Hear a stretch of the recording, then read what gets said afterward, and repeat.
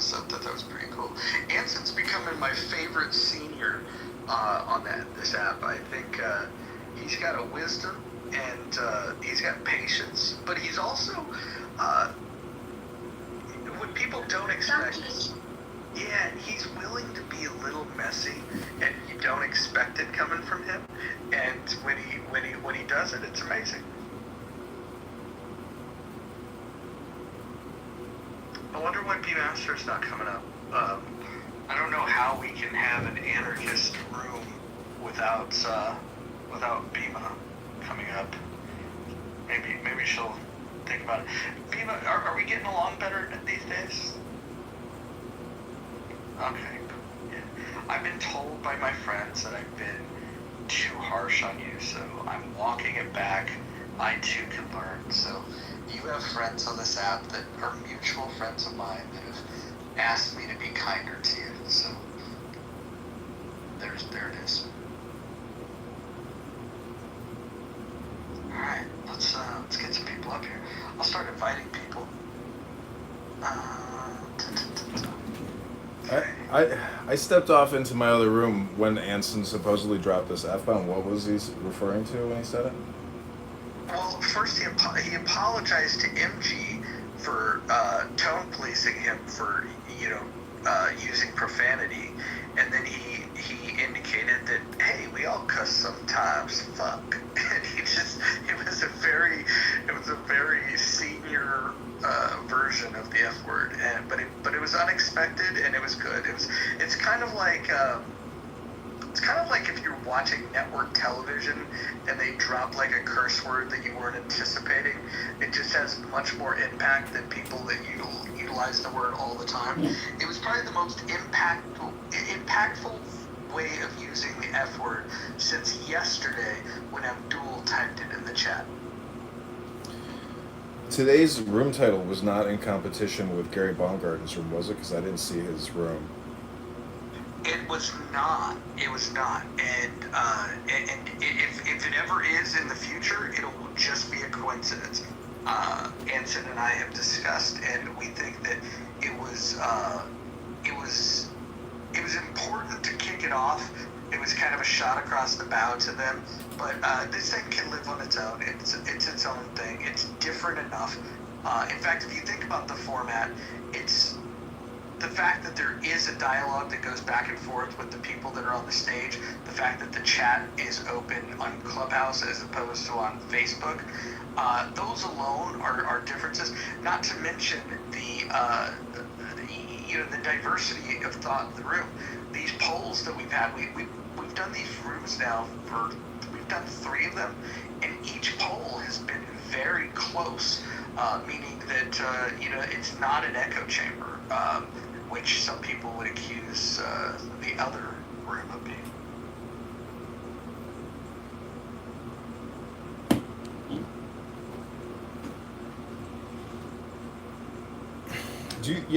When I hear TDS, if it sounds effeminate and it sounds angry or frustrated or full of anxiety, and you ask someone, what's one thing that Donald Trump's done that you like or approve of, or even suggest? I mean, it's like an attitude about, no kings, resist always, Orange Man bad. It's very rare you'll hear like a breakthrough, therapeutic session for some type of TDS, individual. I mean, I like to call it therapy for Democrats or therapy for liberals because I don't know. I mean, talk therapy and creating dopamine, but talking about Trump for some people seems to be their fascination. Who's that pseudo-intellectual guy? What's his face? Part of the Dark Horse philosophers, Sam, or what is his name? Sam Harris. Sam Harris. I heard him do a podcast and somebody edited, all the Trump slips that he made in like a multi-hour review, and you're like, holy shit, this guy talks about Trump nonstop. That's like a example of TDS.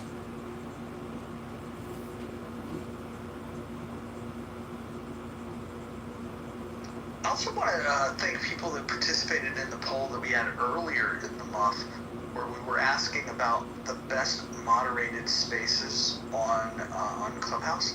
The options were politically correct, healthy debates, in the muff, or chillism. And in the muff had 2/3 of the vote by the time we closed out down the polling. And the other three were pretty close, tying for second. So look, nobody had to finish last. Everything else finished second, but 2/3 of the people thought that this is the best moderated space. And I would say that I'm probably the thing that kept us from getting 100% of the vote. If I were to just get out of the way and allow beautiful women like Dippity and Scarlett to lead the efforts of moderation in this space, I think we might have got 100%. Aww.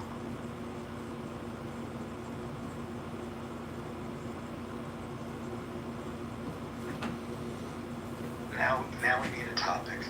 I'm going to go ahead and create a poll because I think those are fun. I'm glad that Christy enjoyed the last room in the rational discussion group. Hopefully she can spread the word to people that are looking for good conversation on this app. So Christy, if you could spread the word, we would appreciate it. We'd like to have more Christies in the audience listening to these rooms. And Akima, you were holding your own. You and Brad going back and forth. No personal attacks. Just going back and forth. It was great. It was beautiful. Thanks for the participation. You know what else I've noticed about echo chambers or eco chambers is that there's an eventual implosion that happens in the discourse where so much toxicity, so much negativity, so much hate speech eventually tips the ship. And then the party starts again. It's kind of like, you'd have to watch it to kind of notice the tipping point in a room where people actually can't listen to negative linguistics for that long and so much toxicity. So, sometimes they'll start playing a song and sometimes the song is, I will vote for Donald Trump. And it's like this African tune came out of Africa about a bunch of Africans who supposedly like Donald Trump, and it's a real music video called I Will Vote for Donald Trump. I don't know what country it's from, but in the politically correct room they seem to use it as like a backdrop to clean up the messiness, you might call it.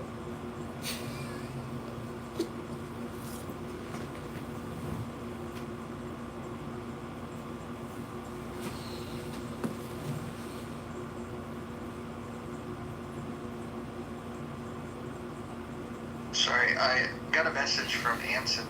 Tomorrow's room, which I will not be able to attend, is going to be about K through 12 education. I don't have a title yet, but he wants to identify the problems with K through 12 education and ask the question, how do you fix it? So for those that care about education, maybe Joe B would consider participating in that. That would be fun. I'm gonna get a poll going. Guys, give me a moment. Oh, welcome, Nye. I like how Nye has emerged as the app's default moderator when people are looking for that balanced approach.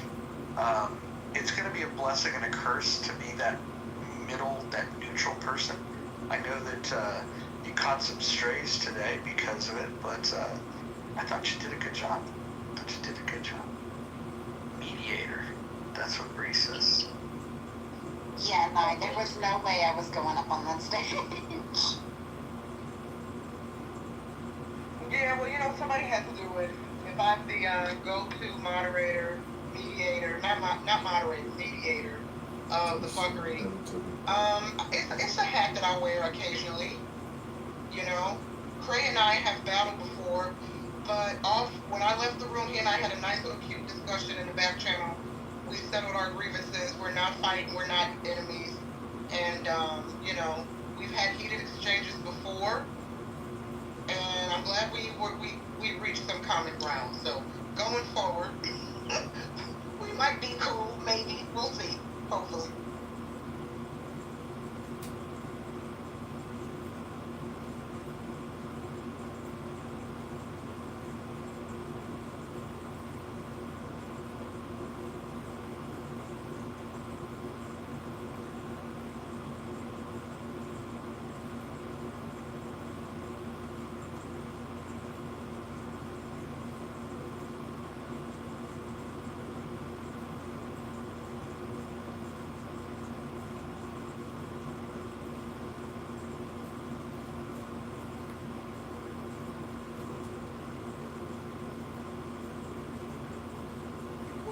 With a desert. So here's a tent and enough food. I want you to cross that small egg and come back. Congressman, you know how to use a battle compass? Yes. Anything else I should know? Beside the worms and the Harkonnens, beware of the All right. spiders. Oh, Steve Wee's here? Oh, he left. Damn it. Not the big ones. We need to They're get his thoughts. But the little ones, Bring Brad you up. have to worry about them. We got a poll up for everyone to vote on. This Which is house or very clubhouse is the most serious. entertaining? At night. We have chillism, healthy debates, politically correct, or in the month. If you've got another option, you could always comment in the chat. We do They are read those. demons. But it's Clearly, this club. I had someone say to me today two things. People were like, "Y'all might not find this funny." What's this green drink? Someone said to me they popped into this house for the first time yesterday during Grand Crash Out, and they left clutching their pearls to the point where they went on TikTok and talked about it to a mutual friend who was hosting a room, and that mutual friend has been in this room. They have sparred with JB and they have sparred with Brad, and that person said, if you ever find 9 on this app with white men named Brad, JB, or Mojo, get your popcorn ready, because it's going to be wild. And I thought that was hilarious. A perfect, accurate response to this house healthy debate in any room that Brad pops in. Wait a minute. You're TikTok from Clubhouse? Wow. All right. Oh, you guys have like you have issues, man. Holy shit. I'm glad people, man, disrupt the entire shit you have in your entire life that you have going to another platform to try to come up with some diabolical plan to insert kryptonite to this stupid thing. Just saying. Yeah, you know the person, Brad. When you were in my room like 2 weeks ago, remember you and Bo were going at it in the chat. You had a conversation something out. Yeah. And then he ran JB out of that same room. The Iranians were dying in the streets. back to the National Command for I miss the old Clubhouse days where it was just Clubhouse and I could just like hack up, political different points and then just kind of have those debates. And my military brothers and sisters all kind of check in or call, go to healthy debates, listen to Kelly relate his story, rip the testicles off a bunch of guys who thought that they were the big daddy to that, and Roger just laughing in the background because he knows what's about to happen. I miss those fun days. Today was not necessarily fun. It was just, it was boring. I'm just gonna say, it's not my best work. I apologize, Roger. I did not give you my best work today. No, your best work came when you offered an apology to Shirley, and I appreciated that.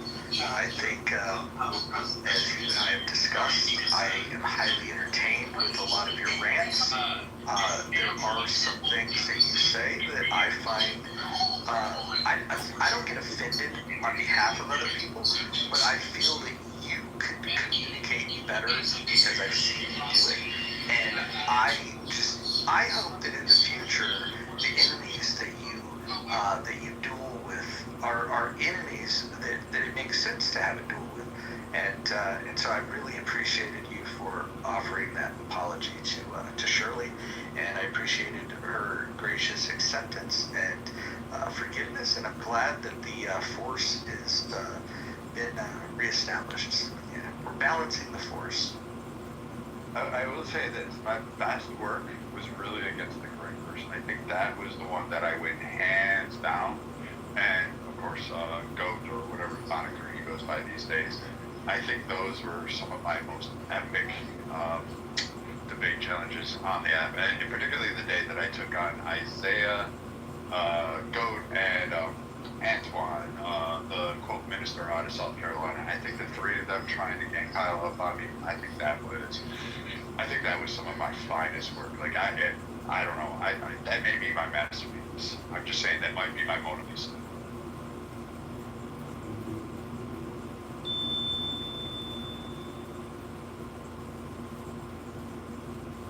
Only John could ask Lester Bradley. Wait, did someone say my name? No? Okay. Oh! Political apparatus. What just happened there? Are you okay? Lester Bradley. Oh, Mona Lisa. Oh, sorry. I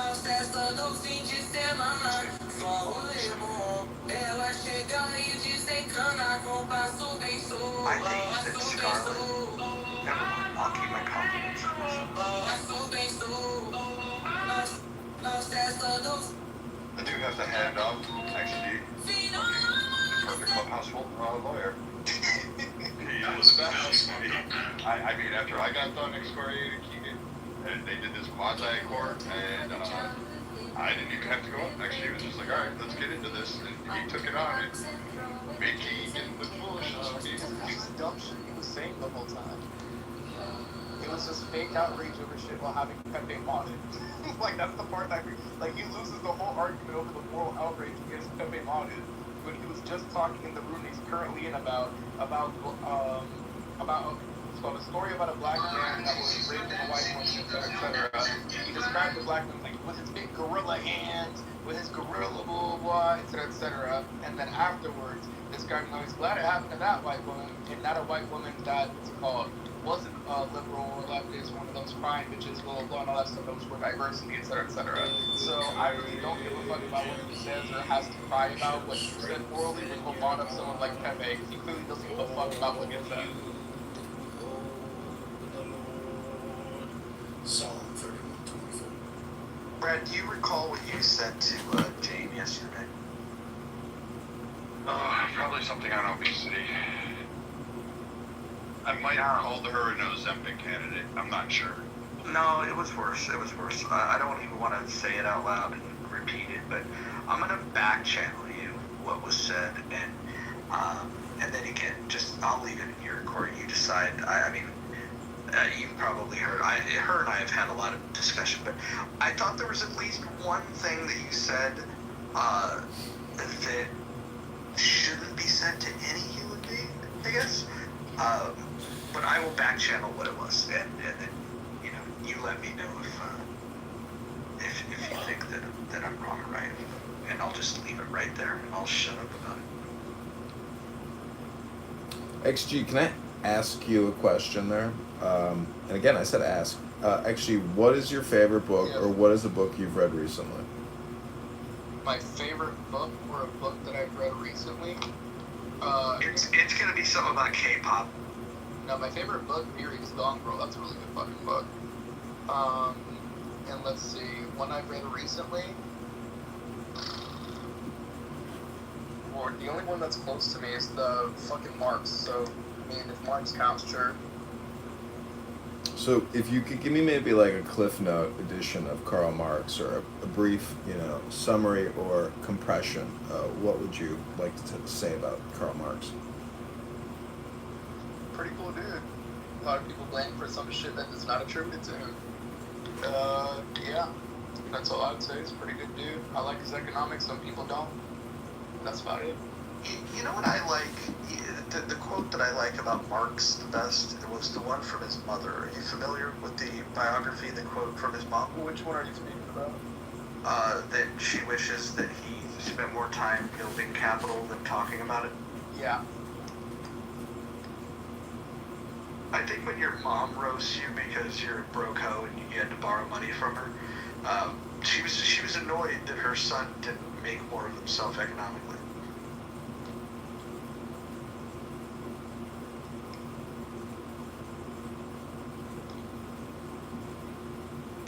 It's actually a great quote. Like if you think about it, like I don't care who you are, if your mom is roasting you, that's pretty fucking bad.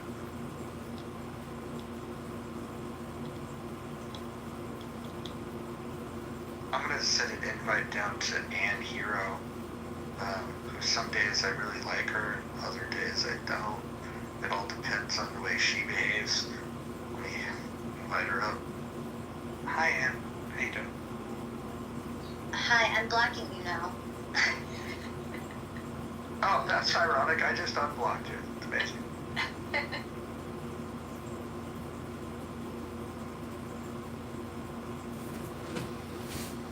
And what's one of your favorite books or a book you've read recently?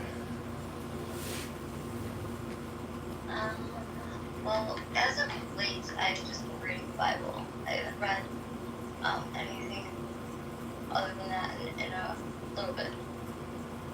But I do like recommendations. Is there something in the Bible you recently read that you remember that you enjoyed? Well, I'm not sure that was given to personal and private. It looks like politically correct is making a little comeback here in this poll. Making such comeback, you've always had big rooms and it's like horrendous in there. But no, I mean, as far as people in this room voting for most entertaining, they're up to 12%.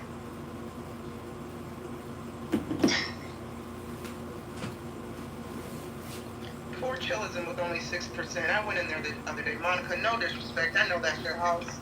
But I went in there the other day, Monica, and everybody was screaming over the mic. You could not hear anyone talk, especially Concrete, who's the only voice in there worth listening to.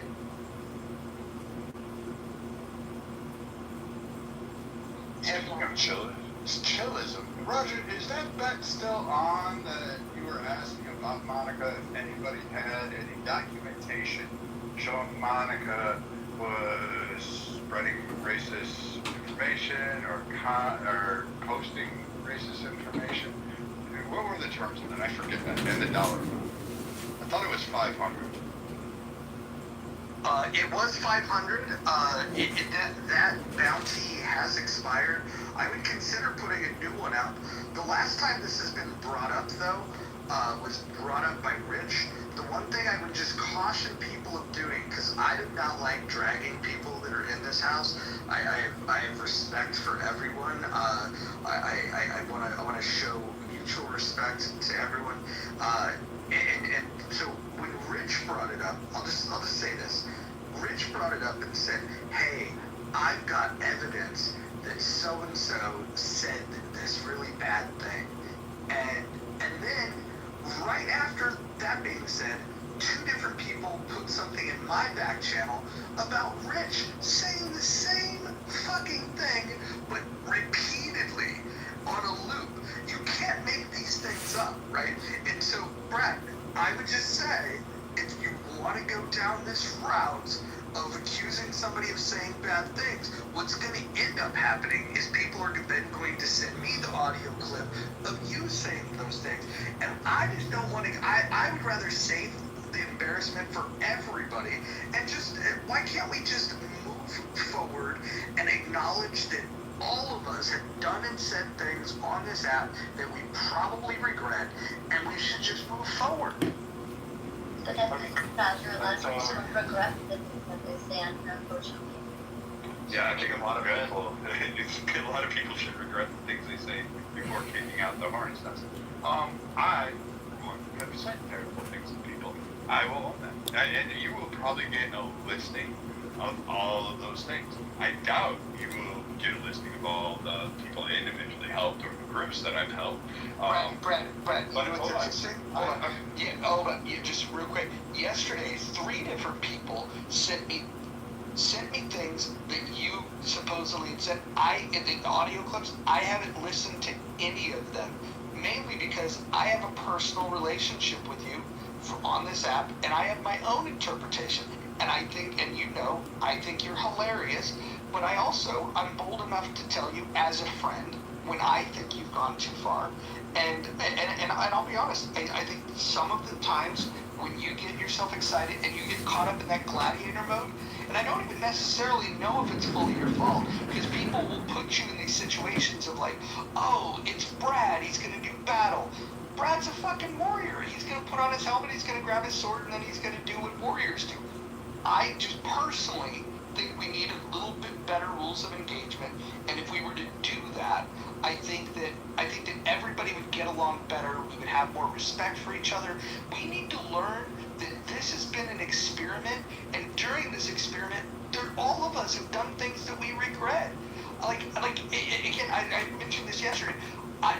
There was a time when I treated Anne terribly on this app, terribly unfair, and she was kind enough to forgive me when I apologized to her.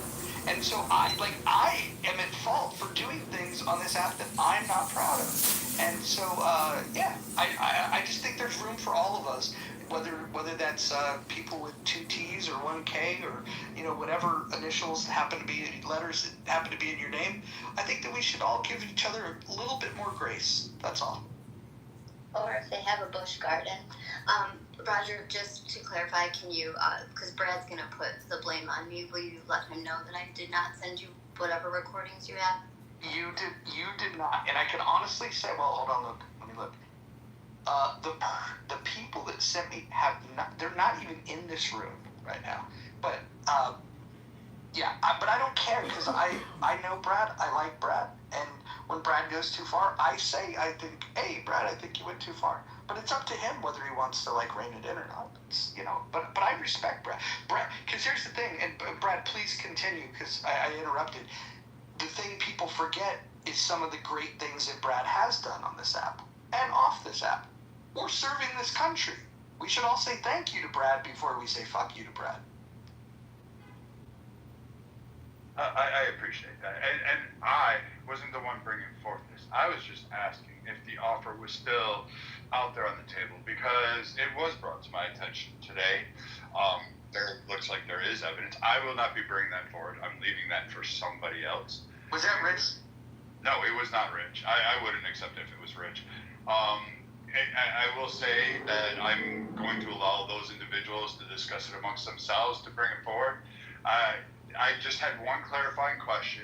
Did it have to be on Clubhouse, or can it be related to Clubhouse through a Discord channel? Because it appears that there's a lot of communication about that was downloaded. So if that offer was still standing, I think these individuals would be able to win that prize. Yeah, no, this has been an ongoing saga, and I will say the bounty is down because I don't like to bring more oxygen to the topic at all. And I'll tell you why. I have had my issues with. Let me see. Let me go across this. 1, 2, 3, 4, 5, 6, 7, 8. Shit. There's 10 people on this fucking stage, and 8 of the 10 people at some point in time I have been cranky with, and probably an asshole to. And that's just the people that are on the stage. Forget about the people that are in the audience. I've made a choice since I've come back that I want to let bygones be bygones. In fact, I'm going to actually unblock everybody I have blocked. And I'm going to start anew, and I'm going to start the only people I'm going to block are people that decide to break the rules of the house. And I think that it's time for a spirit of forgiveness. That's what I'm encouraging. Mojo, does that mean Rich can come back? I would love for Rich to. John, have you talked to Rich? I would love to see him apologize to 2 people, and then confirm that he's willing to follow the rules of the house. In which case, I will unblock him, but I don't know if I'll bring him into this space until the apologies are done. Mojo, I wanted to come in to say how much I appreciate and I'm happy to see you back here. And you've stood me corrected many a times, and typically I just hit leave quietly because I can't stand up to the arguments when you own my ass. You've owned me many times. For sure. I do want to say I am disappointed today that a replay was deleted in one of the two rooms, which we all know we're talking about. I'm disappointed. Which replay was deleted? Shy and Jasmine deleted their replay. Keegan kept his. Well, hold on. Please refer to rule number 9. Oh, I'm sorry. I didn't mean to talk about other. Okay, so I just wanted to keep it anonymous, so I won't say. But one of the replays of 2 regarding today was removed, and I'm disappointed in that. Because if you have replays on and then you delete them, what's the point of a replay? So can I ask you a question? And Please. why do you think that I can do something about somebody else that deleted their replays? Like how does this grievance? I know people think that I'm the wizard, the guy behind the curtain that's got all the levers that can do everything. How can I fix that? Well, I think that you're very cerebral and you always provide a lot deeper Sean, content. just put a name on it. Who deleted? Whose replay was it? It was Sean. That's not to be talked about. He violated rule number 9, but I'll bring it up. And I apologize for violating the rule. That's okay. There's worse rules to break. That's probably one of the more pedantic ones, and I break it probably more than you guys do. So I'm just giving you a hard time. But no, look, I will say this. I've always found Shy and Jazzy to both be very annoying, and I thought today their handling of the content, I think it was the least messy I've ever seen them, and I found myself enjoying the content they were creating. So yeah, very interesting. So I agree. That's why I was disappointed, because I thought that replay was far better than the other replay. Yeah, well, look, it is what it is. Everyone's got different opinions. Can I just call out my friend Hikima here? And he is a friend. He's also a liar. He says he can swim better than me. But Hikima, how come you haven't voted yet? My bad. I'm literally just getting. I've been hearing you guys, but away from my phone. I didn't. Kristen hasn't voted. I feel like if you're gonna be on the stage, especially everybody's getting mod badges, especially if they have vaginas. I think it's important to participate in the polls. I won't put pressure on 2Ts because I don't put pressure on her. I learned my lesson with that. Well, I feel like I can't vote if I'm part of the contestants. I'm part of In the Muff. And I don't think that's fair. I think it's a little bit of my bias.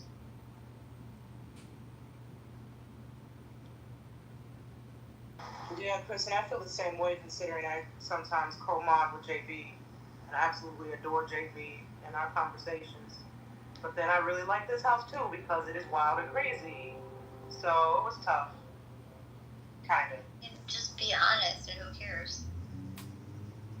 Well, I will admit that I don't like even taking sometimes the vote, because I keep getting bombarded with this flash screen thing, this pop-up in my face. And I have to hit X multiple times just to get the thing out of my face. So once I vote, I don't have to see it anymore.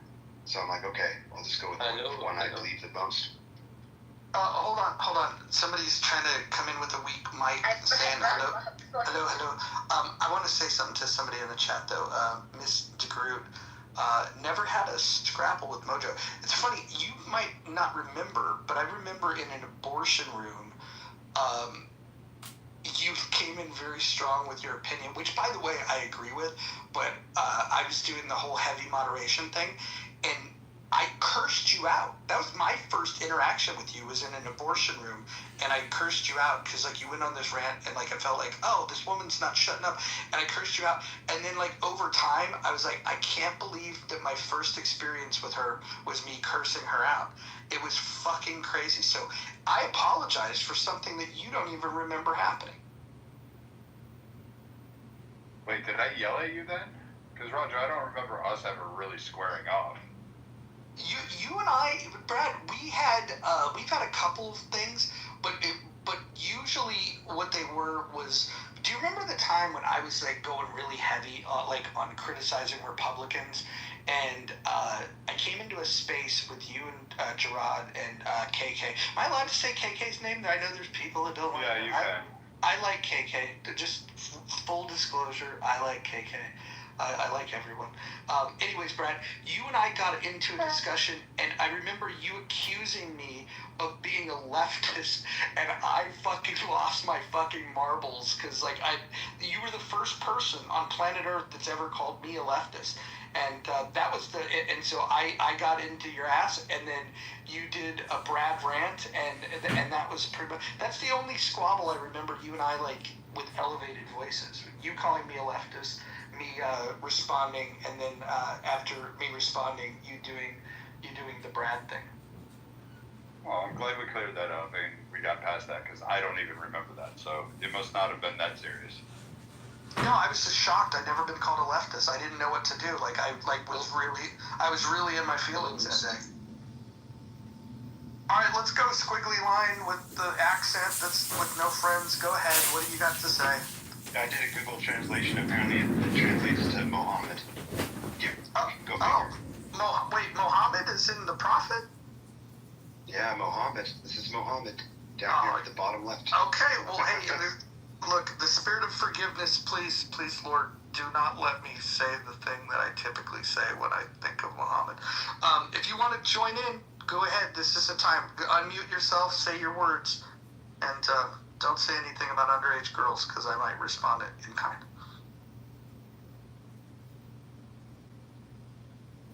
Zero friends. Yeah, he has zero friends. This is your chance. Yes, you, with the Arabic language. Come on, this is your chance. You could be famous. All right, going once. Going Does he not know that he's muted? Okay, say it differently. Hold on. Mohammed. Hey, Mohammed. you've got a the mute button in the lower right. Sean, I got this. If you tap the mute button in the lower right, you can do this thing called speaking, and we'd like to hear from you. Go ahead. All right, fuckface, I'm moving you. So much for that. He's charitably moving you with grace and love and kindness into the listening lounge where you belong.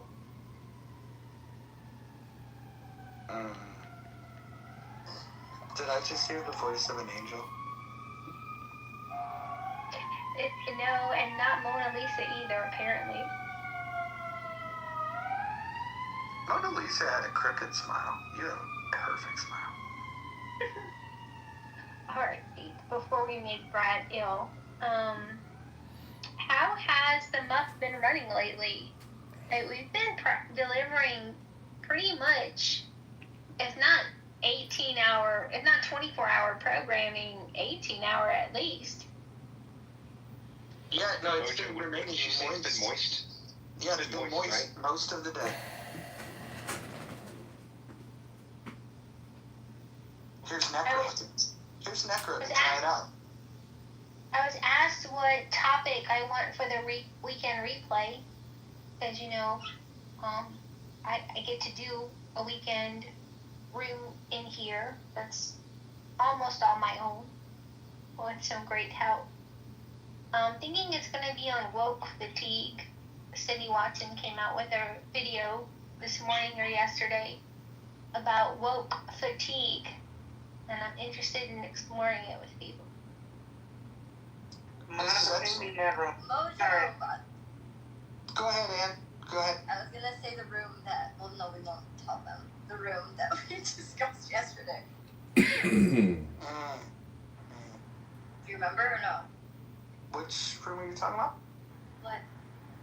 The one about the whiteness thing. Oh, yeah. Proximity to whiteness. That's going to be a title coming soon. Proximity to whiteness. It's probably the funniest term I learned on this app.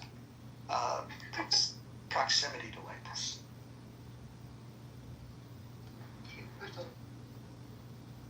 You never heard that before, Roger? Not by a This is why you serious should human never being. mess with your coach, because when the students of this Taekwondo Academy... Yeah, no, we'll do it. Maybe we can get Hunter Shackelford to come in as a guest speaker. Yeah, spend enough time around the pro-black crowd, the militant blacks, you'll hear that term quite often. And Monica, I don't know if you heard me, but if you do the woke fatigue room, please ping me. I'd like to hear that conversation. Well, if you have time, I'd be honored that you co-mod it with me. Yeah, let me know. Let me know in advance so I make sure I have the time. Oh, hold on. We got the Muslim back on the stage. Go ahead. You want to speak?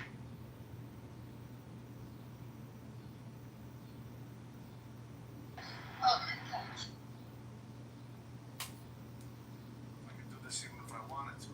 The Gaming Commission would never give me a license. I'm at least too done in gambling and bookmaking things. You doing a silent protest? You don't have to have a license to work in a I casino. guess. He's on break from fucking little girls. State law says that you can work in a casino while they're Monica, that does sound like a good roulette house to treat you in.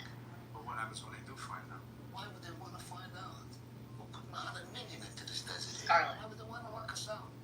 Besides, they'll never find out. All you gotta do is keep changing your job title. 2K. Like from casino executive to food and beverage chairman. Not even Turn them that. off. They put it at the bottom of the pile. I know guys who work Hey, at hey Roger, have you tried the dates with the cashews yet? Dude, I'm glad you brought that up. Yes, and it's fucking delicious. And but you know what? First time doing that? Yeah, but you know, I figured out a way to take it even to another level. First of all, it's plenty sweet on its own, but because I like to overdo things, I put a little fucking B-grade maple syrup over top of it. Fucking bomb, dude. You don't need like a fancy dessert. You just need simple flavors. It's amazing. So, Keen, thank you. All natural. Yeah, it's pretty good. Can we agree that Hakeem is the best Muslim on the app? Can we? Thank you. Maybe we'll get a poll on that later. I know from personal experience how uncomfortable the journey can be. The truth is, we need your help. We'd hope that we could somehow I don't picture persuade you. playing You don't with need to persuade me. scenarios, I came to devices, help. The marriage IDs. stillborn He is the doesn't one have who a was dead man promised. switch attached to a From the bat. fire she was reborn to I don't make see a the human doing that, so Yes. I can't say he's She the has best, freed the slaves from their chains and Islamic, crucified the person on masters the for app. their sins. I'll just say, look, Her you dragons guys are give him fire shit and over all flesh. kinds of things. You know, his From the claim Lord of about, But you you know, heard of blacks this being beforehand. indigenous to the From the long U.S. bridge or of his claim The that the dragons earth will is not purify round. non-believers by But the his thousands, most fucking burning their egregious sins and claim that flesh he's away. ever made Ideally, is that he's a avoid stronger purifying too swimmer many than I am. non-believers. Like The mother of dragons has followers of many different cannot, faiths. it cannot You want your stand. queen to be We're worshipped and gonna have to bring this to a And close. while she's gone, we Akima, want her I am gonna be advisors making to a be trip. worshipped and I have to obeyed. talk to Marshall I'd settle for when a Marshall's free. I will summon Because I your want to most coordinate the eloquent trip with priests. Marshall They will to go spread to the word. Illinois Daenerys to has been help sent to lead the the people against the Kitover darkness. takeover. In But when this I'm in war, Illinois, the I'd love to Great meet War up still with to you come. and maybe That sounds come most join at absolutely. the campaign headquarters on the Lady Hawk. Kitover, we can welcome Muslims to the Lady Hawk. Well, I mean, we'd have to do some type of, background check or purity test, like they're not going to kill me or something, when they decide to come on board and have a cocktail. Maybe a vodka martini would be the purity test. Hey, John, I love my freedom too much. Section 10 of the United You States. don't have to worry about that. I'm just going to tell you guys that, the last time we let the Muslims get too close to a U.S. ship, the USS Colton happened. Just saying. I'm just saying, Hakeem ever say that he has to pull out a blanket to do a prayer? Ever. I'm just saying. Okay. Or a magic carpet. Hey, Mike Moon, are you with us? I am, yes. Mike Moon is somebody that has taken some unfair abuse on this app, and I just want to point out that since day one, I've always liked Mike. Mike is a fantastic photographer. He's passionate about photography. He's got nuanced political views, which is something that most people on this app do not have. And his battles with GOAT. I would actually say the Moon GOAT debates were some of the best that this app has ever had. Mike, you don't seem to get engaged like that anymore. What's going on? You're like more zen. Yeah. Well, two things. One, I used to smoke a shit ton of weed, and I was high whenever I was on the app, and it made me super argumentative, and it made me like a quick thinker. I mean, I'm ADHD, so it really kind of cleaned up my thinking, to be honest. But it also made me super argumentative. So I was just obnoxious as fuck back then, more often than not. And I stopped like a year and a half ago. But the other thing is, I think I just got tired. I just got annoyed at like being hated all the time and attacked. Like, to be honest with you, I never try to like, I never pretend like I'm somebody else in an environment so that other people get along with me. Like, that's not my shtick. And so because I'm also kind of a contrarian person, that's my dog making that squeak noise. Because I'm kind of a contrarian person, you know, I had a hard time finding places where I'm like fully accepted to just hang out. And so I kind of just started listening in the audience all the time more. And then there's a couple people I trust and I come on stage. But otherwise, I just do like 90% listening for 10% talking. And to be honest with you, it kind of helps me keep less stressed because I get stressed out when I talk and shit like this on here. That's fair. Do you remember you coined a term, and I thought it was brilliant. Some people ignore it. Do you want to walk us through the democratization of mediocrity? Oh, yeah. So I was a photographer for 30 years, and it got to the point where I couldn't really make a living being a photographer anymore. It's like I could before, and I still can partially, but so I went to trade school at the age of 50 to become an electrician. And so I'm an electrician during the week, and I still do photography part-time. And so kind of both jobs are almost equal pay. So together I make about what I made before with photography alone. And so what I realized as the years went on, as the years went on, is that the democracy so basically people only get good enough at things now, like trades. They only get good enough or learn it well enough to start making money with it. And once they start making money with it, they shift their focus from mastering the thing they're doing into doing other things that will help increase the money flow. So say, for instance, like photography, you learn the basics, you get it down, and then once you sell a couple weddings, you decide to spend a lot of your time on social media marketing and everything else while you're not just shooting, right? It used to be people would do something and they would do it with the goal of mastery. And then what they would do is after 10,000 hours, they'd get really good at it. And then the money would just come along with it, right? And that doesn't happen anymore. So basically, I call it democratization of mediocrity because it's much easier now to become good enough at something to make money doing it. And once you make money doing it, you convince yourself that the money justifies to yourself that you're an expert at it. Like, if I can make money doing it, then I must be good at it. And that's not true at all. Mediocrity can earn money all day long because, frankly, the bar's been lowered so much and everything, all the standards of clients in general. Clients just want fast, cheap, immediate, good enough to make money and sell and move on. And they have such short attention spans that basically people don't master things anymore. There's no value in being an expert or a master. And it even extends to like the idea that we don't trust experts of anything anymore, right? We'll argue about flat Earth with a fucking astronaut. We'll argue about COVID with a doctor. And we think that we're so much better off finding information on the internet for ourselves. We think that facts are facts, and our facts are the right ones, and the other facts are the wrong ones.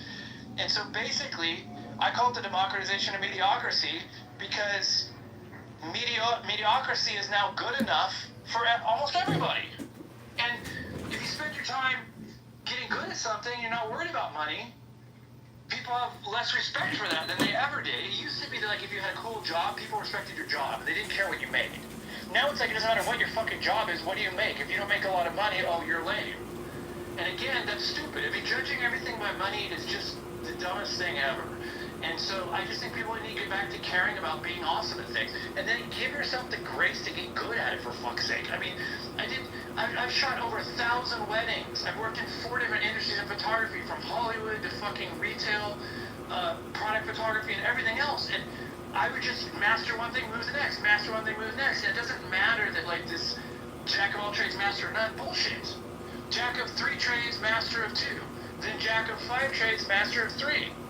So, like, don't short sell yourself, and don't expect to fucking master something in less than 10,000 hours. I mean, I probably have 30,000 hours or 40,000 hours in at this point. Like, give yourself 20 or 30 years to do something. Quit worrying what you fucking make while you do it. And then ultimately, you don't be mediocre. Care more. Care to be better. Care to be better what you do, and care to do something better that people around you do. And don't worry what they fucking make. If they make more than you, so fucking what? And that's it. Know who you are. Know what you are. Stand on what you can fucking do. And people can't take that away from you. People can take money away from you all fucking day long. They can cut it. You can work for a company, they cut you in a fucking heartbeat. There's absolutely no fucking loyalty anymore.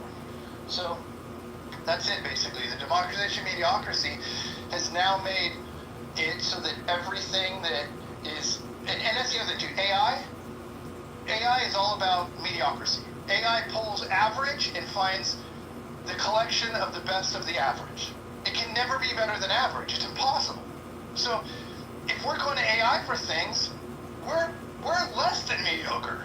I mean, and then we go to AI and it becomes good mediocrity. Like, we can get to that level. But you're not going to be great unless you throw that to the fucking trash or use it as a tool to jumpstart what you're doing forward. Like, that's fine. It's fine as a tool to use, but don't depend on it. Don't depend on it for your knowledge, and depend on it for your skills, and depend on it for your political opinions, and depend on it for everything else. It's fucking pathetic. I guess that's it. I mean, that's a lot, but that's, I guess, how I saw it. Beautifully said, Mike. I agree. I have to say, attention to the poll, everyone. 11. That's a lucky number. And guess what? In the month, 9%. That's a triple poll. Yeah, that's what I'm saying. But my OCD is having a problem with the result of 102%. I don't know why Clubhouse can't fucking roll out a poll feature that can track these numbers in an accurate way. Like, 102? It's fucking weird. That part is hilarious. Good. I didn't even see that. That's hilarious. The title of the room, Kitover Takeover Night 2. For those of you that missed it yesterday, John Kitover, who's running for Congress with the goal of educating the public on how the government's borrowing and spending is a national security crisis, as well as mortgaging the future for your kids and your grandkids. John Kitover, he finally got his website up, and his campaign is set to take donations. And right when he was able to do that, we started a room, and we raised or something like that. Total Learn about matching that. funds. What are we totaled at? We generated $510 yesterday through Clubhouse users, and I'm gonna match it. So over 1,000 yesterday, and thank you all, you beautiful Clubhouse people. I can't thank you enough. It's a big shock, and they take a little percentage on this Antidote website, but the funds will be in the checking account. We've got Craigslist ads up trying to recruit people on the ground to generate signatures on ballots. And Mojo here, Positive Vibration Mojo has offered to fly out to Chicago to knock on doors with me and Marshall Rankin. Yeah, we're gonna not just knock doors, it will be a training exercise to teach people to knock doors. We will get this campaign going. Hopefully within 2 to 3 business days, we can get enough signatures to get him on the ballot. And if we don't hit that goal, we'll at very least have an army of people trained to be able to help the cause. The first goal here is to raise enough money to have paid volunteers that can go ahead and get the ballot access. Ballot access is the goal. What you're donating for, don't put these lofty goals of what is this chance of winning. Get all of that out of your head. The first thing that we need to focus on is, can we get John Kitover on the ballot? Because once we get him on the ballot, then we can shift our goals into something more exciting. But we have to step one step at a time. The first step is ballot access. And if you're wondering how you can help, you don't have to get on a plane and join people like Marshall and myself going and training volunteers to knock doors. You can simply go to the link, You can donate money. You can make a donation as small as $1.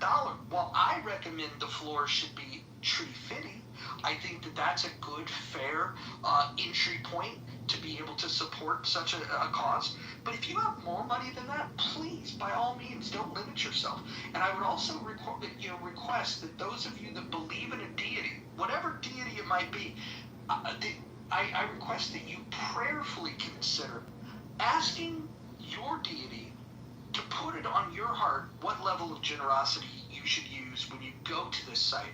So if the Lord tells you to leave $1, leave $1. If the Lord tells you to leave $10, leave $10. If the Lord whispers in your ear, hey, you should give this guy $500, you should listen to the Lord. And if the Lord tells you, you know what, I think I'm going to pass, I'm not going to give him anything, you can do that too. But the secret is to ask the Lord for the guidance, and then when you hear it, then act upon it. That's what I would request that you can do. So for those of you that just heard this, if you can go ahead and maybe pray and then visit the website, that would be great. Can you put the link to the website in the chat, John? Sure. It's in my profile as well. Let me put it in the chat. Yeah, the profile's not clickable. It's kind of driving me a little crazy. You can't copy it either. You can't do shit from the profile. I see. Okay, putting it in the chat. So you might have to put the chat every time you enter a room, because the profile just, you can't do anything with it unless I literally write it on a piece of paper and type it in.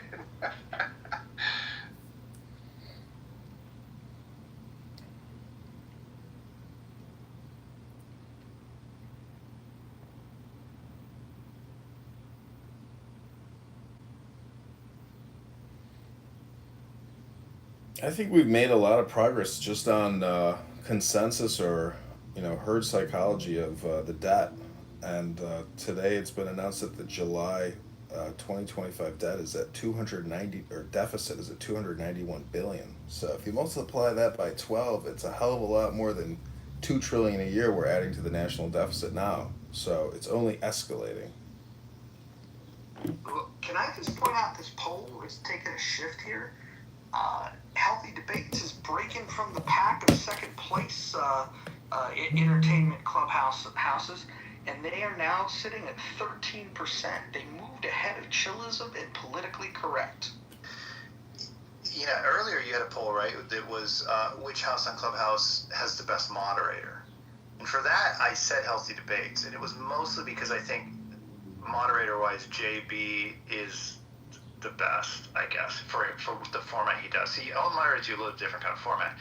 You're great, but it's more free flow, which is not as hard to moderate as what he moderates. Some of the rooms he moderates, it seems like they're harder to moderate, and he manages it well. And he's really incredible at getting everybody an opportunity when they show up. He pays attention. He looks at the screen. He watches. If you pop in the room, he says hi to everybody.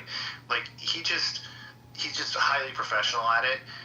It's pretty strict, to an extent. So there's not a lot of talking out of place and stuff, which you allow more of that, and I appreciate that more. So that's why I said he's the better moderator. He's the best moderator, but I think yours is more entertaining, if that makes sense. It does make sense. That's why I changed my vote. Because actually, that's what I was thinking of, Mike. With the moderation when I voted in this poll earlier today, I was thinking of moderation, but in hindsight, thus the change in my vote. While I agree with everything Mike said, JB runs a tight ship, very good at greeting folks again from either side of the aisle. But that said, respectfully, I'm not crazy about some of the topics that he chooses, whereas some of yours, I got ahead of you. I gotta say, Mojo, the reasonable debates wasn't available today, but it's nice to see some actually, people coming together from different sides, talking about sensitive stuff. But I don't want to digress. I know we're talking about in the muff. And I gave it to my resistance in joining a room with the title, but at the end of the day, they're just words, right? I agree with you, Missy. His subjects get tiresome. I mean, he'll do the same subject about like what's better, men or women, and he'll carry out like a week and go into crazy. Moose.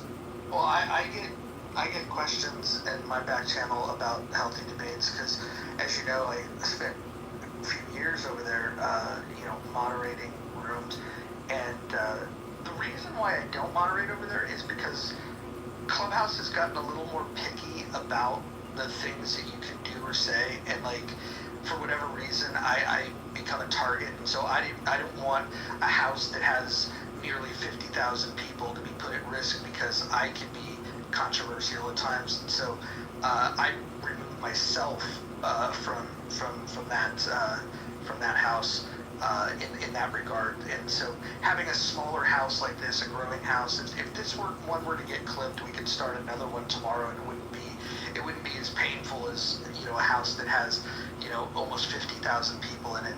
But I do get messages asking me, and it's a funny question. They'll ask, are white people still allowed in healthy debates?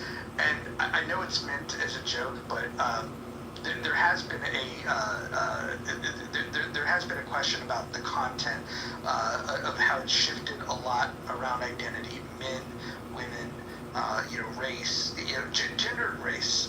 It seems to dominate the conversation. Yeah, JB though is the only one on Clubhouse that can successfully, in my opinion, host a room like that and keep it completely professional and actually discuss like white versus black issues. He's really good at that. So if anything, I mean, it gets tiresome and it's annoying and it's not really my favorite. But I think that the platform needs somebody. I think that conversation is worth having if you can get both races in the same room together to have a respectful conversation. So I kind of feel like that's a conversation that needs to happen 24 hours a day, 7 days a week on Clubhouse to counteract all of the bullshit everywhere else. And if Jay wants to take that mantle, then he's a great person to do it. But I'm going to probably be spending more time in here because the topics here are more change around.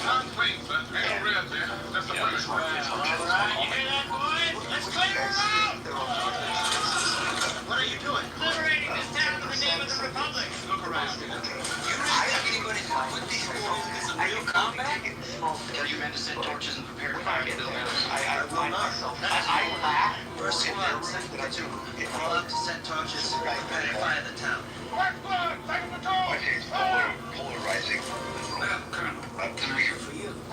Me and my leader. You can hear the other side's voice. Combat there. Yeah, education of my age, I can spend it there as well.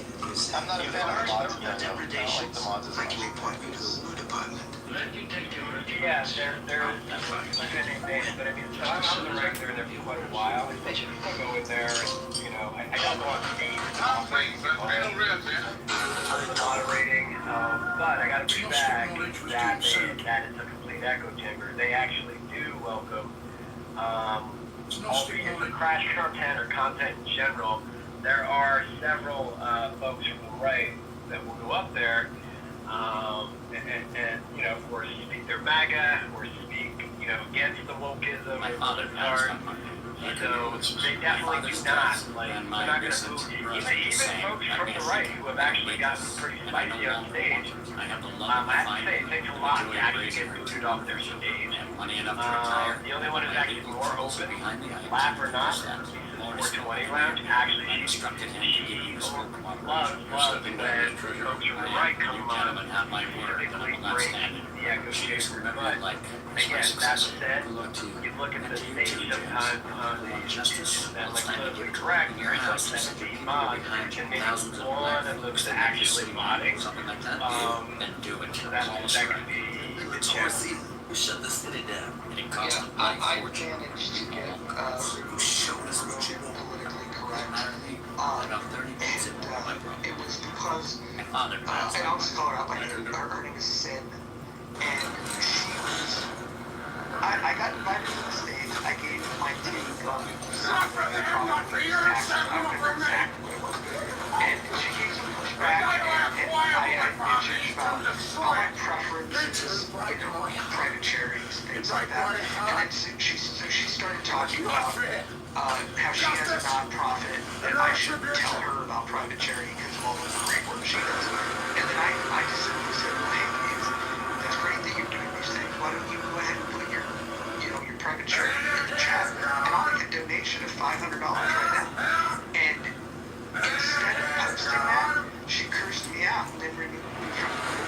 And I think what happened, and it was my instinct, that's why I didn't really want to give $500 to some cause that she was running. I sensed that she doesn't actually have a nonprofit. This 1970s and when you ask somebody to post it, if they don't, like for example, if somebody was asked John to post it, John would post his campaign finance because you want donors. She removed me from the room because I called her bullshit, and she does not have a nonprofit. She does not have. She does not do work. If she did, she would have proved it. She would have simply just fucking put it in the chat, and people could make the argument, oh, she doesn't want to dox herself. That's BS. If you have a nonprofit, you should be loud and proud about it. You should, and if there's a critic, listen, even if I would have been bluffing and would have not given the money, and people should know by now, like when I say that I'm going to give somebody money, I do give them money. Like anyone that knows me on this app knows I don't offer it to everybody, but when I do offer it, I give it. I'm a man of my word in that way. I would have reluctantly given her the $500 if she would have posted it, and instead she removed me from the room. And to me, that is the problem with it. And I won't make this about left, right, Democrat, or whatever. This is the problem with people that pretend that they're involved. They pretend to care. And I see this across the political spectrum. People want to talk shit, and then when you challenge them and go, well, what have you actually done? I don't necessarily think that everybody needs to start a nonprofit, but have you at least voted? Like, did you vote in the last election? Do you vote in primaries? Do you go to city council meetings? Do you like, what do you fucking do? And if you're doing nothing at all, if you never wrote a letter to the editor, you don't have to be shamed for that, but you do have an opportunity to change it, and you could start doing something. I just think that people are so full of shit, and the claims of what they're doing are full of shit. And then we get somebody that everybody in the app thinks is a troll, like John. John said, you know what, I'm going to go ahead and I'm gonna run for office. I'm gonna put my neck on the line, and now what do? We rally around John. We donate to John. We're gonna go to Illinois. We're gonna support him with volunteer hours. We're gonna put effort in to get him on the ballot. What John does when he gets on the ballot, we'll find out. But the first goal is we got to get him on the ballot. So for those of you that like to claim that you're getting involved, if you care about this country, pray about it. Visit John's website. Dig into your pockets. Give him at least $1. I would recommend True Fitting. But if you want to give more than that, that's totally up to you. I was gonna say, Mojo, one of your house rules is not to bring drama from other rooms, but I guess having a vote on spent houses, it was inevitable. Well, I think when I look at this, like which is like we had one earlier about which house is the best moderated. I think In the Muff won that one fairly decisively. Which one's the most entertaining? In the Muff is winning this one fairly decisively. That doesn't mean that there's not a place for those things. I tell you, I enjoy going into politically correct to have a laugh. I go into healthy debates. I'm pretty attached to it in many ways, sentimentally. Spend a lot of time in there, and I think JB does a great job of curating the spaces over there. He's holding it down. Like I put in the chat, I think JB is moderator of the year. I think the previous year I would give that award to Kelly. But even chillism, I would recommend that as bad as chillism is, and chillism is bad, for entertainment purposes, you can find entertainment. I sat for 45 minutes in chillism and listened to Concrete and Ike argue about the Hegelian dialect. And then after listening to it for 45 minutes, Tally brought me on the stage. I asked a few questions, and I got both Ike and Concrete to admit that neither of them had ever read Hegel. Now, I could mock that and make fun of it, but it was fun as hell to be in a space where people are making claims about what an expert they are on a topic, and then when you come to find out, neither of them have ever read it. You can't buy this kind of entertainment. What are you gonna do? Go down to the AMC and watch Superman? Like, why would you do that when you have the entertainment here? I would say chillism, as bad as it is for content on this app, it's better than most movies that come out. I don't think it's better than the other rooms that we have listed above. In fact, I think these four should not be the only ones that we look at. I think Lisa's 420 is something that we should look at. I think the rational discussion group is one we should look at. I don't know if I would recommend anyone, unless they're over the age of 70, to go into the critical thinking forum. They're going to require they're going to require you to download Facebook in order to participate in chat. Like, that's not fun for anybody. So, anyways, I think there's a lot of good things going on in this app. I think that Clubhouse is back. I think the features are killing it. We love this poll feature, and shout out to those that the 65% that say that In the Muff is the most entertaining house on Clubhouse. Entertaining house, but you want best moderator over JB, and I think there might have to be an investigation. I think that it might have been rigged. And as far as Gary's room, while I respect him and he's a top-notch journalist, he is old school. It's like, before internet, when you would call the radio for to get next caller please. Like, he's not really interested in the back and forth. He does allow everybody to talk regardless of what your political alignment is. But it's not conducive. Like, that's what another good thing about JB's moderating. He'd be like, hey, Moose, you don't have to mic up. Let me ask you about your point, and he'll flesh it out a little bit versus, okay, next. And you don't do that. But, I was, for a while, I thought it was JB, Kelly, and Mojo, but I guess you've been bumped up since Kelly doesn't mod anymore. Well, I would argue that the poll earlier about best moderated spaces has less to do with me and has more to do with the collective effort of moderators. When I think of some of the rooms that ran in this space, I have to take my hat off to Scarlett with 2 T's, who has ran some rooms. She did one on game theory. She did one on Roland Fryer. I think that if we were to say underrated moderators on the history of this app, Scarlett with 2 T's is running incredible spaces, and she keeps the replays on for those that don't get to make it. So, welcome, JB. What's happening? Yo, so I wasn't here for this earlier poll or vote, whatever, but no bullshit. You are the best moderator, not just currently, but since you've been on this app, in my opinion.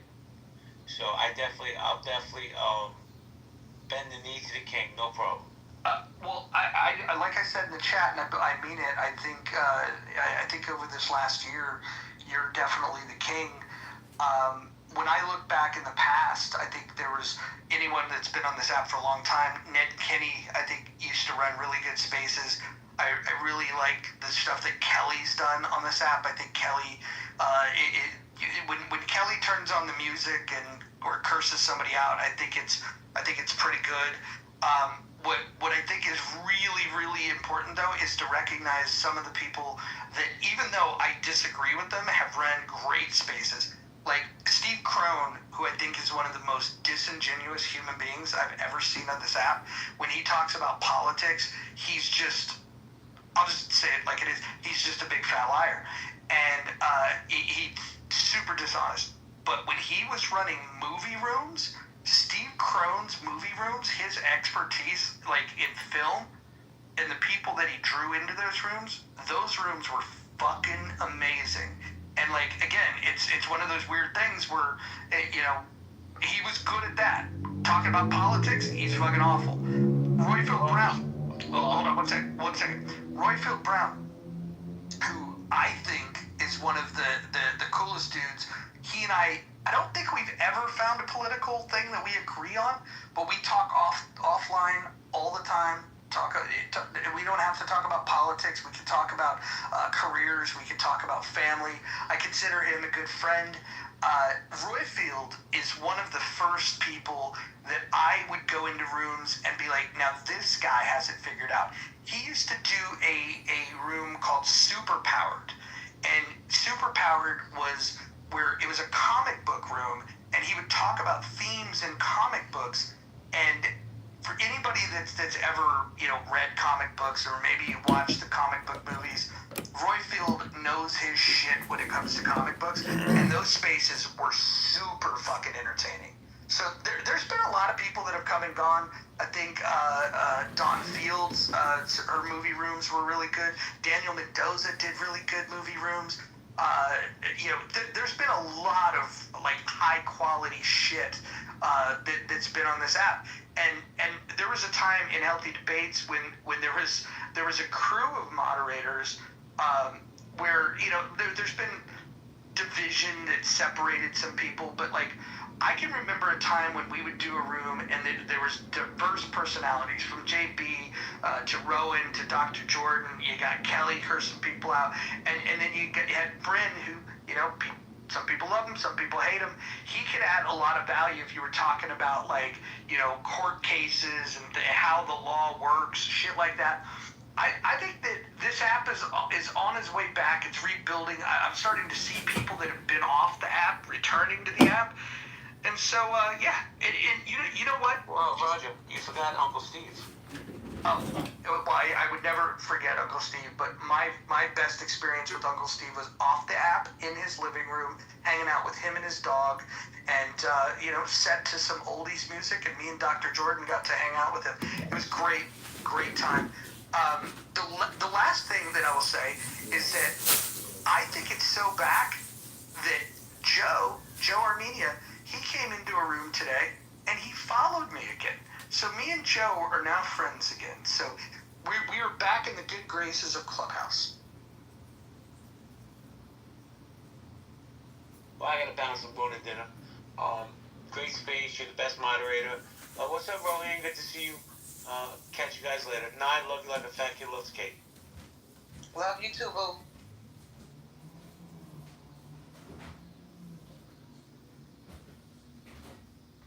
Chillism's dragging behind at 9%. What's going on, man? Where are the chillism people at? They need to represent. Bima, why don't you pin your chillism people and get some votes? Okay. There you go. We got Daniel down there in the goo. Hopefully he'll come up. Daniel's awesome.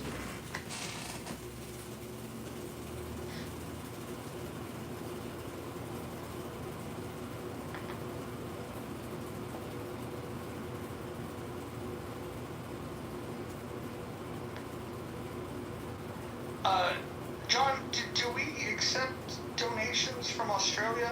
Rowan would like to know. It's a good question. I do not know. I don't think so. And somebody in the chat yesterday said I'm already committing campaign finance fraud in the chat. So if anybody has any receipts or is concerned about donations, put it in the chat.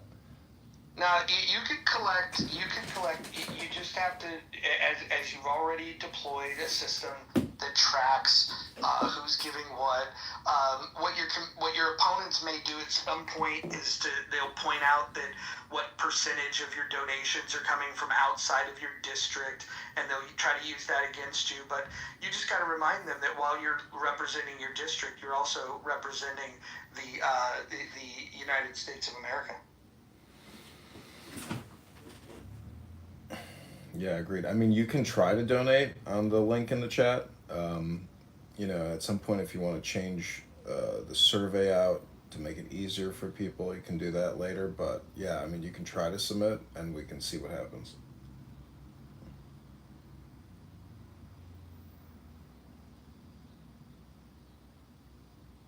Because this platform is already working with major congressional candidates, senators, etc. that use it. It's called Antidote.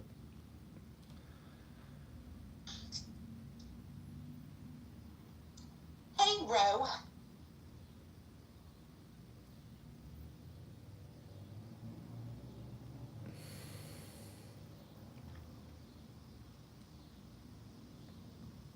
Bro, are you unable to speak right now?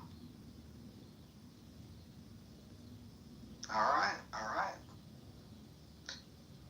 Well, we've had a fun day on the app. We got 38 votes. 2/3 of the people believe that this is the most entertaining house on Clubhouse. I'll take it. Healthy Debates moved into second place, and Politically Correct third. Chillism number 8. 8% in fourth place. It's amazing.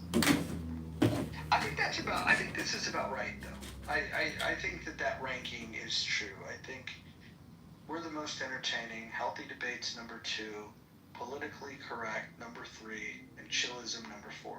Does anybody disagree with that order?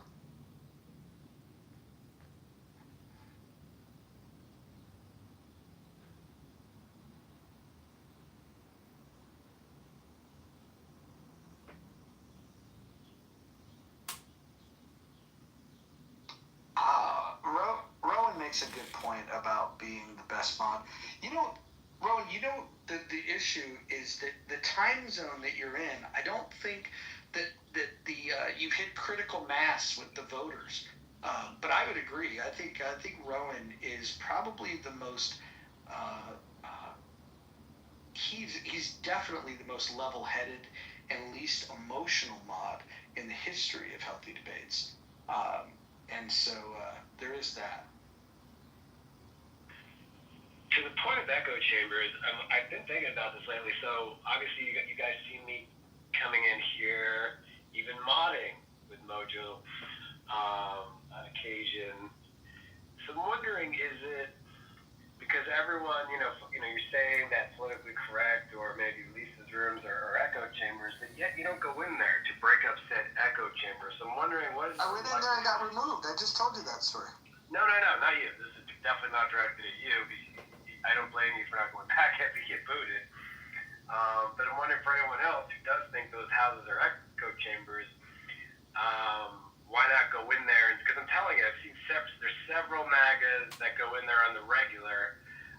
Sometimes it gets a little heated, but usually it doesn't actually. So I'm wondering, is it because you don't have friends over there? We gravitate to where our friends are, or is it I'm going to assume it's an echo chamber, so I'm going to avoid it? I think there's an element of all of those things. I think moderation is probably the biggest thing. So if you think about all the signals that we have, right? On a personal level, I have a photograph, I have a name, I have a bio, and then I have what I talk about.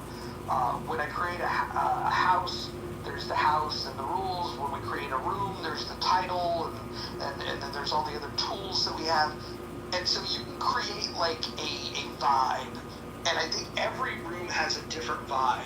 And one of the things that I've noticed about houses like this, or Healthy Debates, or Chillism, for example, and welcome Tally, by the way. Tally's my favorite moderator from Chillism. In fact, she might be the only moderator that actually, if I'm saying his name right, I've newly become acquainted with him. I think he's legit. I like that guy. But Tally's great. I think that the moderators can set the tone. My criticism, I can criticize all these things. The criticism for this particular place, this house in the Muff, is that maybe we're too eclectic. Maybe we have too many diverse opinions, and sometimes it's a mess, and it's hard to stay on topic. Politically correct, I would say that because of the people that moderate the room, and even when they want to hear somebody's opinion, they're very selective of which people's alternative opinions they want to hear from. They would love to get somebody that could go up there, like if a MAGA Republican went in there, they would welcome it because they could hear it, they could rip it to shreds, and then after they leave, they get to all talk about it. That's their choice. If I go in there with a nuanced opinion and I battle and they try to put me in the MAGA box and I go, nope, I don't accept that. Oh, well, you're a Republican. Nope, I'm not that. Oh, you're conservative. Nope, I'm not that. They don't know what to do, and so that's why I get removed from those spaces, because they don't know how to handle nuance. And then Healthy Debates, I think, really tries to and I did it for years in Healthy Debates. You try to be balanced, but we have our own biases. The topics now around like race and gender, not exactly my cup of tea. I'd rather focus on ideas than identity, but that's just me. And then chillism, and I'd love for you, Tally, to jump in here and tell me if I'm wrong about this. My criticism of that is that you have incompetent mods, not saying you are, but there are mods that are completely fucking incompetent, and then the rules themselves allow for chaos, so people like Concrete could run over a conversation with impunity, and there's no way to have a real conversation. Tally, do you think that's a fair criticism? It depends on what you're showing up for. I wouldn't just wave away that critique. There are some people who have more of a desire for order, like myself, and then there are others who sort of thrive in the chaotic element. And I think that sometimes the marrying of the two isn't enjoyable for one who skews more so one way than the other. Now, I will say about our mod king is that there's so many personalities, and people show up for different elements, and at different times in the day, one will shine or be more prevalent than the others. So if you just hang around long enough, you'll get whatever you have a taste for. Yeah, no, that's fine. And I've made it a habit where I only will raise my hand in that room if you're modding, because it doesn't make sense for me to participate otherwise, because at least I know that there is some moderation. And then sometimes I've been tricked where I raise my hand and you're there, but you're not really there. Like, I don't know if you're sleeping or working or whatever, and then when I realize, like, oh shit, she's not modding, then I'll leave. But I do like popping in and just hearing some of the nonsense that goes on in there. It's almost like visiting a fucking like zoo exhibit where where you just have animals in the wild just behaving badly, and it's very interesting. But I can only take so much of it. But I understand why some people would find it entertaining, because I find it entertaining from time to time. Yeah, we consider it like an arena. It's a sport. I would say more like the Olympics. Well, there's various sport available, and I would say jump in during the times where you believe you would most enjoy yourself. Is hate, racism, and brain rot a sport?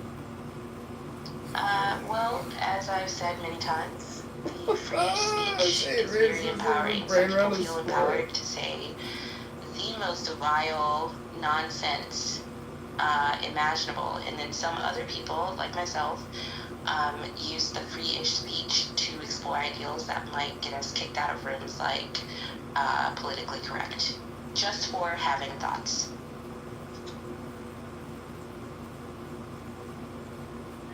Speaking of politically correct, Scarlett with two G's. I don't think you were here before, and I was asking why a lot of these folks, with the exception of Mojo, who's been in there, been removed, do not go to politically correct for fear of being succumbed to evil, an echo chamber. Again, I know you've been there. Would you say that you've been disrespected, treated well, or not? Patty is one of the homeowners there. She and I have a clubhouse friendship, whatever that means. When she's there and I go early enough, I get to say hello and I get to listen to what people think. There are a couple mods who have me blocked, so I don't always get in there. And when she's not in there, it can get uncomfortable. But also, they get their echo chamber if they want it. It's not unlike other places on the app who have a strong ideology and gatekeep and hold fast to their philosophy. So, yes and no.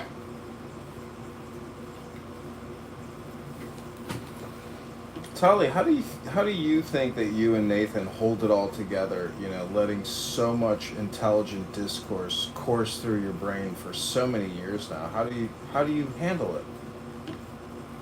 All right, so the house creators are actually Nathan and Knowledge, and I think that their personalities are reflected in the way that the room is run, and I will say I have become a better speaker. My thoughts, not that my thoughts were disorganized before, but better communicating in a way that is receptive to the audience or the other participants, and I will be grateful to both of them for allowing me to explore that way and become a better speaker.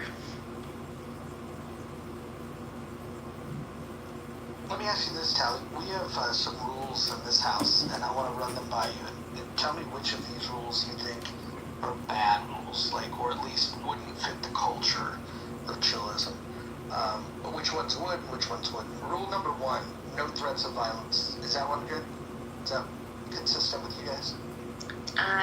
We have no credible threats of violence, which is to say, once they cross over into the territory of like dropping addresses and it becomes something that could translate into real life, then it is crossing the chillism line. My boundaries aren't necessarily reflected by the house rules. I just, go with what the house creators want. Yeah, I'm not sure how that can be policed, but I understand. I mean, some people, you could jokingly say, "Oh, I'll fucking kill you." Yeah, okay, we'll just let that one. What about no doxing? Is that a rule? That is also a rule, and I love that rule. I think that it empowers the free speech element of the room. You are more likely to say the thing that you were afraid to say before if you know that we're gonna, to the best of our ability, protect you from real-world consequences. Gotcha. No, that's good. So it sounds like the first two are in line. This one, I think, would probably be a challenge over there with people like Concrete. Number 3 is stay on topic. That's not a rule that you guys have? It's not a rule, but we do something really fun when we have super long queues where you can actually use your queue time to speak about anything you want. It doesn't have to be on topic. And the most fun we had was people reading like random children's books during their turn to speak, and it's just like a way to lighten the atmosphere of some of the more like serious conversations. Okay. And then how about keeping your shares brief? That's a rule that we have here. Is there any rule on keeping your shares brief? No, but you might experience what's called a heckler's revolt if you talk for too long and you sort of ramble on. And, well, I don't think it needs to be explained. No problem. And then what about do not interrupt speakers? Is that a rule over there, a concept? If you are, like, incessant with your interruptions, that's going to be a problem. But there's like a natural flow of conversation that happens, and some people might interpret it as interruptions, but an interjection might actually help you stay on topic. Okay. Well, here we have mods may interject when appropriate. What about this is the one that I think would be probably the most outside of the norm for that house. The N and K words are forbidden on the stage and in the chat. Do you guys forbid any words being spoken? No. That's the free-ish speech, and some of that speech is going to be offensive. That's just the nature of the room. Yeah. Okay. And you think that allowing for that, because again, free speech, specifically when we think of like the First Amendment, is really more of the government not restricting our speech. But when we curate spaces and have freedom of association, we can set up our own rules, and you guys are permissive about it, and other spaces are less permissive. Do you think that allowing that creates a better environment than a space that doesn't allow? The man had a wicked smile on his face as he was checked with the prison.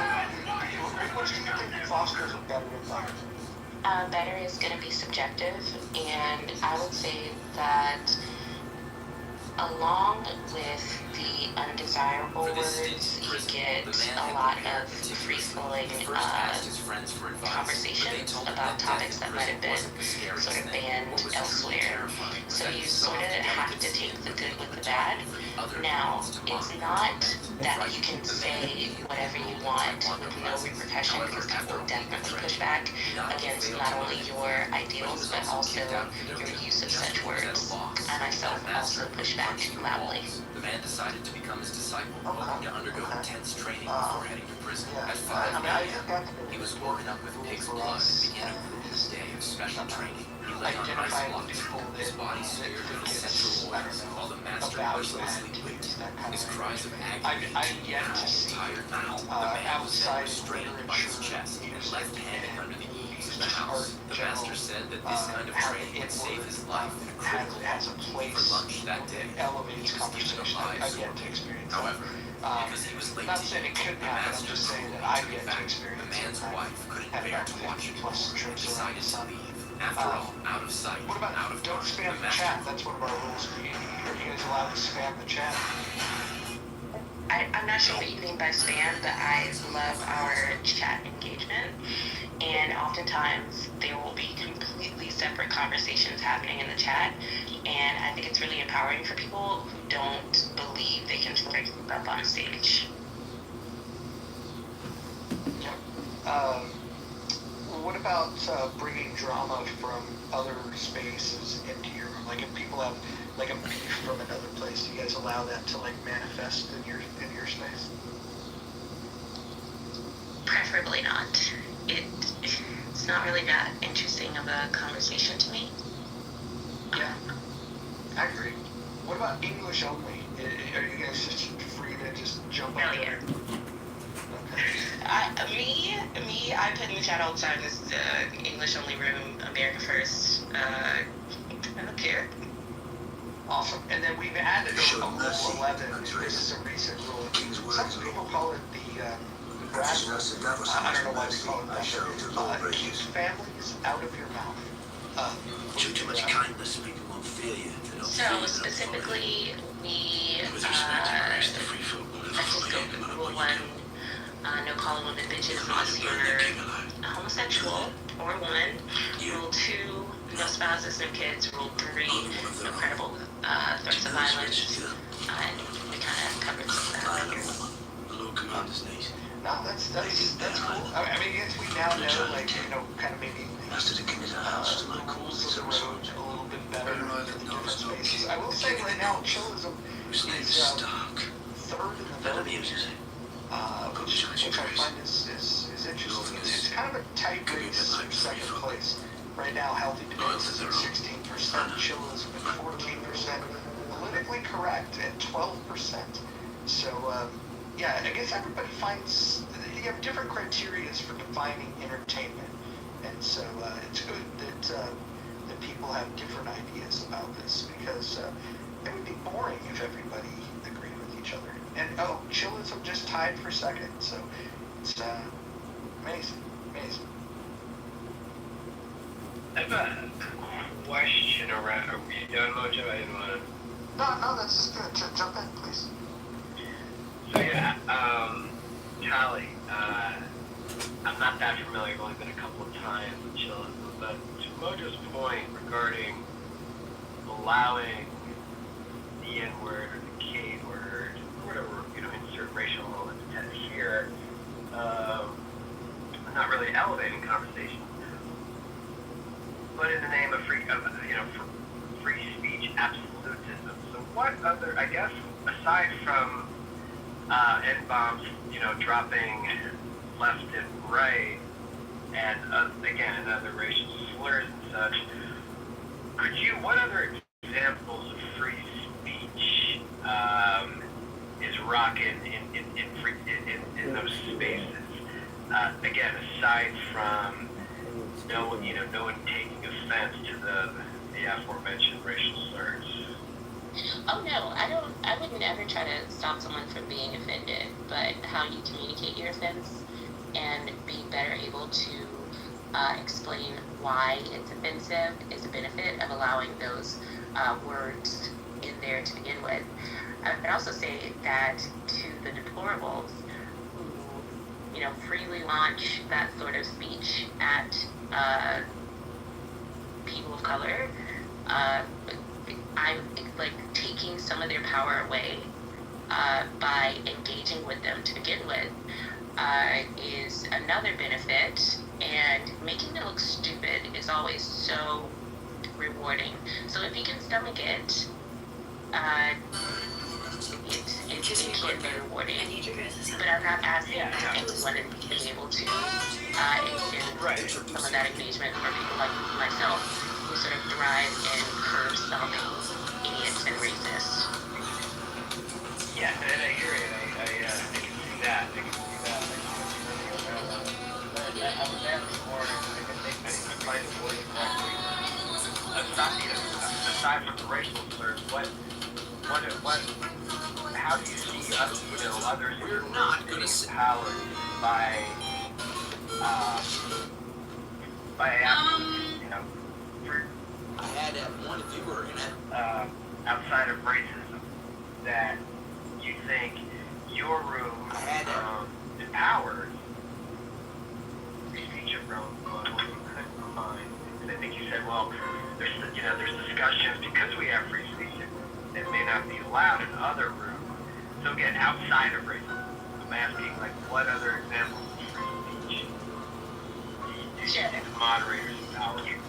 So, I, for instance, a few nights ago was exploring anti-feminism among friends, and I don't need to agree with my friends in order to be friends with them. And it was invigorating. And that's me using my freedom of speech to just explore ideas that might get me launched to the hallway in other groups that might purport themselves as safe spaces. So please paint the room, paint your friends in your both, even if they're from different houses, or have a goal of budget. Did you tell me you wanted 100 people voting in the poll, or as many as possible, at least 100, to make sure the poll is... The larger the sample size, the better. So I agree. Yeah, the more the merrier. We don't have control of rigging this vote, unlike our elections. So, even though the poll might tally 102 or 105%, that's not us, that's Clubhouse, and we do want as many people voting in this poll as possible. Thank you. Tully, how would you describe yourself politically? Like, what's your, American political views? Or if you were the president of the United States, what would you do for your American people? I would describe myself as right of center, conservative. I try to be measured and analytical. What would I do as president? That's a very, I don't know. Yeah, I don't. I don't know how to answer that. That's a big job. I have a bigger question for Mojo. How do you not have We Are the Gist, or the Living Room, or the Anonymous, or like, I'm always fascinated how, though, there's biblical smoke that is above all, that is rocking 600 to 700 people on the regular. But I popped in, We Are the Gist, and there's 200 to 300 people chilling. like that there's not really a lot of conversation flowing. I've always been, I don't know what the drugs, but they didn't make it. They didn't make it on your on the poll. No, that's fine. I don't know if you've been in some of those rooms. I have. Like, I will peruse the hallway and check out some of these rooms. Biblical Smoke, I mean, look, if somebody wants to create a poll that says, hey, what's your opinion on Hotepery, please, by all means, go ahead and create a poll. I list these because these rooms tend to end up talking about politics. And so I think that's the through line with all of these, is that politics is discussed. Doesn't necessarily mean it's the only thing discussed. In fact, I would argue that some of the best moments in the muff is when we're not talking about politics. When, Abby, who just came in the room, when she's, man on the street interview, going into cheesesteak shops and figuring out, what kind of meat is used in a Philly cheesesteak. I mean, I think that sort of content is highly underrated on this app, because people are limited in what they think that we can do here. And I want to just point out, there's been some new things that have happened. We are now reading on this app, which I didn't think was going to happen. We have reading rooms. We read from, John, can you tell them the book we read in its entirety? Down Beijing. Can you tell them about that book, John? Yeah, it's an ancient Chinese philosophy, psychology book written 2,300 years ago by Lao Tzu, and it deals with wisdom, intelligence, understanding, comprehension, as opposed to endless heated road rage conversations about nothing. Yeah, and then on top of that, Anson Burlingame, one of the most respected people on this app, he's been creating spaces in a new house, one of the fastest growing houses on this app, called Rational Discussion Group, which is kind of a better alternative to the Critical Thinking Forum. It's at the same time as the Critical Thinking Forum, and the differences are, it's more of a heterodox environment where we allow people with differing opinions to kind of share their thoughts, and then chat is left open. We allow people to challenge ideas, so there's a little bit of back and forth for those that have been participating. That's been great, but I would say the biggest achievement that we've seen, maybe the biggest achievement, was the fact that we've read a book together out loud. That was amazing. But how about helping? It's a civics lesson that we have a person running for Congress that has launched their campaign on Clubhouse, and we did a money bomb yesterday, and we raised over $1,000 to help John Kitover to get it on the ballot so he can run for Congress, so he can reduce the spending, reduce the borrowing. So if anybody that thinks that we have a borrowing and spending problem, I would recommend that they look at John Kitover for Congress. John, how many people in the room do you think comprehend that book that you read? The Tao Te Ching? Well, I would just say the fact that we were able to organize and actually, STFU, shut up, and actually read a book together and do it efficiently was a practice in, team development and building. It was a great experience. So I don't know how many people comprehend it, because I've read it many times, and every time I reread it, I go, oh my gosh, cannot believe how profound it is, and why, because it acts as like a gestalt to a certain extent. You can use it as a tool to reflect on whatever you're thinking about. I don't know, it's an important and intelligent book. It sure is. And as somebody who's acknowledged your intelligence from the moment I've met you on this app, thank you for presenting that information in that book to this crowd. Yeah, and it's interesting, is I heard a lot of opposition to the book, claiming that the Chinese communists utilized that book as inspiration for their revolution. And I would just say that if you don't agree with some of the phrasings in it, well, then it's a challenge for you to read. And everybody read it like a pro. It was impressive. Thank you very much. And you're awesome. We have a very close race for second place for most entertaining house on Clubhouse. I hope that people will fully participate in the voting process. I don't want to call people out, but I can see if you voted or not. And so when I'm looking at your profile photo and I see that you haven't voted, I don't want to call you out by name because that would be uncomfortable for some. But man, wouldn't it be cool if more people voted? Yay. Yay, democracy. Let's see, we've got 49 votes. Let's see if that little shaming can get us to 50. Let's see. No, nobody showed up. Nobody responded to that. Dude, you better vote. Joe, you better vote. I'm posting in the Discord and also in the Telegram that I have. I don't care about names. Ro, you better vote. Kristen, better vote. I'm just saying that's a data point. So how should I vote? Which one entertains you the most? And by the way, you can determine what you view as entertainment. All of them are amazing, and they have. I don't know. It's kind of like, I don't know. I would just rather just not vote right now. Well, how long? We were trying to get to 100 votes anyway, so Mojo, will we have that? Can I just say that that's the most woman thing I've ever heard? Like the indecisiveness. I mean, you're entitled to it. You don't have to vote, but like yeah. Anyways, it is what it is. Let me just. No, please elaborate. No, it's like I don't care. It's like I don't care what we eat. You want to get talk about? You know, I don't want that. Well, I don't want to. All of them are just they're incredible. I'm not a very competitive person. I apologize.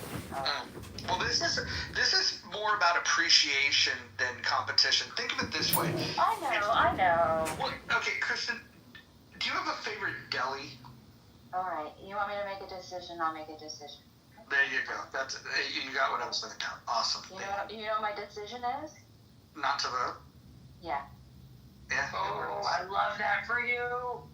Yeah, that's fine. That's fine. We need nonconformists too. I appreciate that. I would probably not be responding if somebody was pressuring me to vote either, to be quite honest. Can we get like little stickers that say I voted? Oh, that would be great.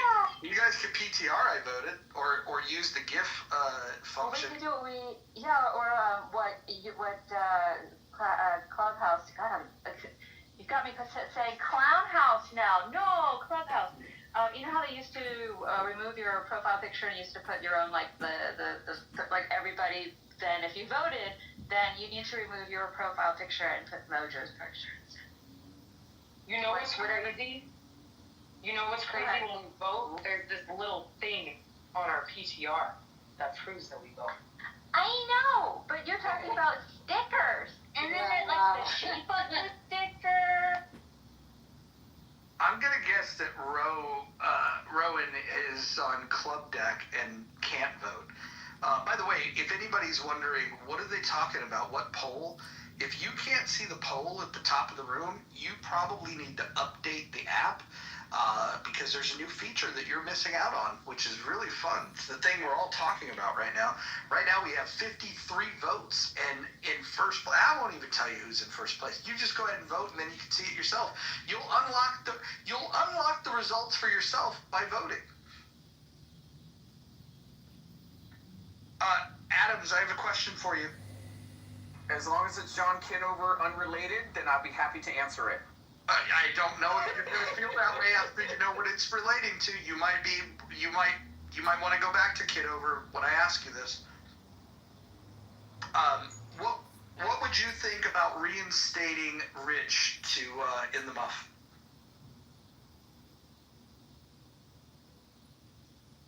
I'm sorry, was that a question?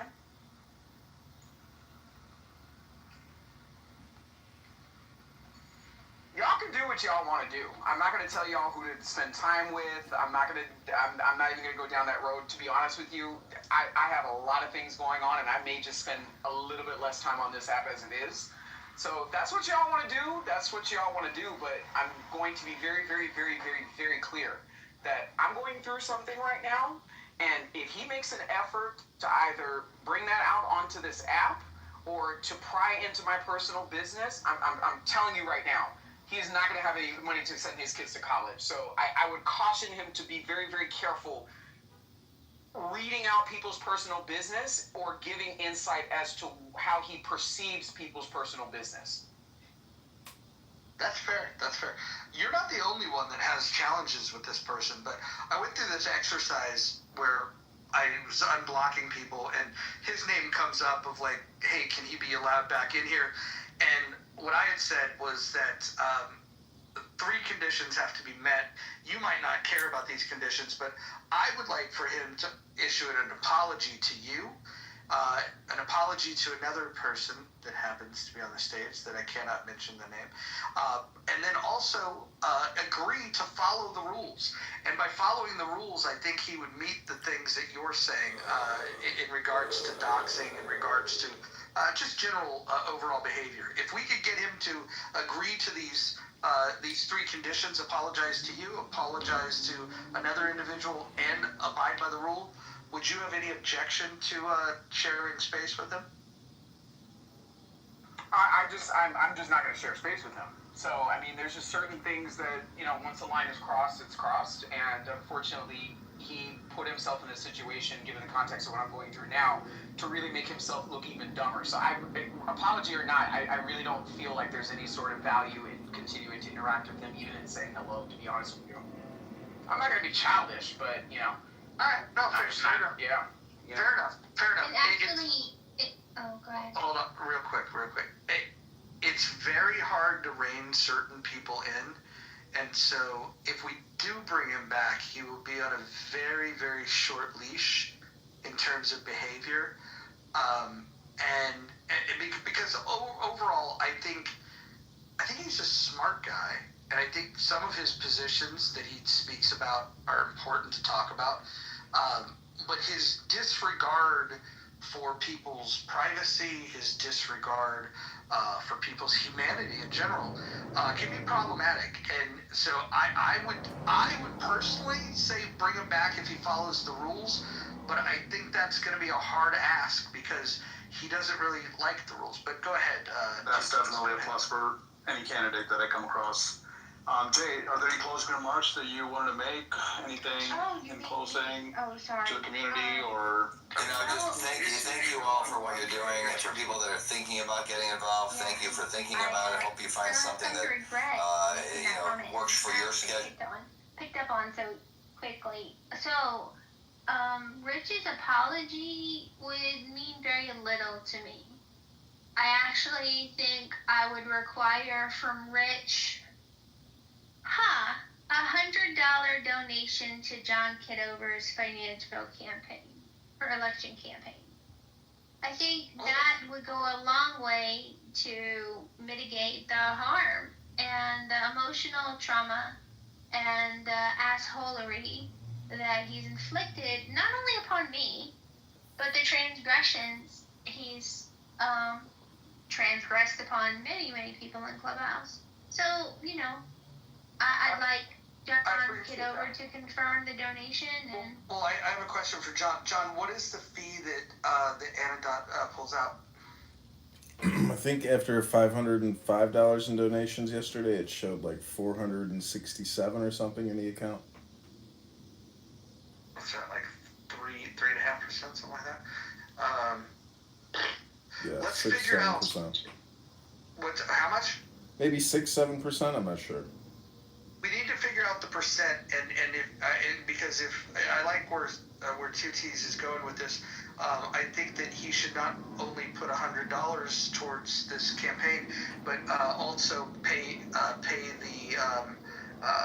fee, so that it's a full $100 donation. How about $169?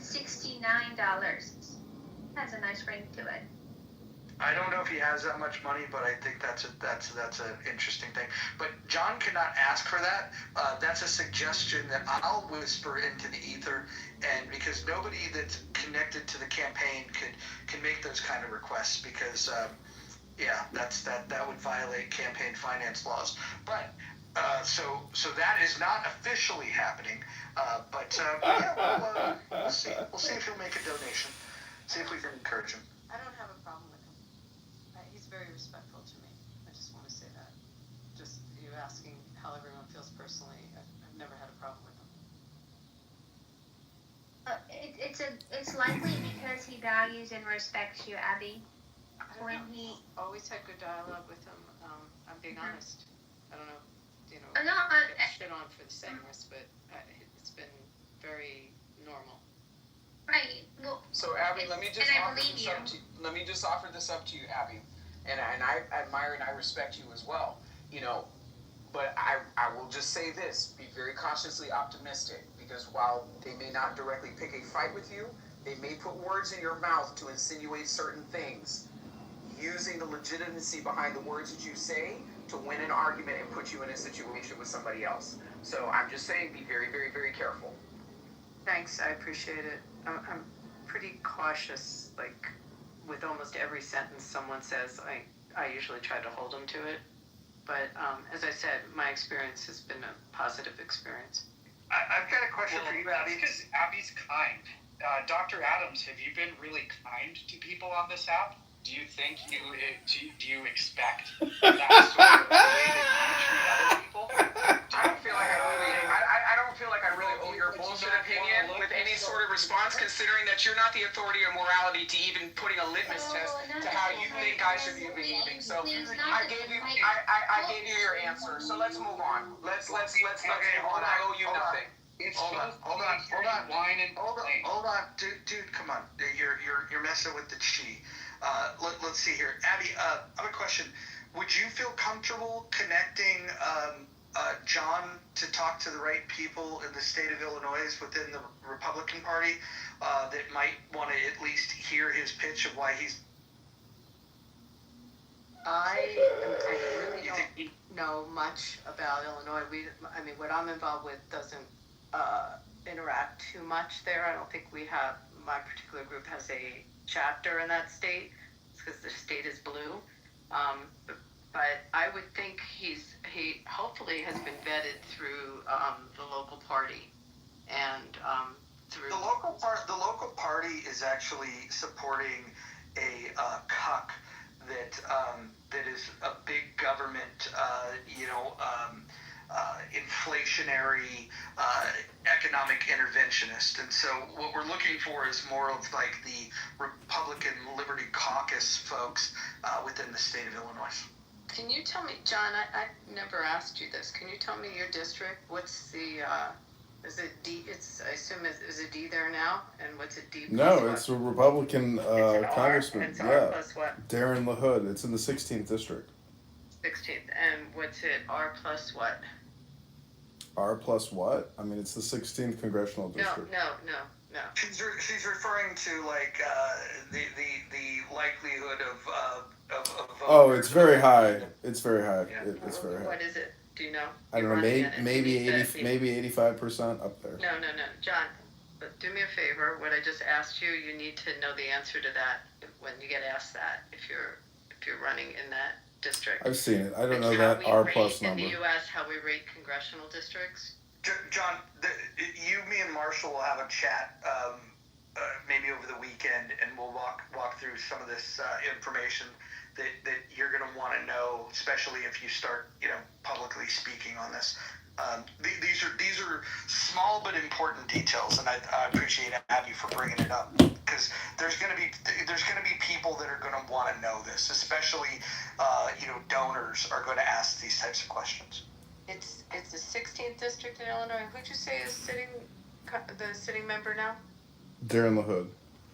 LaHood. Okay, give me a second. We'll look at something. Don't forget about the southern part of the state, because it's a lot more conservative down here than it is like in the northern or the bigger like Chicago area. That sounds like a potential volunteer. Ashley, have you met John? I don't think so, but I'm near the bottom, like the very tip of Illinois, so we get ignored down here a lot. In fact, our governor was announced before our voting polls had even closed, so we get ignored. Awesome. Well, this has been a good room so far. I like that we're carrying on we had the money bomb last night, and the Kitover takeover night 2 is in full effect. Abby, we raised over $1,000 for John last night, and we're now setting our sight on $10,000 in donations. Every dollar goes a long way. He's spreading every dollar in important ways in terms of getting people to knock doors. The goal right now is ballot access. Getting John on the ballot will be a huge test because there are people within the state that don't want to see him on the ballot. Specifically, the party that he is a part of doesn't want to see him on the ballot. And I can tell you that that's going to be the biggest challenge. But every dollar that we raise is going to mean that his opposition is going to want to raise about $20. So we can at least, at very least, make them waste a lot of their money. So I hope we can come together and do this. I think that the message is important enough, and the ask is pretty clear. We're not asking people to do anything that they're uncomfortable with. It's just simply pray, ask the Lord Almighty, whatever deity of choice, just ask the Lord prayerfully. Just ask Him, what level of generosity should you have when giving money to the campaign? And the Lord will whisper to you. It's a whisper, so you have to listen carefully. The Lord will whisper to you, either don't give any of your money. Maybe the Lord will say, well, what's the minimum? $1? Okay, what would that hurt? But the Lord may say, this is your calling. You should give big. This is the thing you've been waiting for. All the things that you believe, those are the things that John believes. And if the Lord whispers that into your heart, that's when you should give big.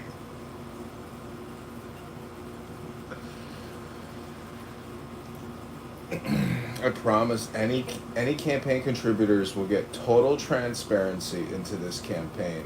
You know, every single issue that you have, I will listen to. Now, I will put it in my list of top 10 priorities, and if you have any priorities for the campaign, put it in the chat now.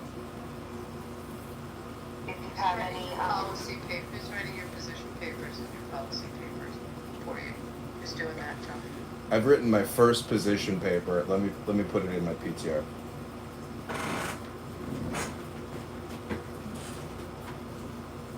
If you can make things better for the forgotten part of the state, I know you'd get a lot of voters down here because we pretty much get the leftovers, you know, and you don't even see a lot of campaigning down here, like when it comes to like the big elections.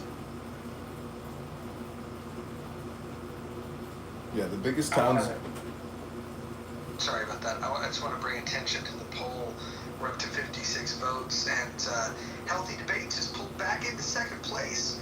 Chillism has moved down to third, and Politically Correct is remaining in fourth place. It's a tight race for second place. I don't know who's going to win, but we'll find out once we get all of the votes counted. Roger, could you do the Kev Copeland and say, God wanted me to have that private jet?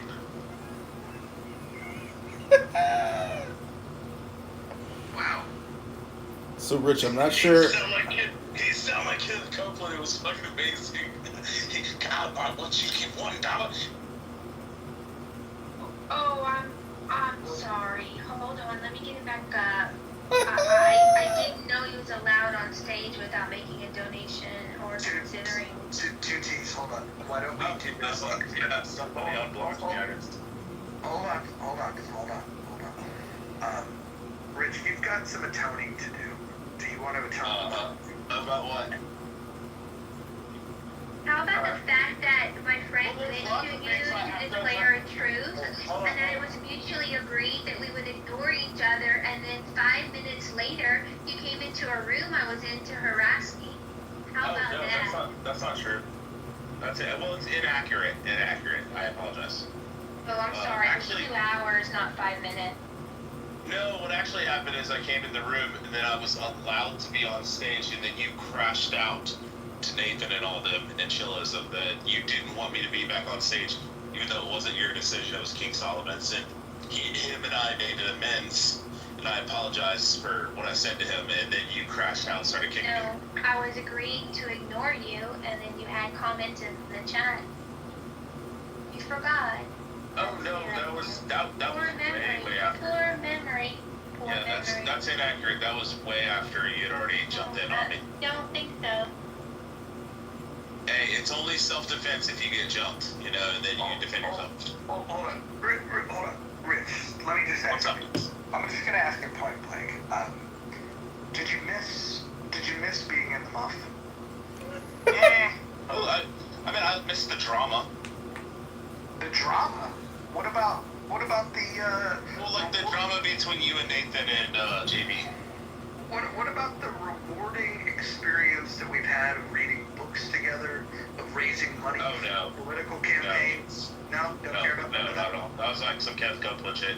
But this is for me. It's like the telenovelas. You know, like watching you and JB and Nathan crash out on each other is just fucking amazing. I told you.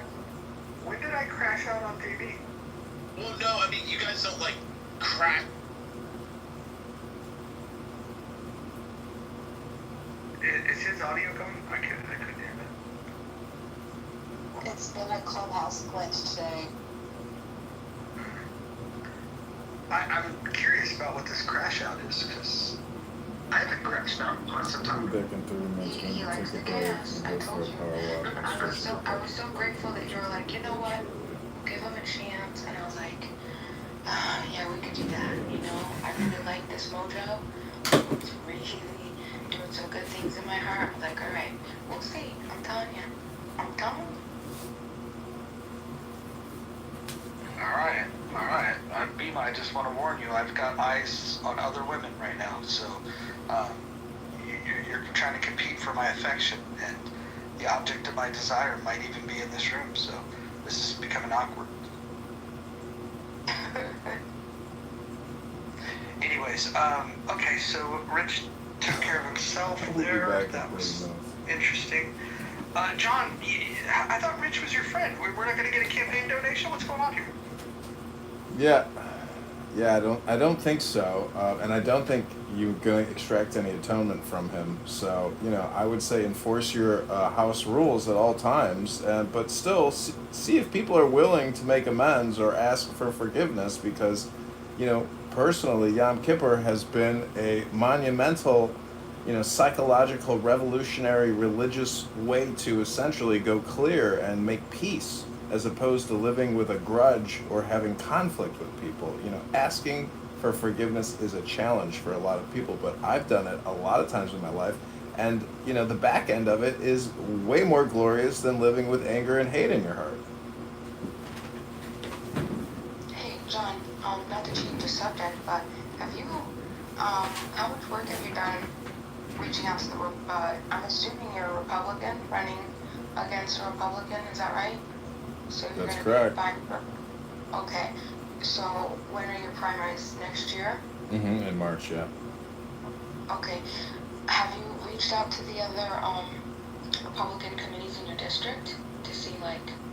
I live in Chicago, and I've been I've gone to many Chicago GOP, aka Illinois GOP events, you might call it, and you know, my feedback is that they are a waste of time. It's like an exclusive little clique of individuals, and I don't want to go into great detail about it because, you know, this is politics, and when you run, as I know you've run, you figure out very rapidly that it's not about the party or about the country or about the well-being. It's about controlling a private little clique. And Clown House, with the green beans and the rooms in the houses, it's all very similar. And a lot of people, it turns out they're kind of two-faced, three-faced, four-faced, five-faced. And so, you know, I'm running as a Republican against a Republican who has created over $20 trillion in debt by voting on HR acts. And, you know, I'm just bringing a very fiscal conservative message to the voters of the 16th District of Illinois, which the Chicago GOP never does. The Illinois GOP may do a little bit. But anyways, I'm just saying I am going to take a break from Clown House because being here for 18 hours a day is a little too much, and I need to take a power walk and go pick up some chicken for dinner. So I pray for you all that you can hang tight, but I will be back in 30 minutes. Okay. I first realized who the guy is that he's running against because he was here in Nevada as a federal prosecutor on the counterterrorism. He's like pretty powerful on Ways and Means. I mean, this is also chair of Intelligence Subcommittee on China Relations. This is a very serious member of Congress that sits in that seat. So, Abby, D plus 11, C. I mean, R plus 11, sorry. R plus 11. So Abby, we did the money bomb for John last night. We'll continue doing it. We're going to also do one for Mark Rice. Will you participate in the one that we do for Mark? I know you're familiar with Mark. We didn't endorse him last time. I'm staying out of those, truthfully. Okay, fair enough. We have Marshall on the stage. He can talk to you a little bit more about I want Marshall, I want you to come with me to Chicago. We're gonna go and train the volunteers to knock doors. Can you make yourself available either at the end of this month or beginning of next month for a couple days in Chicago?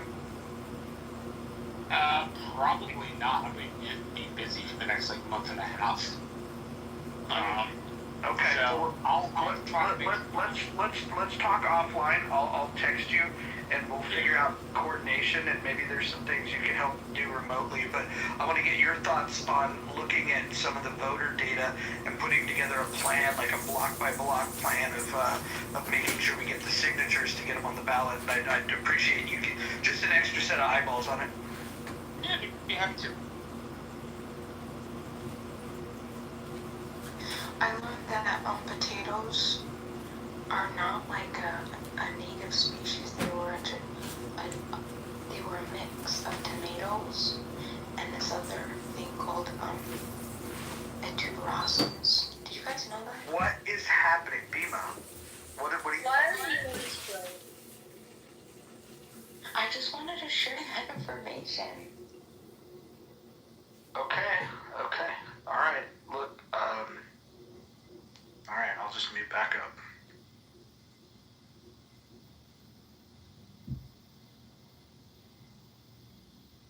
Is it because we're talking about snacks in the back?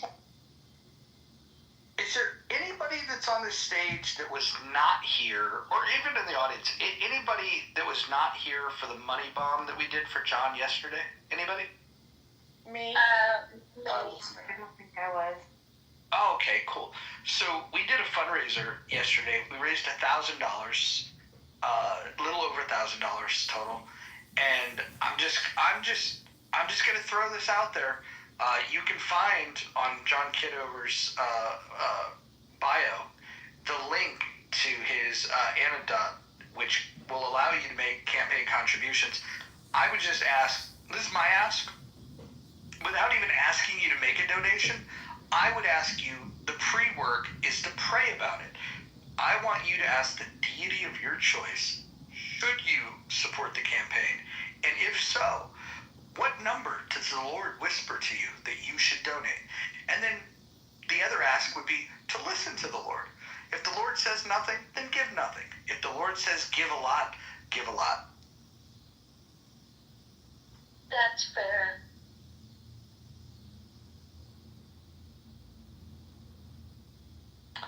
Christy has an interesting deity. Christy's deity whispered to save her money. Okay, that's a fair position, Christy.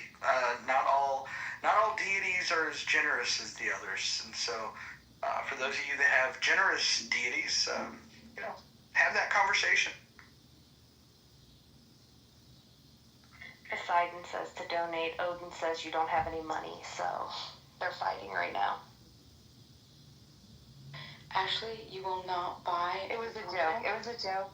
Oh, I will. I will get one. I'm looking into one. No, I was gonna say, do you know how easy it's to propagate a begonia? You could pick which one you want in my photo, and all I gotta do is pluck a leaf and stick it in dirt, and then in 90 days I can send you a baby of it for free. Okay, but you're gonna have to tell me how to take care of it because I don't want to kill it. Oh, that's easy.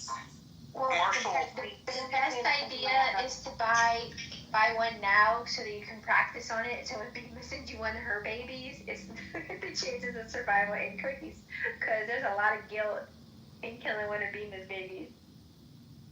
Oh my gosh, you already know that. I cry.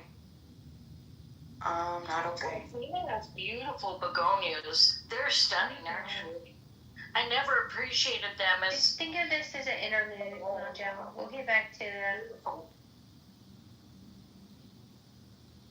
little breather, plant talk. We do this in the night rooms over in Toulouse. Like that's the part that nobody really gets to appreciate, is like when the calmer people, like when all the crash outs are over and the calmer people kind of like come together and we can like talk about hobbies and stuff like that. And when it's chill, or even if it's a chill discussion, So you know, that's when it's fun. So when the discussion about would you rather have sex with a man or a gorilla is over, I hated that whole debate. I was working at that time, but oh my lord, I wished it would just be over with, because that's all I heard for the entire 8 hours I was at work one day. It was just people going back and forth, the man or the gorilla. I hated that debate. I chose the gorilla, by the way. Of course she did. Of course I did. Thank you, Ms. Logan. That shit literally makes me question if I'm in the Matrix or not. Like if this is real life or not. Those types of conversations. Yeah, same pockets. I'm like, I gotta be dreaming, dude. Yeah, like, I gotta be dreaming. I'll literally smack myself just to make sure everything's good. Can I just say, for those of you that have not voted in the poll yet, and again, I won't call you out by name, but I can see which ones of you have not voted. I don't know why you haven't, but that's a personal thing. If you don't want to vote, you don't need to vote. We have 63 votes so far, and it is tightening up for second place for which house on Clubhouse is the most entertaining. It is really a tight race right now.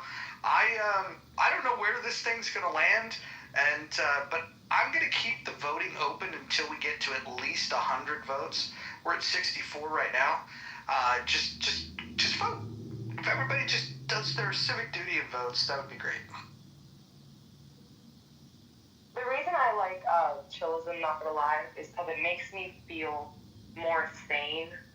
It brings up my confidence and my intelligence and my choices in life and what I think about. So it really inspired me to be like, you know what, I'm on the right track. No, I'm doing pretty well. So it's, you know. I hear you. Like the day that I went in there and listened to two idiots argue for 45 minutes about Hegel, come to find out that neither of them had ever read Hegel, it made me appreciate the fact that even though I don't read quite as much as I used to read, at least I have read. And at least the conversations that I have about certain authors, I can at least say that I've actually read them. I think that that's one of the refreshing things. So if some of you think that you just don't do enough reading, go into chillism and you'll find out that there's people that don't do any reading.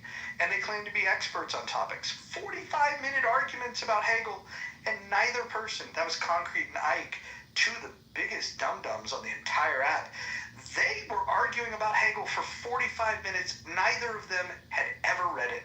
And then I thought, okay, well, that's just limited to them. Then there was an individual by the name of Nex. I don't know if you guys know him. He's newer to the app. He came in saying that his favorite part about the app is to tell Christians to call them out on their bullshit. So then when I asked him, oh, so you're familiar with the Christian Bible? Nex's response was, well, I've never read it. So, but he's going to sort you Christians out on your belief system about a Bible that he's never read. It's fucking amazing. But if you want to hear people argue about things that they've never taken any time to learn about, go to chillism. Welcome to Clown House. This is the time of night that I would like to introduce my friend Timok. Timok is a major movie star from the 1980s.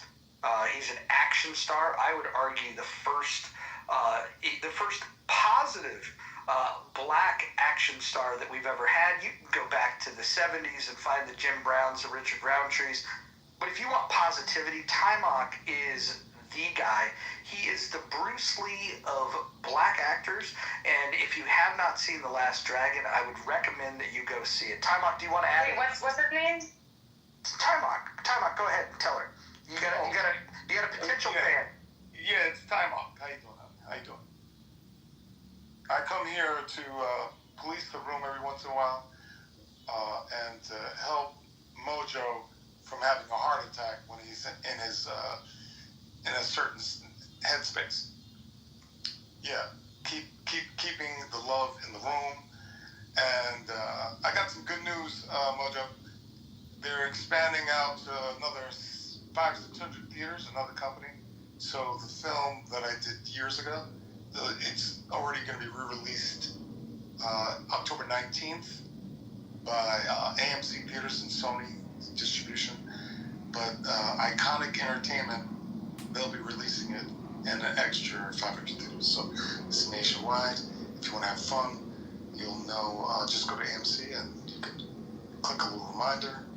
And then Iconic Entertainment, yeah. What's the movie called? The Last Dragon. The Last Dragon? Damn. Are you the main character? Yeah, he's Bruce Leroy. Get the fuck out of here. Alright, I'm gonna get the fuck out of here. He is. Now, is it real? Yeah, go fucking look it up. Go Don't talk to me like that, Roger. God damn. Because I've known you for so long, I feel like, yes, this is Last Dragon. Last Dragon, yes. Alright, I asked you. Yeah, it's a fun movie. If you enjoy Mojo, you'll definitely enjoy The Last Dragon. I love dragons. I like the one from 1985. Yes. I want to see the one you played the detective in, Timok. Well, on my Instagram, you'll see the scene that, I played a really horrible character. It's terrible. People don't like when they play characters. I like those movies, and I want to see that one too. Oh, thank you. Let me know when we're ready to talk about the poll, because I really would like the second placers to justify their rationale for voting for the way they did. That's a good one. This is why I pick the co-mods that I have. I found that in the muff, if you select women, you get the best curated conversation possible. Damn, finally, you a good-looking man. Well, can I get some pictures too, please? I'll send you my feet. Best I can do. Well, I'll accept that. You start at the feet and work your way up. Exactly. I'm not gonna lie, y'all. I'll admit this to you guys, since y'all already knows. But during COVID, I used to steal feet pictures off of Google and sell them on OnlyFans. That shit got me by. Wait. You better be careful admitting that. There was that woman during COVID she was selling bath water, and they came to find out that it wasn't actually bath water, and she ended up getting sued. So you better be careful. Oh, this is all hypothetical. Even better. But if you did make money from it, you might want to consider a donation to John Kitover. Absolutely not. That's a hard no. Yeah, I'm gonna pass too, dog. Yeah, I'll pray for him. Prayers are worth more than any dollar. I'll pass his name to my grandparents and all their friends, because they're all more conservative. Thank you, Ashley. I don't even know what the fuck I am politically, but it's okay. So, for the people that voted for chillism and healthy debates, and we can throw in the fourth place politically correct. Tell me why. I mean, we're here, so obviously in the muff doesn't mean nothing because you're here. And also, why do you think the room you selected is the most entertaining? Monica, for those of us that have the old app, can you read? Absolutely. Mm-hmm. Which house on chillism is the most entertaining? Chillism? Which house on chillism? Which house on Clubhouse is the most a Freudian slip? Which house on Clubhouse is the most entertaining? Chillism has 13%, Healthy Debates has 16%, Politically Correct has 10%, and, we don't mean to brag, but In the Muff has a whopping, giant, almost embarrassing lead of 63%. Yeah, I voted for you in the muff. I just got one complaint, Mojo. I like to hear some singing once in a while. We've got comedy. We've got all kinds of... Time out. Part of the problem is... Yeah, hold on. Time out. Part you're not here often enough. Last night we had I'm here a lot. Abdul showed up and he gave us a full concert last night. Oh, okay. Despite breaking Rule 10. Alright, y'all. Have you ever loved someone so much you thought you died? Give so much of yourself, and it's the only way. No one gonna join us for it. That was so good. That's what we really is. Mojo Beautiful voice. Oh, thank you guys. Thank you guys. My fellow head, thank you. Hey, Pockets, do you think you want to come visit the Lady Hawk and sing the national anthem at the campaign kickoff party? Hell no. No, fuck no. No? Alright. No, fuck Well, no. maybe Pockets, you can sing a theme song for John Kitover's campaign. What would be an appropriate song for John Kitover's campaign? John sucks. He really, really sucks. John sucks. Gatorade.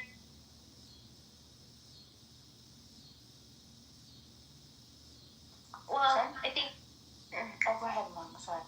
I was gonna make a bad joke, so go ahead, Bima. Oh, I stopped. I'm sorry. No, I gotta hear it now. And you gotta tell me. Oh, I don't think it was funny. I think it's bad. So it's probably lucky that you saved me. We love that. I was thinking joy to the world, joy to the fishes in the deep blue sea. Oh, Or John's Kitover. Joy to you and me. Right. So I have a question. Hello. I'm reading this article right now, and it's talking about sex reversal in birds. The 5 common Australian birds. There was just like this random study, and they were shocked. Kookaburras, rainbow lorikeets, some pigeon things, the magpies. They actually discovered sex reversal. I'm talking like a genetically male bird laying eggs. Now here's the question though. Do you think that this has something to do with, because what I'm understanding from the article is that it was due to, how do I say, what was it called? Endocrine? If I'm pronouncing that, something disruptors? How do you say it? When you're finished with this submission, will you please go read the House rules, specifically rule number 3? But go ahead and finish. What is that? Is that not eating and talking? No. Just finish. No, which one is it? No, tell me. Stay on topic. Oh, I didn't think there was a problem. I thought we were talking about John Kitover for Congress. I thought we were talking about the poll. Wait, hold on. So, just... Are you sure you want to talk about the poll? So we have to talk about whatever's in the The title? one in the Jumbotron. But Bima, when we do talk about that, I have a comment on it. So we'll save it.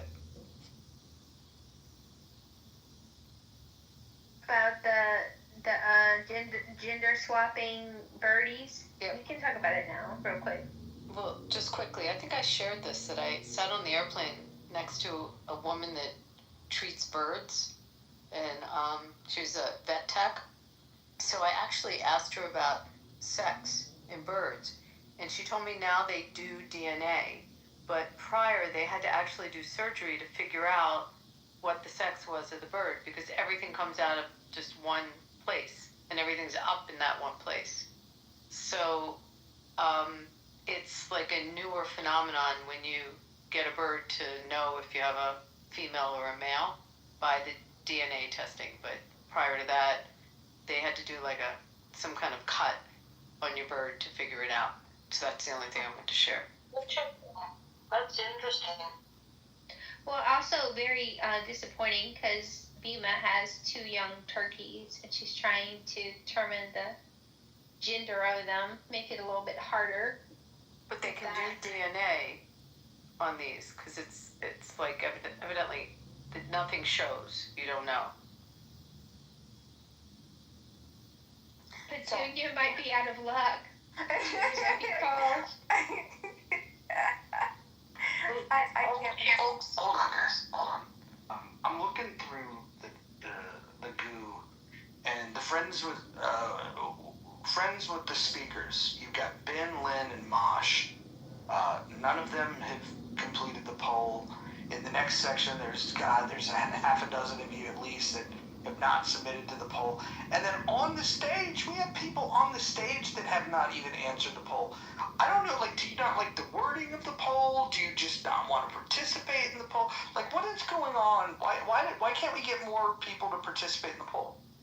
I think it's because it shows up on your profile, and when they're going to go in the other houses, as they must eventually, because they have friends and conversations there they appreciate, it will show up and they'll have a scarlet letter because, you know, they want to vote for us, Roger, and it's just not going to, like, you know. Alert. Politically correct has dipped into single digits. So please ping your friends from politically correct. We want to make sure that they're, like, look, I'm all about democracy, so we want to make sure that their people show up. So make sure you ping in the people from politically correct. They're down to single. We don't like this. I think they're afraid of poll writing. I think they're afraid of just poll writing or polls in general. Sean. Well, no, look, because look, MG, and I was just gonna say this. Maybe people need to update their apps, and then MG updated the app. So maybe you guys down there need to update your apps. Maybe. Can I just say this? Can I just say this? And like I'll say this in front of a crowded room. MG is the most beautiful woman on the history of this app. For real, let him cook. Just wanted to say these words out loud. I know she's a married woman. This is not flirting. This is just an observation. If you walk outside and you see the sunrise, you could say, hey, the sun's rising. If you look at her photograph, you could see she's the most beautiful woman that's ever been on this app. Period. That's all. A real fizzler. And she scares me, which makes her hotter. It's crazy. If I change my vote right before I go back, will it show up on my profile, like if I voted for somebody else? It will show up in your profile when the poll ends. And we still have 33 votes to get to 100. So, you know, I'd like to share why I'm voting for chillism. Yeah. Scarlett, initially why I didn't vote was because I don't really go to these other rooms. So I didn't know much about them. Well, I appreciate your voting now, and you know, chillism is one of the most freest speech spaces we have. Yeah, and you can say the N-word. Go ahead. Yes, you can. That's right, and you also can say. Well, hold on. Scarlett, let me ask you this. Do you think that it's a value add to have a space where you get to say the N-word, or do you think it's a value add to forbid people from saying the N-word? I think that if someone is going to be stupid enough to be racist, that I will let them be that stupid. And if they're going to use racial epithets to demean, dehumanize, devalue people, I'd rather know sooner than later. You're going to stab me. I'd rather you stab me in the front so that I know that you're unpleasant and I can avoid you accordingly. But Scarlett, what if somebody thought that it'd be fun to stab you in the back? She better run. That's happened a couple of times. It's not been the most pleasant experience to be stabbed in the back by people who are nice to you to your face and then talk about you in rooms when you're not there. But, you know, they get to. And it gives you information. Scarlett, I was just floating a little innuendo. It went over your head, but that's okay. Did I choose to take it Oh at face my value? gosh, I just got it. I'd like to debate on the name chillism, because I feel like in the past year that actual name of the house should be switched to narcissism. Because every time I come in, I feel like you're debating about who the best debater is all the time, instead of talking about what the debate is you're debating about. That's what makes it so chill. Oh, wait, that or whose turn it is to speak next. That's part 2. Yeah. Chillism, though, has really taught me about self-control, self-worth, and learning when to just not engage. Because I feel like when people want to say shit to you, it's shock factor. They want you to react. The people who react are not victims to me. If you get called a name and you get upset and come off your mic, you've lost already because you allowed them to have control over your emotions and reacting. So to me, I feel like it really teaches you self-control, that type of room. Because I used to go off, Mojo, you know that I used to go off, and now I'm just like, you can talk to yourself. So it teaches you that worth of you can't even touch me. Pockets is pretty I agree with fierce. Pockets. In Pockets tonight, We've got Alright, what, Sean, I'll almost go 5 after years? you. Yeah, please, I'm sorry, I didn't mean to interrupt you, and I don't mean to interrupt you are a mod, and I did violate a rule. I apologize for that. No, but I'll say that Pockets, I agree with you. That is a good point. And Pockets, I know you from back in the day. Pockets used to be the master of ad-libs. Right, Pocket? 100%. Okay, I got muted. She was a master of the ad-lib on the, like, in all of Clubhouse. Pockets, I agree with you there. Like, I think I've grown a little bit. Like, when I first joined Chillism, yesterday would have broken me down, and I would have been going off and yelling and screaming and having my own little fit. I had several people hit me up, and make sure I was okay, and that's the people that keep me there. But yeah, I agree with you there 100%. It desensitizes you almost, and even if you think you have thick skin, it'll give you thicker skin. 100%. I just play Call of Duty and pretend all the people I'm killing are people children. I'm playing hard. I'm building my death hole. For real, I'll kill someone and be like, fuck you, Nathan. Nathanism. Oh, that's a good idea. That might make me better at Call of Duty. I'm just for real. Based It's on like all the it's like a 12-year-old. Yeah, it's great. So, had this poll been done last year, well, before in the muff, I would have voted for healthy debates too. But then I would have really been voting for Mojo, Callie, Bren, Rohan. I never get it right. Rohan is one of the hardest things for me to say. You're never going to get it right. You know this fucking asshole, and he's my good friend, but I called him Rohan for over a year, and he never corrected me. And then somebody told me, hey, his name's Rowan. And I argued. I said, no, he's my friend. His name is Rohan. So then I asked Rohan, hey, how do I pronounce your name? And he goes, it's Rowan. So this motherfucker let me call him by the wrong name for over a year. So, back in the pinnacle of healthy debates, when it was the place to be on the app, we would have a very different poll, I think. It would definitely be blue all the way, a blue poll. But, yeah, times have changed. Administration, Roger seems to leadership. I don't know, Roger seems to have a blue poll right now. I always liked the Roger Bren team, by the way. Let me just say, I always thought Roger and Bren were like unstoppable as a team. I had no good experiences in healthy debates. I think I'm a little traumatized by it, to be honest with you. That was one of my first rooms that I found when I came to Clubhouse, and just everything that happened, thank God I was able to find Chillism. But healthy debates, no way. Said nobody ever. Politically correct. Oh, no, and there was a guy named Roger in there, and he wasn't that bad at the time. There was like a very specific time in history that he went a little, it was just crazy. And then there was these other people that were admittedly just constantly rude, and it's not fun because if I'm gonna be stupid, let me just show you that I'm stupid. You don't have to pre-game for me and tell everybody how stupid I am, right? And that's just not fun when you come into a room and before you even say anything or after you say something, people don't engage with what you said. They just say, oh, you're so stupid. Oh, this person is so stupid. This person's so stupid. And I have a dedicated hater in healthy debates, and it's refreshing. Anyway, point is, healthy debates, no way. Worse, no.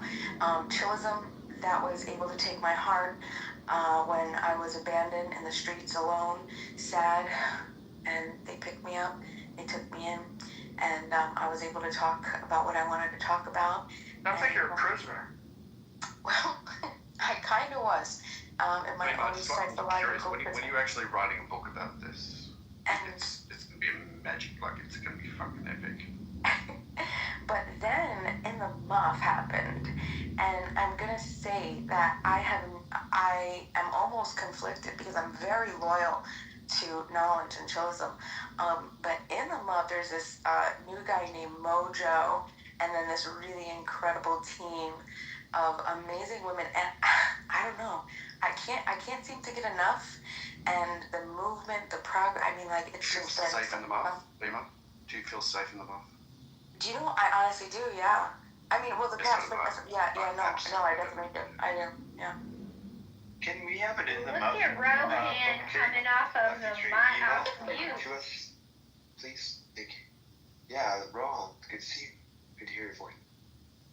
I have a story about Rohan. I don't know if I'm gonna get in trouble saying it or not. I was doing one of my morning rooms, and I had a title. How'd you say his name? You know my titles. I was deliberately saying it wrong. Rohan. Mojo, Rohan. Mojo, how do you pronounce my name? Mojo. Really? Let's try it. Well done. That's my Why did you never tell Mojo you were saying it wrong? It just didn't matter to you? It was just fun. Then he said it wrong. No, the fun part was when you find out that it's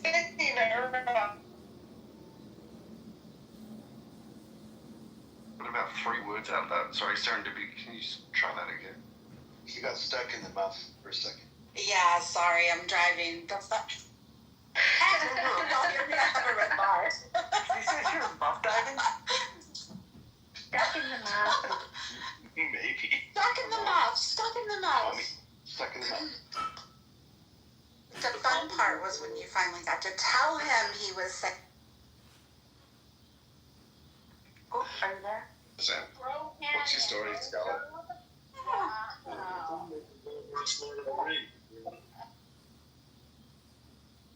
Do you know, Mojo, there was a similar story, you know, like the Rowan story that you had. There is a person in this room that I am calling Serenity, and somebody else, some other wonderful human being, had to message me and was just like, I just want you to know that it's not Serenity, it's Serenity. Yeah, it happens all the time. And she never corrected me. What is she? You gotta do a book on tape, book on CD. Oh, okay. What was that, MG? No, I get called MJ. Oh, do you really? Yes. Jay, that's crazy. What the hell? By the way, if we ask nicely enough, then MG is promised No. to sing for us. Yeah. She has? Yeah. I just... MG. I've never heard MG sing. Oh, we're all talking at the same time. I'm sorry. MG, I just wanted you to know when they were talking earlier about, you know, how beautiful you were. I just want everybody to know she's just as beautiful on the inside as she is on the outside. Oh, see, that's a sweet comment. See, that's a good friend. That's so sweet. Thank you, love. You're welcome, love.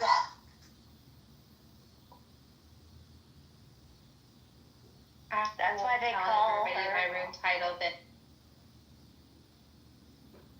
That's why they call her Serenity. Sorry, Kristen, go ahead. No, it's okay, I'm sorry. There are 2 people on the stage that have still not responded to the poll. No pressure. Maybe they haven't updated their app though. Well, it might Still be a little updating bit. your apps. It'd be a little sticky for Rowan, I would think. Divided loyalties at all. I was just counseled today. It's not about divided loyalties. The question is which house on Clubhouse is the most entertaining? I'm actually contemplating changing my vote to politically correct, and not just simply because it's got the lowest amount. I want to balance things out. It's really because if I think about it, it is pretty entertaining, especially like when there's a good news day where like Trump does something that's controversial. Watching people crash out in that room, there's a lot of joy to be had in that. So I think I might change my vote, and I've moderated in the muff and healthy debates, and I've been kicked out of politically correct, but for whatever reason, it is entertaining. There's nothing better than watching progressives cry.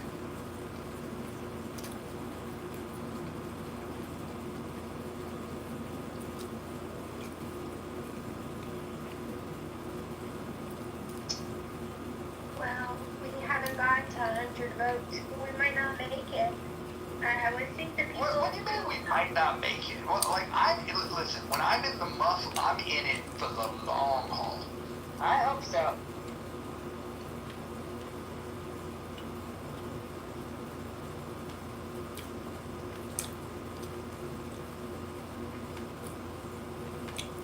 There's so many jokes I'm not going to make. Come on, give me one. If you haven't voted, your Viking voice sure to say. Dry. Don't be dry. And don't be drunk. Moisture.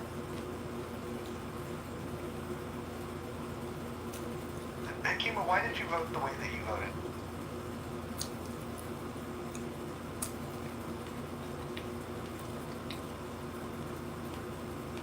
Kima. Why I voted the way I voted?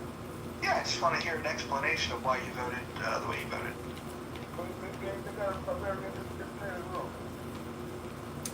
I'm not arguing that, but I'm wondering, because I'm considering changing my vote, but give me your take on why you find it so entertaining. We have good conversations. We have a lot of people speak. They have singing, the first lady is saying, especially with Dope there. Dope has very interesting with his character. He was saying also. He's not there anymore, though, is he? That's why I said when he was there. I said when he's there, especially. But either way, I'm gonna back that room. I appreciate you participating in the poll, Hikima, and I appreciated your support yesterday, too. That was very kind. You're welcome.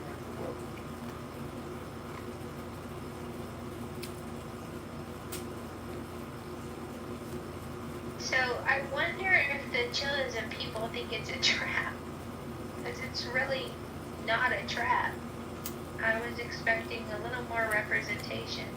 Mrs. Lopez, what do you think?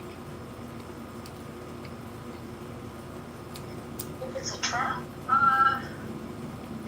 The poll they think is rigged, that they won't get proper appreciation by coming in to vote for it. I pinged in Huey, even though... Wait, hold on. Who said that? Who said that?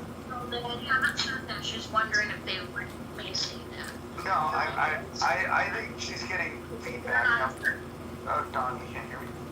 Scarlett, who's afraid to come in here? No one's mentioned anything to me being afraid. I just wonder if they're cautious. I mean, Tally was in here. I would think she would go back and tell them, because she voted in the poll, that it was an honest discussion in here and seeking information on Clubhouse dynamics. I would go in there personally and talk to them, but I'm having a vacation currently, so I can't go in there and say, hey, drop in the muff and put your voted. The poll. Are they giving you any pushback for your participation in these rooms?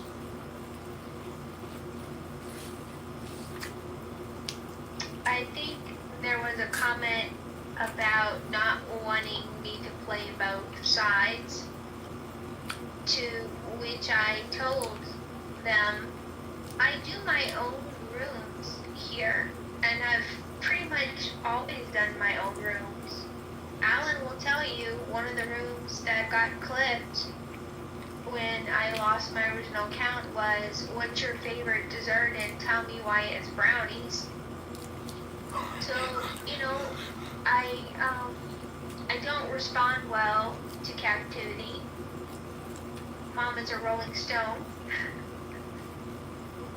I go where I want. Talk to who I want. Say what I want. Polyamorous. You're polyamorous, right, Scarlett? No, not polyamorous. I am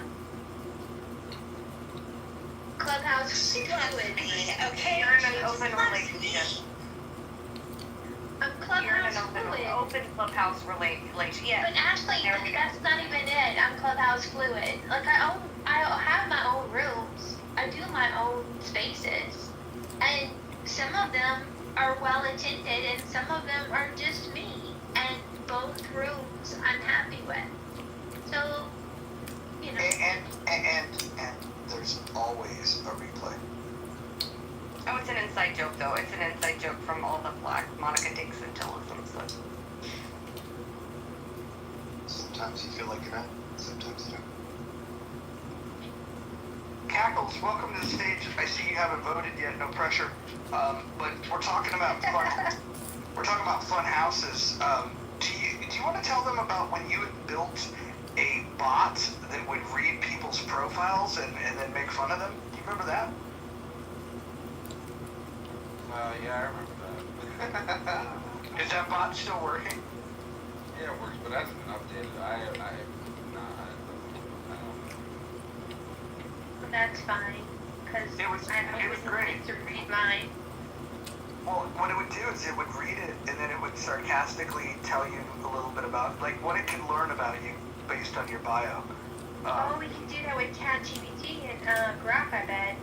Well, and listen, Cackles is a little advanced, more advanced than these basic LLMs, and he was ahead of the curve when it came to building these. Cackles, if you ever do decide to get it up and running again, you would have an open invitation to bring it into this room. Is this for your vote or what? No, look, I might change my vote to politically correct, and I think that most of the people in there are stupid, but which house is the most entertaining? You have it. Look, there's 12% have voted for chillism, and it's the stupidest people on the fucking planet. Easy. I would submit, Mojo, that you haven't put the belt on there. You haven't put the trenches. You haven't put Kim Cutts to a vote. Easy, if you don't mind. She's right, but you can't put that many votes up. Well, hold on. Scarlett, is this our first fight? Yes. Performative.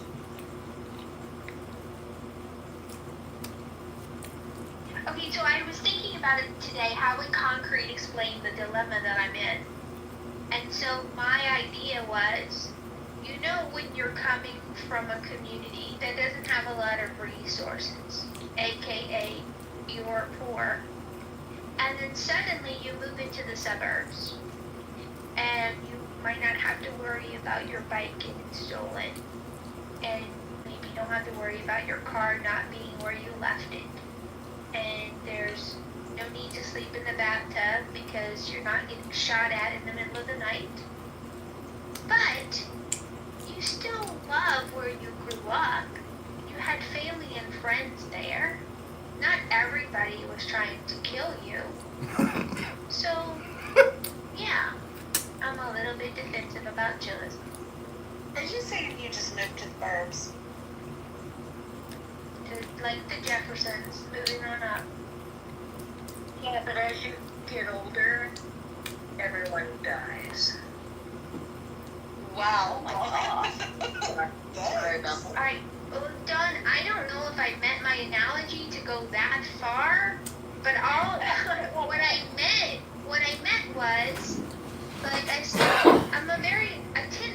I consider myself loyal, and I don't hate chillism and white books, and there's people in there that I do miss, and I do know my worth, and if I'm not going to be treated well there, then I just won't go there.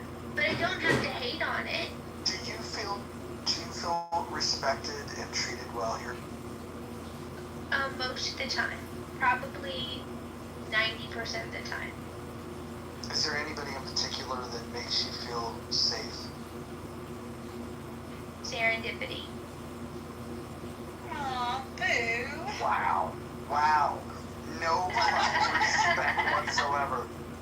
And when Mojo wanders into foreign territory, who has a mission, not so subtle, of tearing it, biting at me because I happen to think that there are people on the app that are dangerous, I do appreciate Mojo.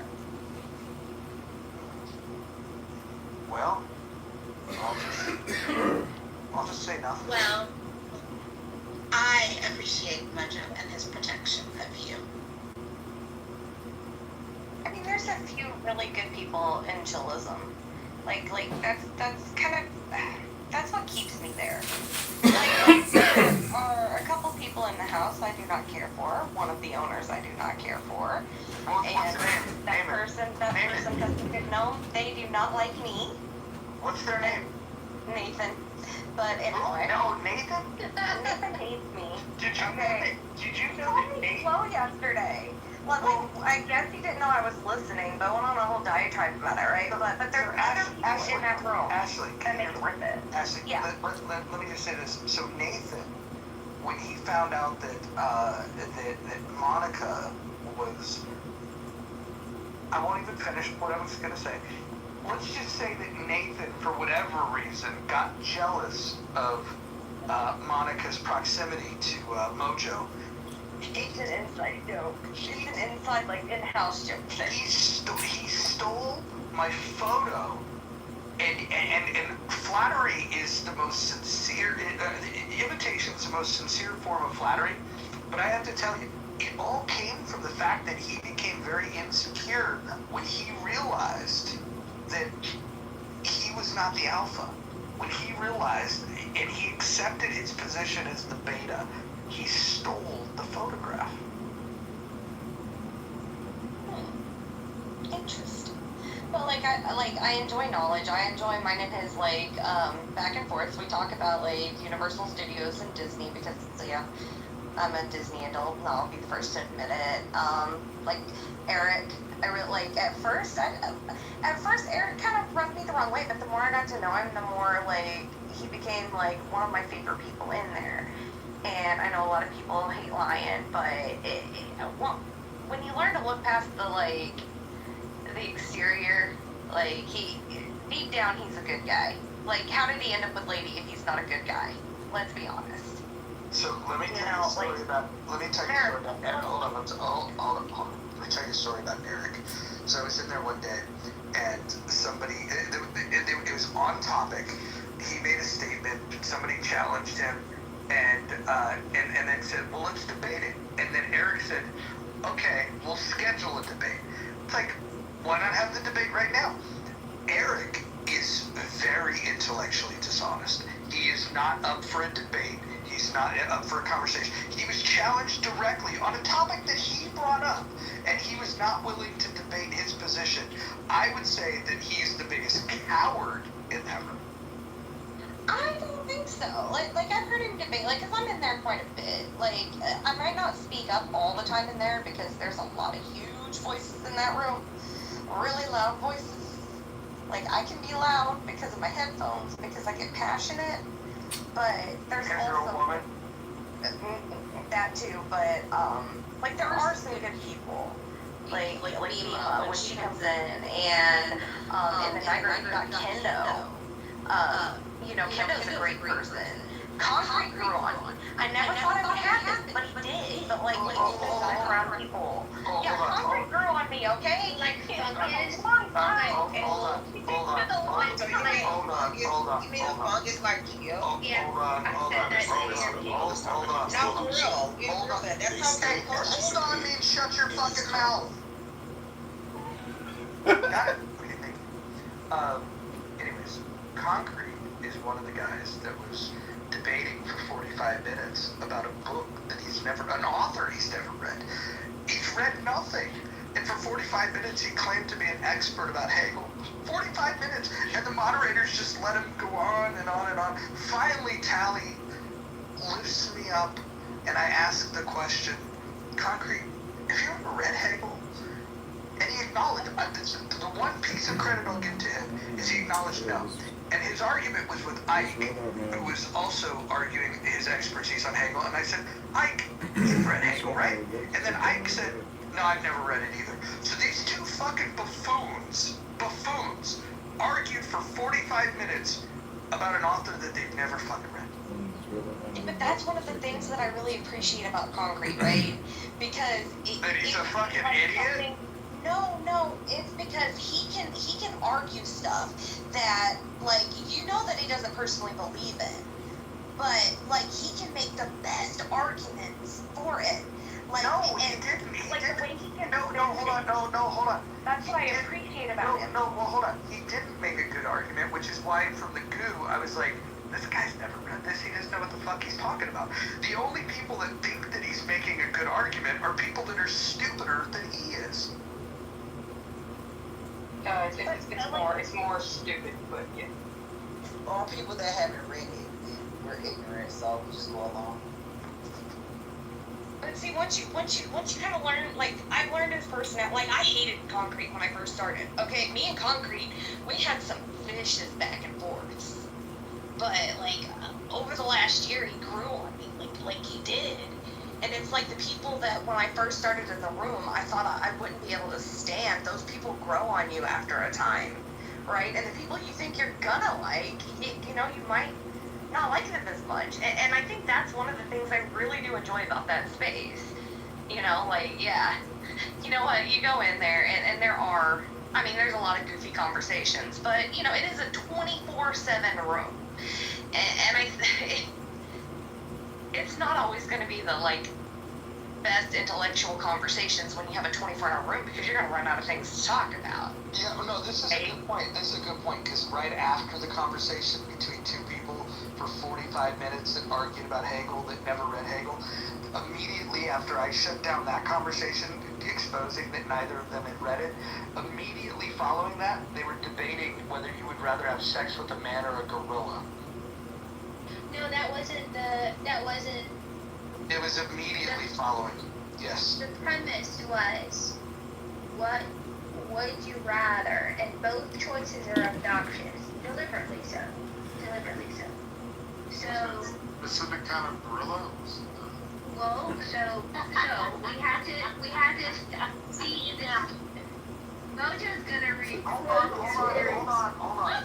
Let me set the premise. No, you can't, but I just want to welcome Pepe back into the fold. We read the Tao Te Ching, and so I made the decision to unblock everybody, which includes Pepe. Welcome back to the space, Pepe. Hi, Pepe. Amazing. Hello.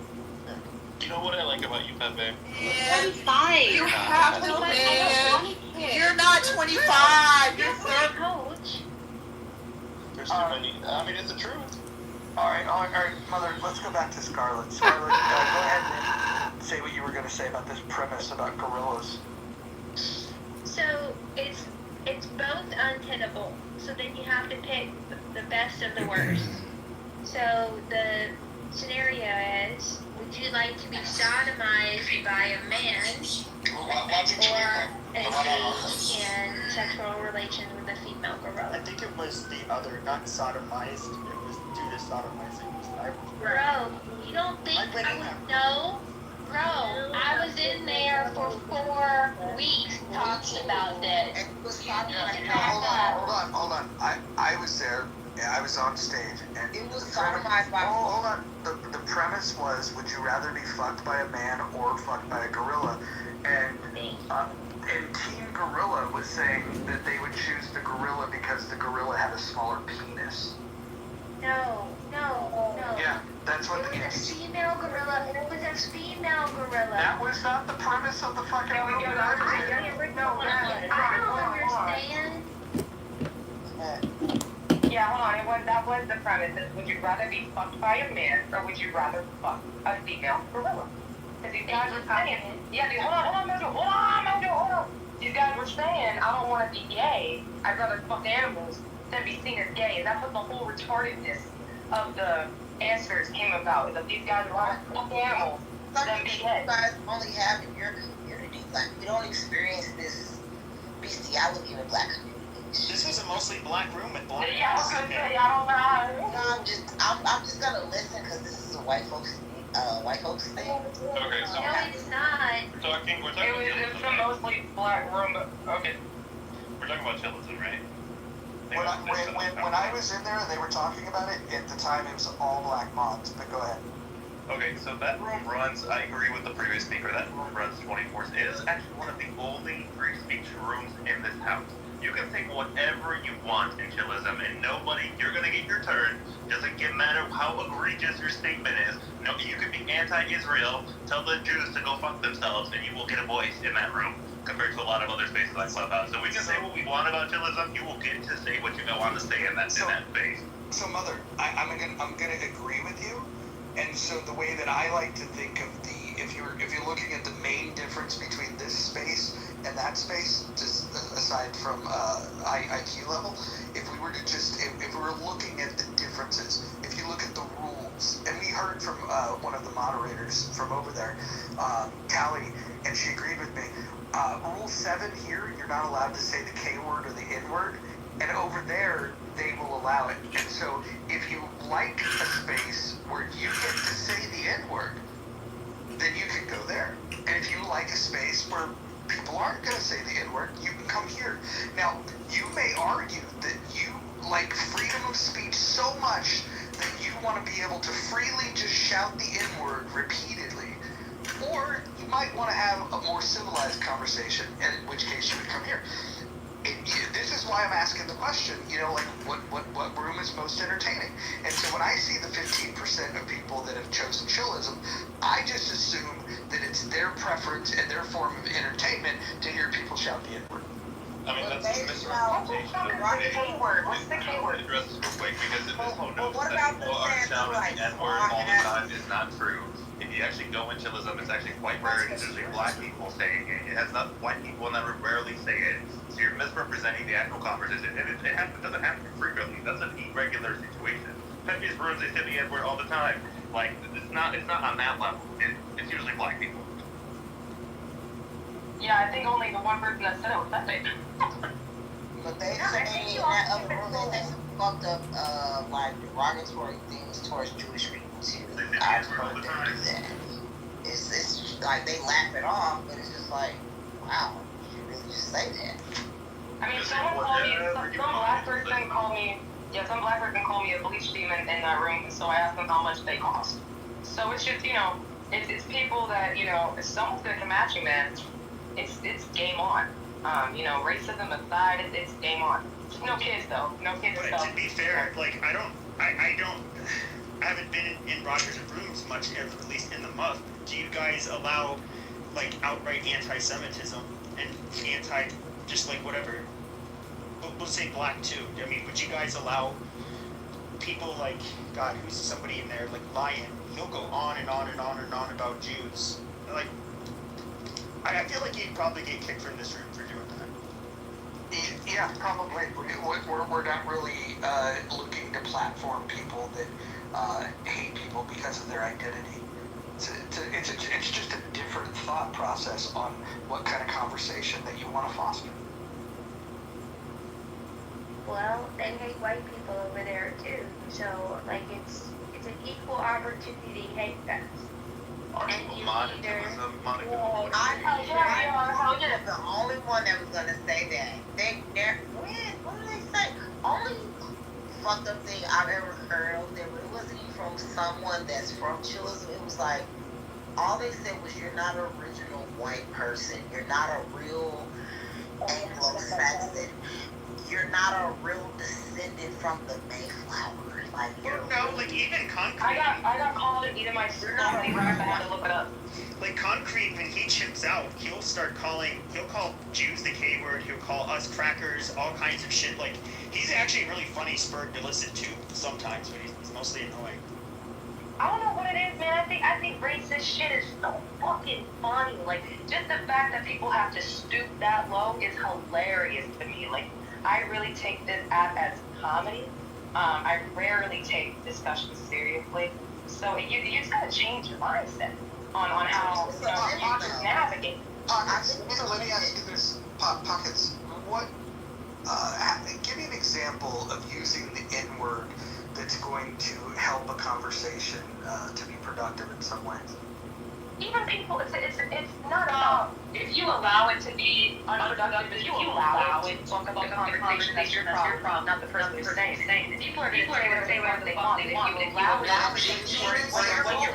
Give me an example outside of literature, outside of music, outside of movies, just outside of art in general. Give me an example of how the N-word can add value. I never said it is. It doesn't. Okay, so if we could identify that it doesn't add value, and it can add chaos, it has no value, can add chaos. Why would people advocate for people being able to use it? The same reason people advocate for firearms and gun rights. Well, black people. The thing is, though, hold on. I want to just address that. Come on, what you just said was the stupidest thing I've ever heard. No, it's not. Oh, yes, it is. Yes, it is. So first of all, owning a firearm allows you to defend yourself. Using the N-word allows you to create the kind of conditions where violence takes place. Like honestly, Pockets, I like you, but that literally is the dumbest thing I've ever heard, ever. I hear you. My point is that people fight for things that cause chaos daily, whether it's a word, whether it's a gun. People fight for that right to be able to do that, whether it causes chaos or not. It's the problem that people allow it to get to them. This is a fucking app. You can leave quietly, you can get off this app, and you can go do the things that make you happy. If someone is talking shit to you and saying all these things, and you're letting it affect your day-to-day life, I don't know, man. Like, it's just, to me, I believe, and see, I believe, yes. Pockets, this is cool. So you're saying what I said, which is, if you vote for Chilism, which is at 14% most entertaining, you are voting that you find the N-word entertaining. And for the people, the 61% in the muff, they're voting that they find it more entertaining to not use the N-word. I would just say this. That's a misinterpretation of the space. I don't think that's an accurate reflection of Chilism. Roger, if you... I don't know what Chilism... That wasn't a good question. But Roger, I do think there's a usefulness for it. And if you're in primarily black rooms, when somebody uses that word, there's an image that will pop up in their minds. It's generally going to be somebody low class, uneducated, irresponsible, criminal, just not a good person. And black people will intentionally use the hard R to refer to each other when they think somebody's just like their behavior is atrocious. In a negative context. Yes. That's fucked up. I think if somebody's acting like that image in your mind, hold on. Your piece of hewlett at Bacon is thought out. I'm gonna ask him to hand the mic straight to you, okay? I promise. And I would say that, like, when you have black people, that image that we can all think in our head, we all are able to do that. When somebody's acting like that, it kind of does drive the point home. Like, hey, you know what? This is what you are. And that's fine. I don't really see the big deal. I think it actually hits home and it makes it a really succinct point. Recognize. No, They call it Nancy, recognize now. you're that. You already are. No, Sean, it's your turn. All I was gonna say is that I think the question should have been asked to Parkinson's. I mean, okay, how does she feel about when she hears the hard ER? Okay, it's fine. But sometimes you have to make it a little bit more closer to home and relatable. How do you feel when you're in a room and you hear some people say cracker or hecklewood or trailer park trash, you being amazing? When you hear shit like this, how the fuck? What the hell is a cracker? She's asking me a question. No, Kevin, she's asking me simple. Fuck, damn. I don't think she was asking you. Yeah, she definitely was. I was saying that should have been the question because that way you can say, you know what, nah, that doesn't feel good. Like how y'all said something like, oh, when you hear these words, how does it make you feel? I can tell you how it makes you feel, but it doesn't like fuck with me like that. It is, I get what you're saying. It's an L. I can log off. I can remove myself quietly. I have done it before because it's not that serious to me. It just lets me know who the fuck you really are and how the fuck I interact with you. Because I know you're really a racist pussy prick. Hold on. Yeah, no, hold on, because I'd like to respond to that real quick. Pockets has to talk. Oh, yeah, I do. Women can speak in here. Go ahead. Really quickly. So we all know that N-word and other kind of words, but especially N-word, has a rich history of everybody knows that. So when you use those other words, that doesn't have that. They don't weigh the same for some people. So if you're using that word, he likes to use that word. If you use that word, you're definitely trying to create something that isn't valuable. You're trying to devalue another person based on your judgment of people, putting them in a broad sweep package of just it's just an ugly thing to do, because I know plenty of people that are of the tint that's my color or darker, right, that are not the broad sweep that you're using when you use that word. So I would like to say that I said individuals with certain characteristics. I didn't say all black people. I didn't finish talking. Did you just call me a fucking idiot? Oh my god, please finish. Time on paper. I think that's what I heard. What is call me? Just please finish. Don't even address it. Don't let it get to you. Please finish. Oh, you know, get to me. I'm just asking, Mojo, is there a rule? I think that's what you heard. Well, hold on. Everybody just called me a fucking asshole in your room. Yeah, no, we don't have specifically, and we're trying to draft the language around personal attacks. Yeah, we're trying to figure out the right language about personal attacks where, because sometimes it's entertaining to, but only if it's mutually desired. Like, so. Thinking about that, Mojo, you cut me off. Yeah, that's a violation. So yes, he violated rule number 5. So if he can remain muted and you can finish, go ahead, Tom. There you go. So, I find you very small-minded and a small person, Pepe, because you have to resort to this name calling, because that's how you think about yourself. Whenever somebody does that, it's more about them than it is the person they treat you.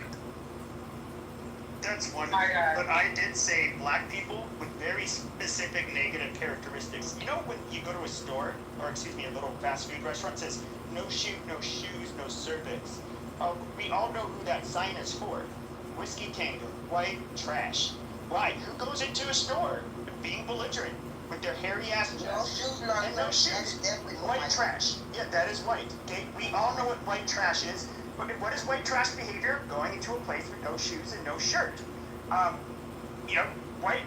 There are people that are white trash. If it fits, it is perfectly reasonable to call them white trash. I do it all the time.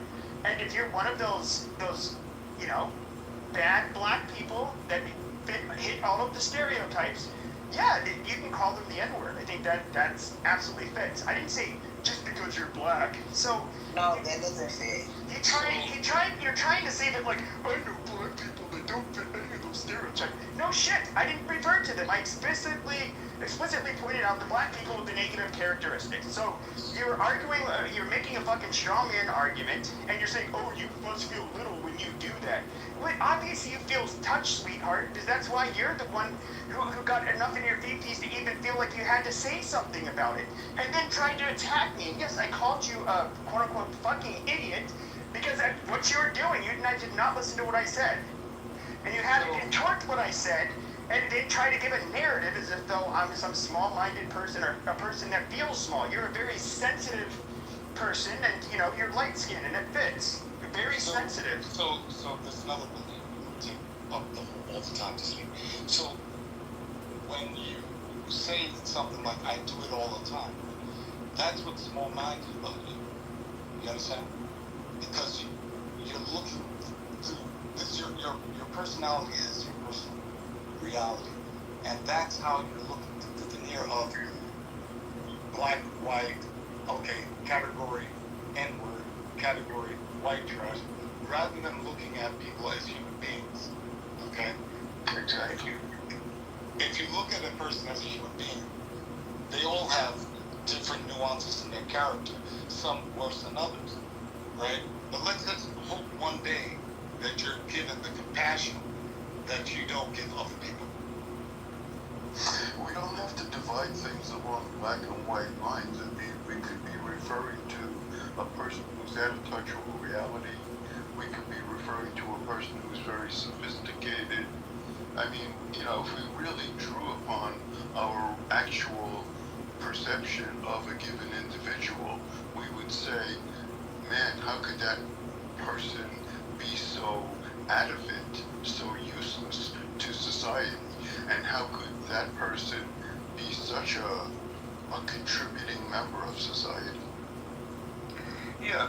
So you want to lean towards your best nature rather than your trashy nature, right? And then you look at society, and you want it to be a reflection of the herd, the masses. Here on Clubhouse, as you can see, that is the reflection of the herd.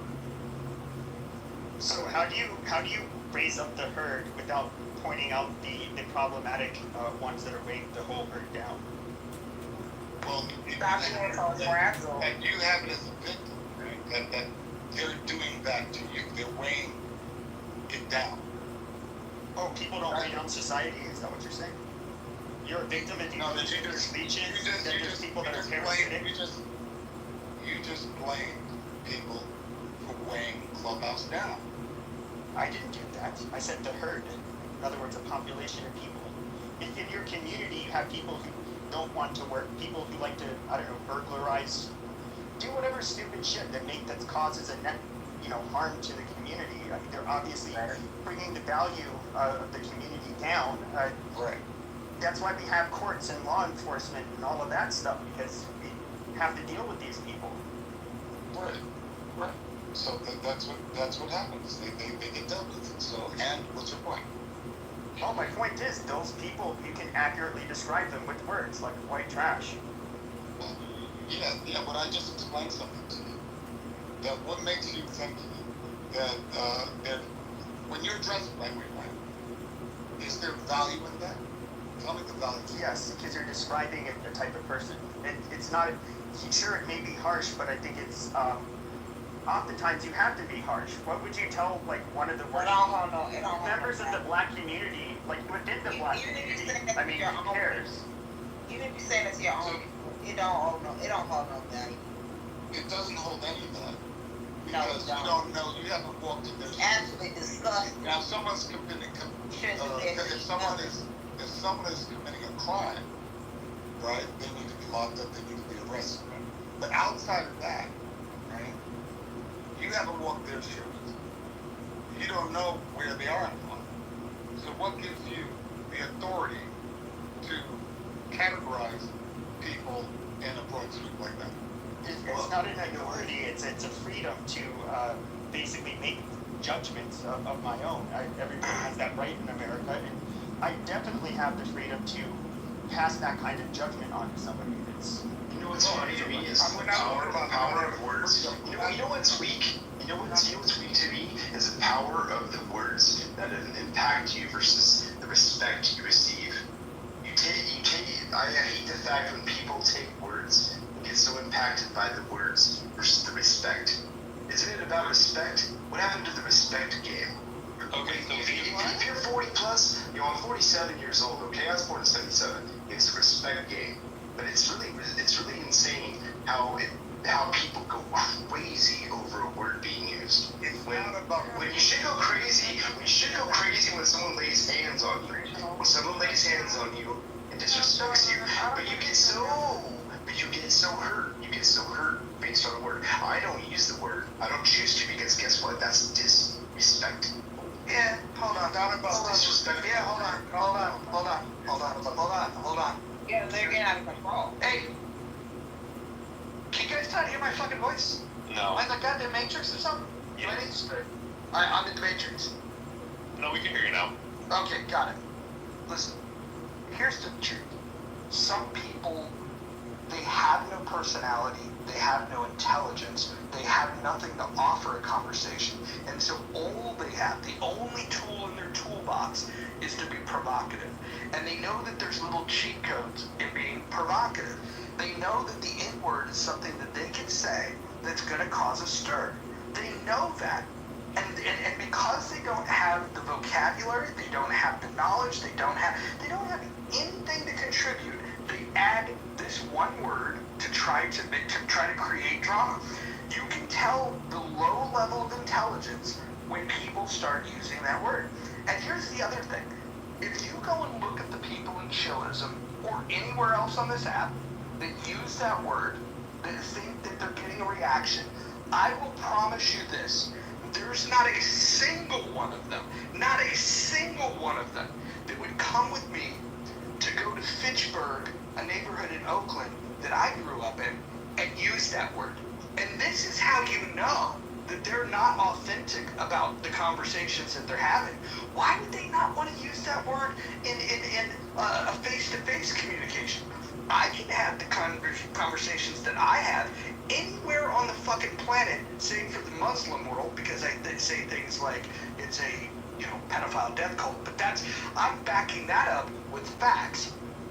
If anybody wants to have these conversations, I'm just gonna say this.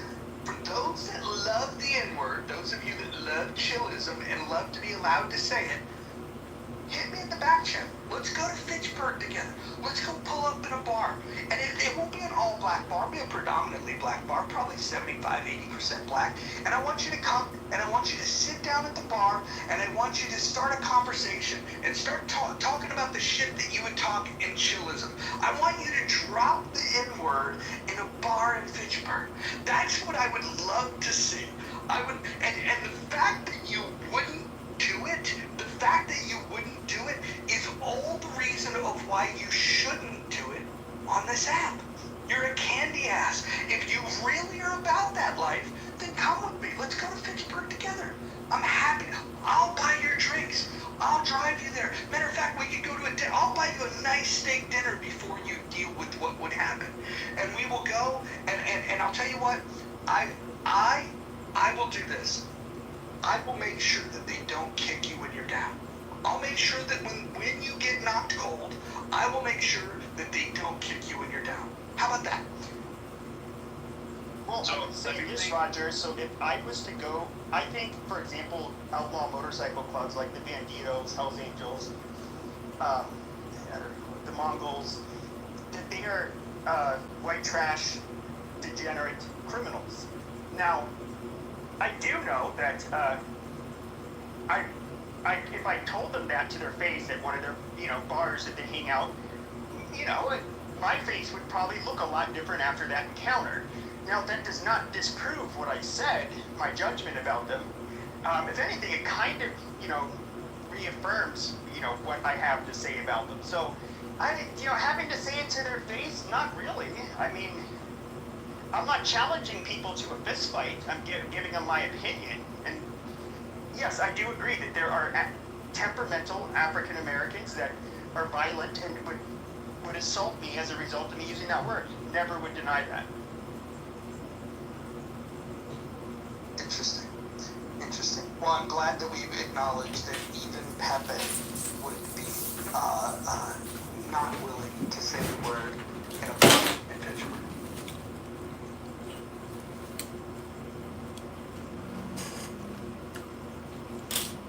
Yeah, I still think we are looking at this wrong, but I wonder. You want to come to Fitchburg and say it? It's not the fact that I want to say it. It's never been my desire to say a word that has historical roots in oppression of a people.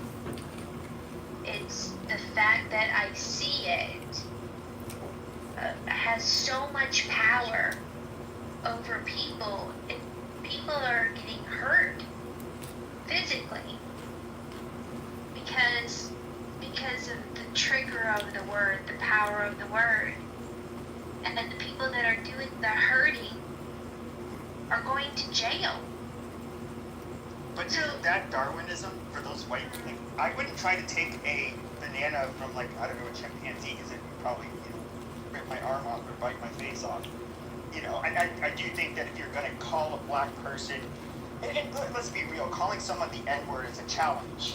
It's really disrespectful. Just like if I was to walk up to anybody and say pussy, like while looking at them in the eyes, there's a good subsection of men that are going to take that as a threat and a challenge, and it's going to become physical. Same thing if I insult your mother or your wife or girlfriend. There's things you can definitely say to people. The N-word's one of them, where you're basically testing them. And I don't think any smart person's gonna go around just calling people names. I don't go out of my way to. I look at guys and maybe they have an ugly girlfriend. I would feel zero compulsion to tell that guy his girlfriend's ugly. I mean, just because I think it doesn't mean I'm not about it. Why do I need to tell them that? It's not my place. You said you do it all the time. What kind of person's gonna walk by a fat person and say, Probably. what a fat ass you are? No one does that shit. If you do, then you're a fucking low-life son of a fucking bitch or whatever the fuck you are. No one's gonna just go and do that. Again, it's about respect. Who's gonna be disrespectful if you're disrespectful? Black people would never disrespect me in real life. Like, No, black people Sean, never go out of their way to disrespect me. No, hold on. Like, here they do, but not in real life.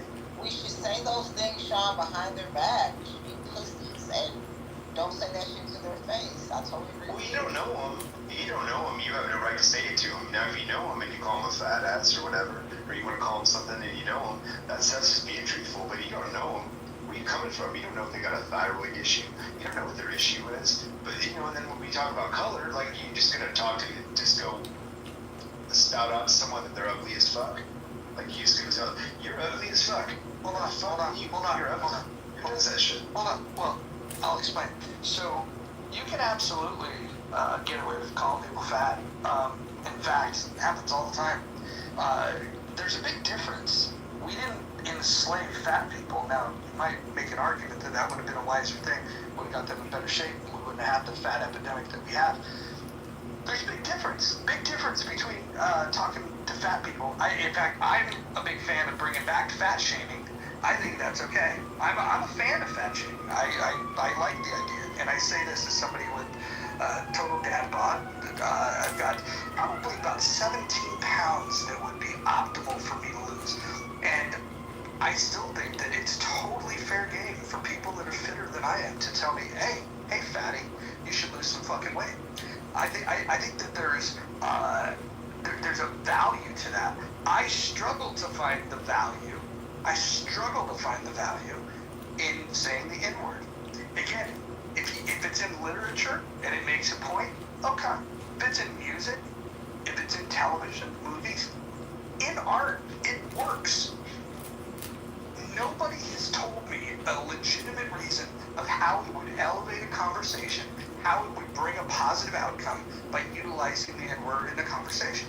Nobody's brought that. All they've said is that we should retain the right to say it. That's all you got. So people fat shame me, I will Cash App open for Adobe.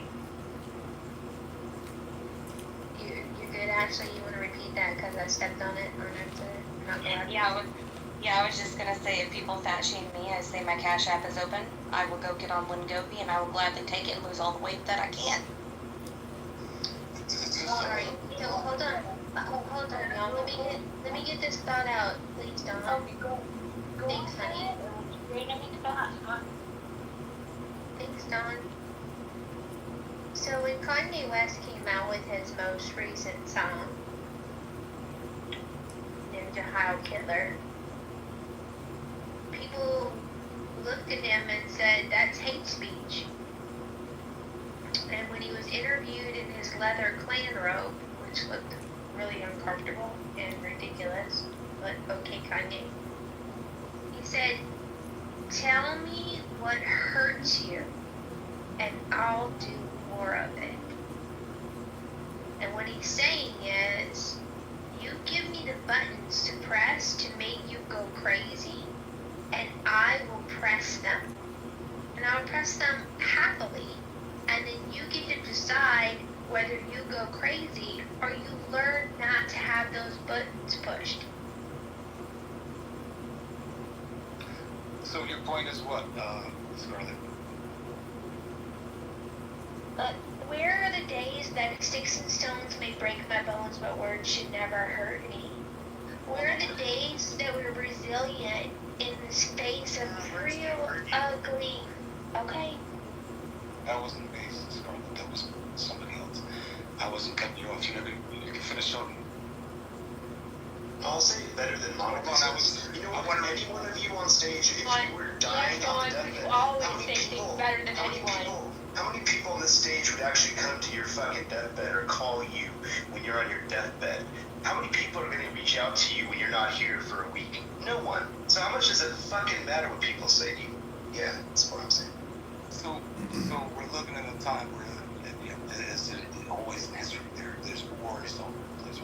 So you go to Ukraine, Russia, you go to Gaza, and these are the kind of small conversations we're having. Right? Now, I'm not saying that the discussion is important, but the people that are wanting to hold on to this word that so many people are hurt by, right? It says a lot about you, right? I personally don't let any of these words bother me at all. Doesn't say anything about me. You don't know me. But to think that the way you wake up is, your mind is really twisted. Just think about just your judgment of other human beings and putting them in a box all the time, rather than what contribution can you do for the day to make this place, this country, a better country. It says a lot about you. You're very small if you're doing that, especially if you're doing it every day. Well, I'd say this. I agree with you. In fact, I want black people to continue to gatekeep the word and to get really mad and insist that it, under no circumstances should it ever come out of a white man's mouth, because you literally continue to give me the power to say a word that makes you guys chimp out. So that's lovely for me. Now, if you guys were just like, oh, no, it's calling Sandra, brilliant, and then they just like move on, then it's just kind of like, I feel like the small, insignificant dumbass. Now I feel like the tryhard who said this little naughty word, and it failed to get a rise out of anybody. I feel like a retard. I'm gonna stop using that word, because I just made an ass out of myself, because you guys just glossed over it like it was insignificant, like it didn't matter. That is actual power. Getting mad is actually gives somebody like me a lot more power over you than if you were to just not care. That is the ultimate power. That means I can say nothing to you to make you lose your fucking shit. You don't even care. That's the ultimate form of stripping somebody like me, using that word, of all their power. Not caring. Like I'm just a fart in the wind. I'm nothing. The word means nothing. It came out of my mouth and it means nothing. You just took my power from me. Alright, hold on. Everyone hold on. Everyone mute up. Everyone mute up. So, Pepe, are you saying that when you use the N-word, what you're doing is trying to accelerate a post-racial society where the N-word has no power. Is that what your goal is when you use the N-word? No, it's for entertainment. May I interrupt really quickly to give I have no further questions, Your Honor. Mojo, that Madam Christie has arrived on the stage. No, honestly, like, I'm not gonna be long, but it feels gross to hear people, like, they're defending same words that were said right before Black Americans were killed. It's really sick. I'm not trying to, like,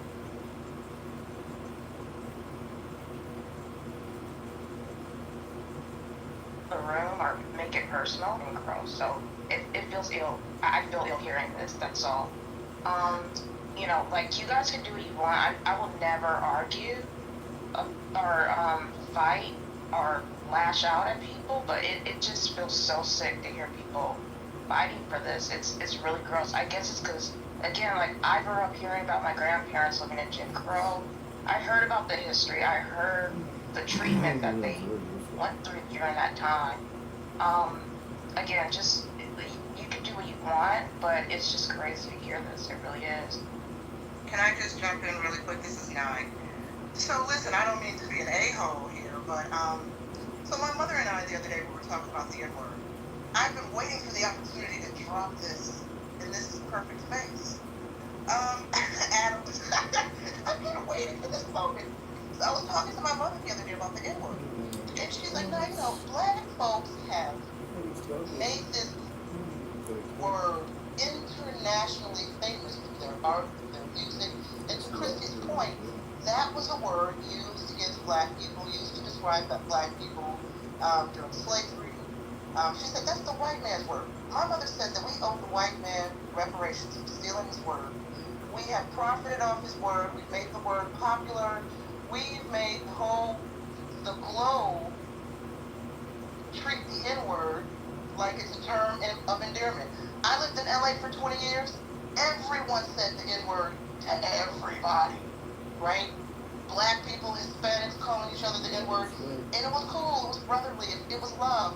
My mother says we've profited, we've made trillions of dollars using the N-word in our arts, music, TV, etc., etc. And because of that, we owe the white man money because we stole the word from him. I'm done. Brilliant. Can I just say something? Please do. So I find it very fascinating that interchangeably in the argument of why it's okay and why it's not okay to be using this word, and especially in the context of disenfranchisement of, one group of people over another, it's very, very, very strange to me that a lot of people during a workday spend time about, talking about who's able to use the N-word, who's not.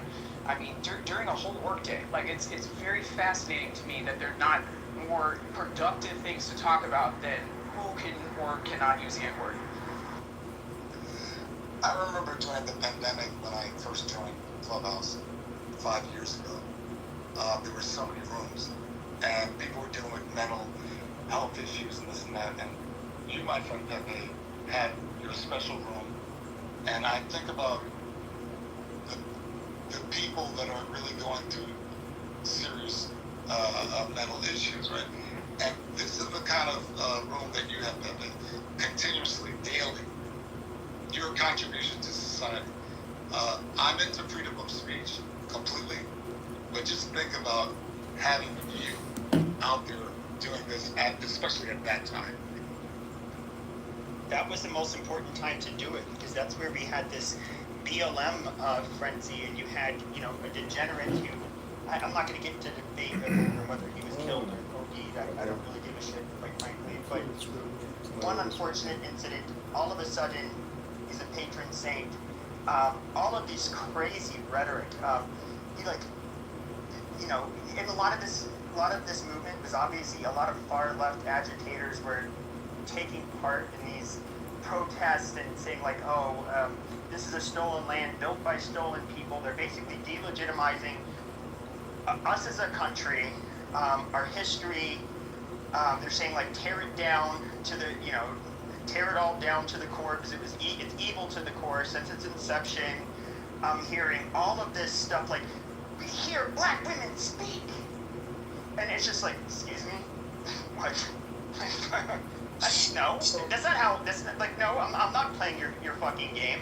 And we're hearing, you know, basically like a lot of what I would say was like blatantly anti-white rhetoric. And no, I actually think that it was very good that some people like me were speaking up the way I did. And one of the things, in kind of what's, I've been doing this for, is what you're saying. Yes, but I would say one of the reasons, you know, starting 2 years ago after the changes on Clubhouse, I go onto places like X, I go onto other platforms, like the shit I would Is there a think. time limit, Mojo? Okay, can you just shut the fuck up? I didn't interrupt you. Well, there's a time limit. Amazing. But I didn't interrupt you with your retarded fucking, just dude, stop. Hey, this is a legend you're talking to, an icon. I don't know, words about. Okay, then just shut the fuck up, and I'm wrapping it up. I'm wrapping it up, just shut the fuck up. It's a time. I don't care. Do you want me to ask you if there's a time limit over and over again while you're speaking? Like, please.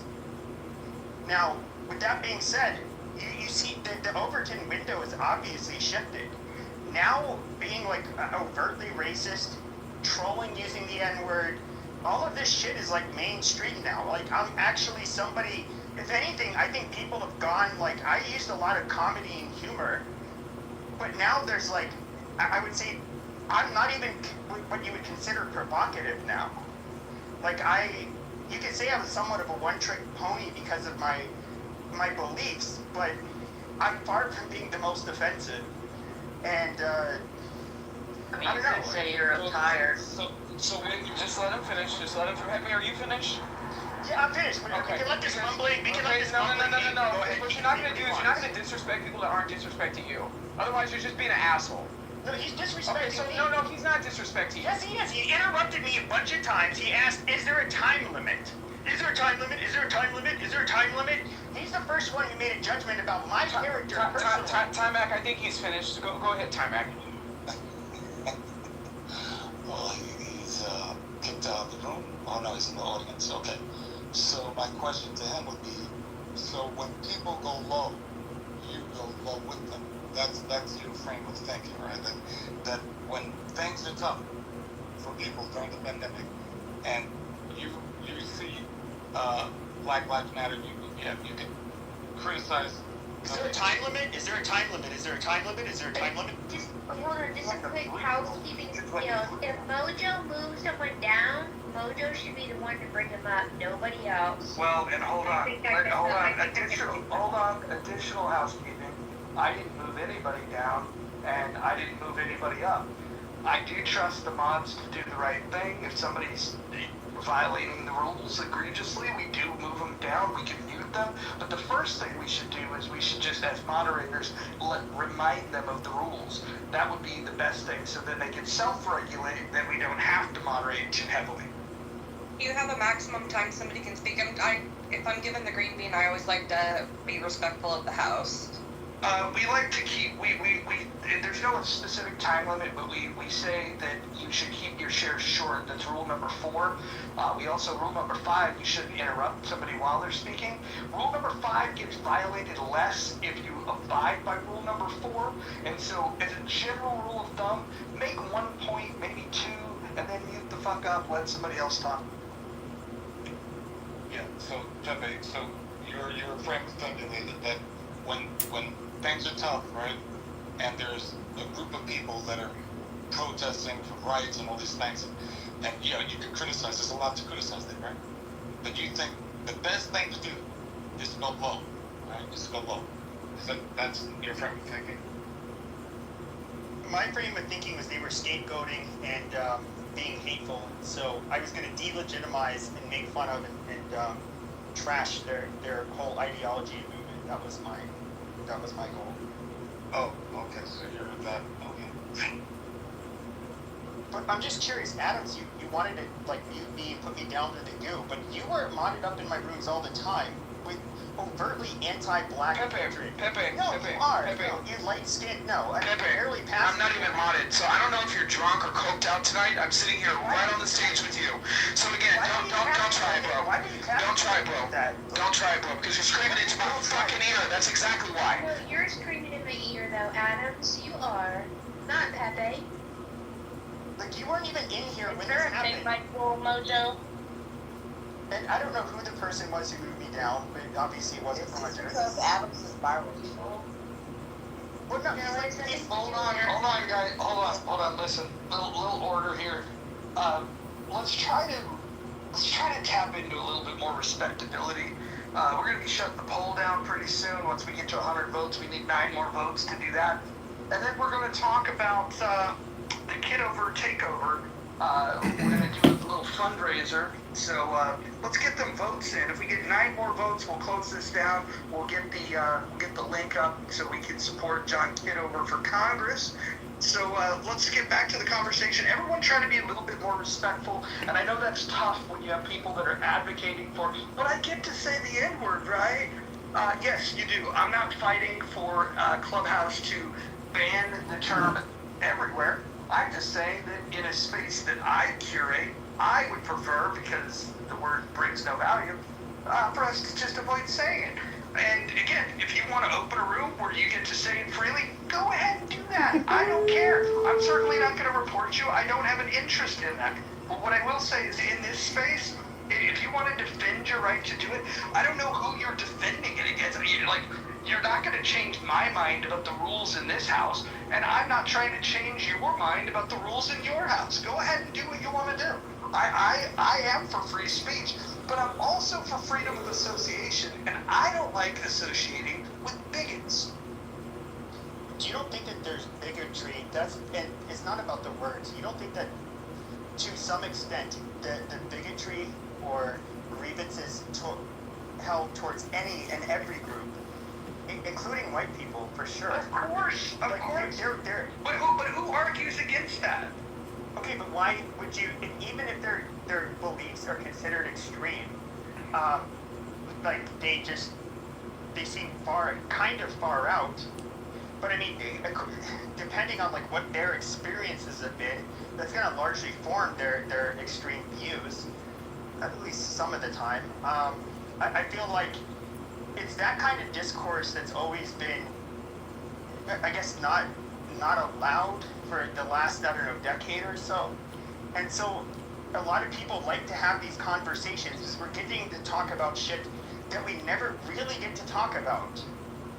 And, you know, we were basically, the boundaries were always set for us on like social media, for example, of what is acceptable discourse. Now, those lines have kind of been removed. And I actually think that it may not look like it now, but I think it's kind of a healthy thing.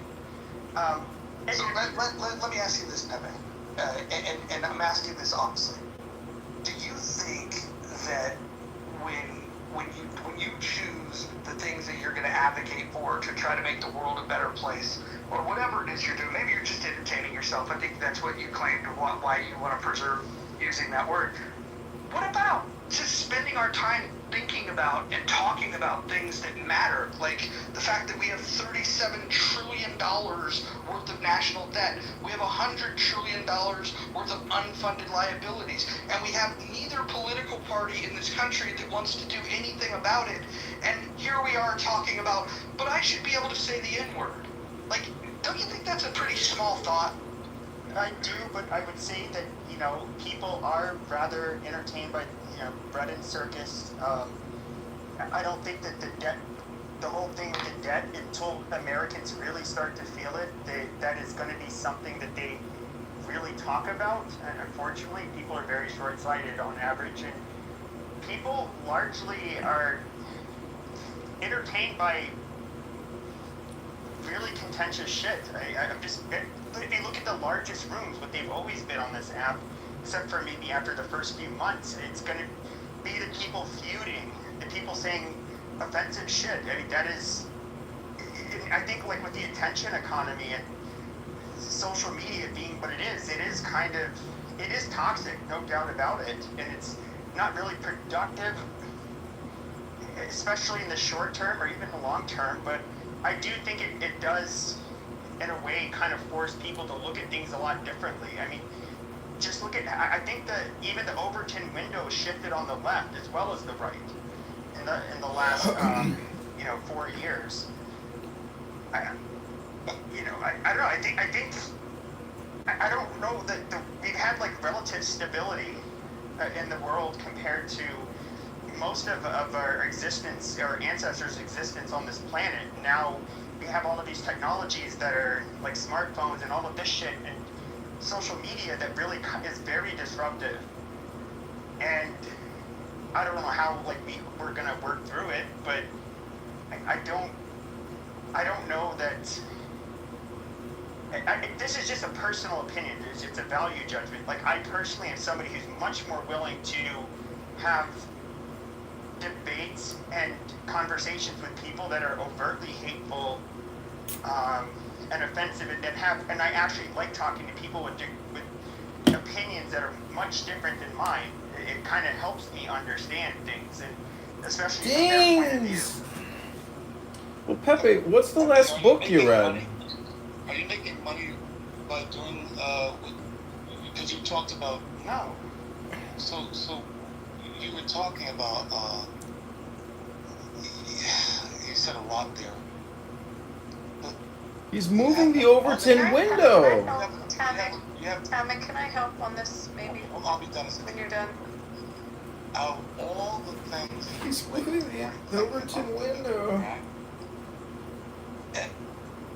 You're not making money from it, right? And you've spent hours on end, right? Of all the things that you can do to contribute to humanity, to society, don't you think there's a better thing to do? Because it doesn't seem like that's a happy life, to just point out the low ends of people. It just doesn't seem like I'm not judging you, I'm just saying. Well, I see the differences between people is what I'm most fascinated by. I generally, when people think a lot differently from me, it's like, I wonder why. I don't get it, but I don't understand why they're saying this. And I like to listen to them. And, it can take a long time to kind of understand how they formed their opinions. And there were I was very overtly hateful. Pepe, the fascinating and intelligent young man. But a lot of these people I would curse at, I would say horrible shit to. I kind of, like, when we don't talk about political or religious stuff, I actually find that they're very decent people. But they have very different... intellectual just, there's so much different. I don't want to get into it. The reasons why they have this, and a lot of it is religious, but there's a lot of other stuff too. And just even, and it's not just like with them. I mean, I would just say even when it comes to racial or depending on what part of the world you come from or what class you are. Somebody who's genuinely fascinated by that stuff. But aren't they influenced by leaders in the country? A lot of these countries are very poor, right? And no, not always. No, Qatar's not poor. The richest countries in the world are Muslim. No, not yeah, but who owns? Yeah, they're the richest countries in the world. Okay, and no, when you go to the Emirates, it's not full of poverty. No, not and nor is it Saudi. There's a lot of countries there. Yeah, but those aren't, and they're the richest countries in the world, and so is Qatar and Kuwait and Bahrain. So you're fighting for... No, but I wanted to make a comment about Pepe, because I'm going to come from a place you're going to be a little shocked. Because I speak... Okay, so I'm just going to tell you, I speak to him, I'm a minority, and I'm actually in the business of tracking. I track hate, I deal with hate, I fight hate, and I get... She's a hate tracker. My life's work now. It's what I do. And I talk to him, I'm in rooms with him often. I know when there's people that really hate and really act on their hate, and they do things in the real world that perpetuates hate and to hurt a group or to hurt people because they're of a certain minority or background. And I do believe him. He talks to different groups on here. He comes in the Jewish spaces. He talks with us. We talk about our issues. We talk about our political issues, our issues in the United States, our issues abroad. I can just tell you my experience. There's when someone really has hate in their heart towards you. You can hear what they say. You go in Amir's room. You can listen to what we have to listen to real hate when we're in there. So I'm gonna say that. Okay, but no, I know why it started. I'm just telling you my own anecdotal experience. And I have a lot of conversations with people, and I try to see what's really behind them. And I talk to people that I never would believe I'd be talking to. And I gauge it. So you're black, Abby, or you're black? No, I'm Jewish. I'm a minority that's being attacked incredibly right now. I'm 2% of America. 2%, and I'm 900% increase in hate crimes. And I'm dealing with hate in my community like at leaps and bounds that is just astronomical. People being burned alive, being shot, murdered, people waking up to swastikas, waking up to death to Jews, waking up to kids. Okay, Tammy, that's not what this room's about. I'm just telling you, I can tell when someone really has hate. And that's not the dialogue. I'm not gonna. You can talk over me if you'd like. You can challenge it. I'm telling you, go in Amir's room if you want to hear hate. Okay? But Pepe comes to Jewish spaces and talks with us. Okay, never mind, because you're not. Why were almost all of my boss and my following? I can't. You're cutting me off. Number one, which is rude. Hold on, guys. And I don't give a shit. Everyone hold on for a second. Listen, Abby, let me ask you this. If you could go into a room that bans the N-word and the K-word, do you think that would be an improvement over a room that allows you to use those words? Of course it is. That's not what I'm talking about. Right. I understand that. But the part that you're missing. No, hold on. The part that you're missing about this conversation is that the whole reason we got on this topic is because Pepe and a few others are advocating that it's a good thing if we have this space to be able to have their free speech, to be able to say the N-word and the K-word. And they reject the rules because their preference, and you can see it in the people that chose in the chat, or not the chat, the poll. If you look up above, chillism is a room where they allow you to use the N-word, the K-word, whatever word you want. And then in the muff, we don't allow. Pepe is pro N-word, pro K-word. He wants to defend the right to use that, and that's what this conversation is. We're not talking about the hate groups. We're not talking about all those things. The fact that people are coming to Pepe's rescue to say, well, he's a benevolent racist. I think that's problematic in my mind, because benevolent racists become malevolent racists. But that's not true. Our sticking up for chillism, they can call white people whatever they want, Jews, blacks, it doesn't matter, Arabs. They're very harsh on Muslims in there. You can say whatever you want. It is a lot of people like Douglas, what is his name, Goats again. As he referred to it as zoo, which is kind of accurate. He allows people to say whatever the fuck they want. When that happens, though, there's like strong pushback from every side, and so I don't think it's like a hateful thing when you have. You can say it's very offensive, and you have hateful people in there, but I think that one of the things I do like about chillism, which I rarely go into, and I do think Pepe yes, is a they dumb. give It's these okay, there are a people lot with of odd Pepes out views there, but stupid ways to that tell are his rampant capable on and campus. offensive, the ability to speak. And I understand, like, not every platform should be that way. Most people would probably prefer not to be in an environment where people can just say those kinds of offensive things and use those slurs. I completely understand, but I absolutely support the right of people to be able to have the platforms to do it. I don't even see much harm in it, and it's not an echo chamber, and you know that, I think, Roger. Everybody fights with each other on there. There's no, like, leading ideology in there.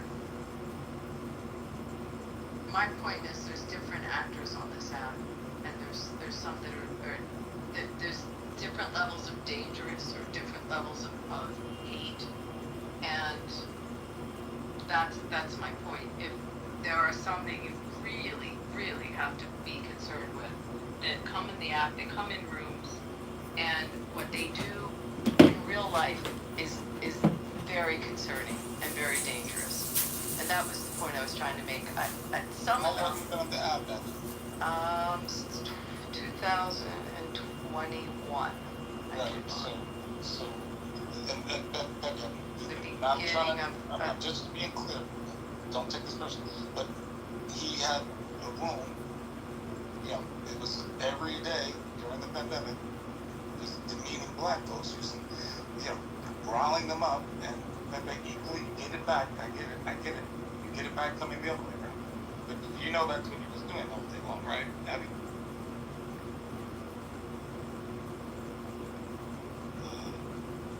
Abby?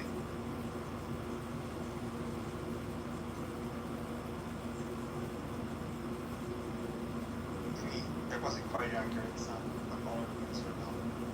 to be fair, I'm not creative enough to come up with, like, the room titles I had.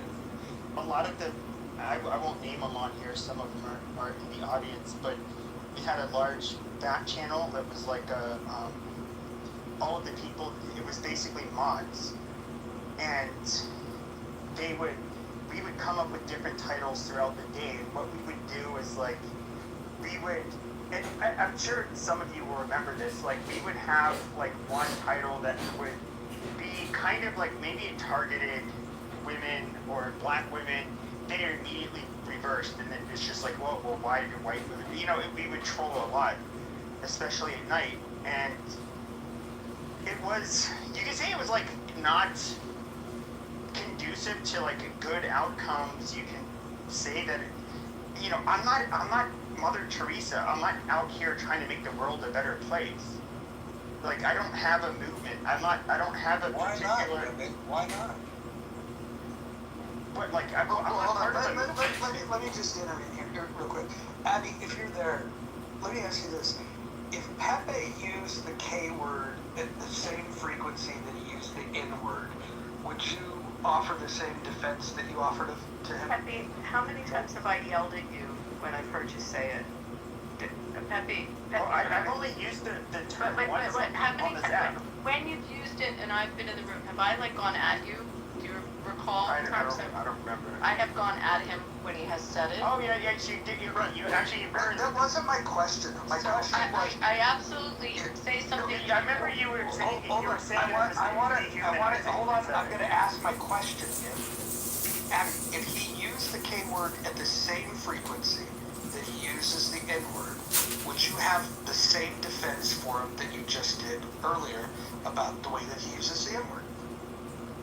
I specifically, okay, so let me back up and say that when I'm in spaces with him, I have heard him use it. I've heard him use both words, and I've said stuff to him. I don't like hearing either. It's not something I'm comfortable with. I usually, if he's in a space doing that, I'll leave the space because I don't like hearing it. I'm not comfortable with it. I'm answering the question. I leave the space when I hear it. I don't like it, or I'll call him out, which I've done.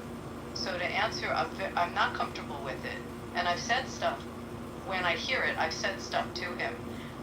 All I was pointing out is there's people that are that really are a danger that are on the app, and I think Nobody's doubting that. Nobody's that doubting that. needs It's- to, in that fact, needs to be yeah, called out when that happens, and they come in our rooms. Well, look, there's no doubt there's a fucking room on this app where they sex traffic and they plan for terrorism, and there's even a person that's in this room that agrees with all those people. I agree. There are levels to this, and I agree that there's people that are far worse than Pepe.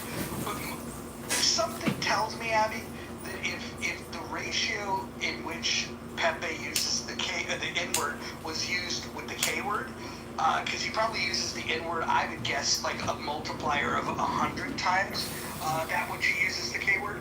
If he was to say the K-word, I would imagine, because of the work you do, because of your community, my guess is that he would bubble up as a bigger concern than what he is. And I'm just curious, like, why can't we hold a standard where, you know, when people are utilizing it, and again, if they want to use it in their room, dude, I'm for free speech. Like, I don't want the government to shut it down. I wouldn't even want Clubhouse to shut it down.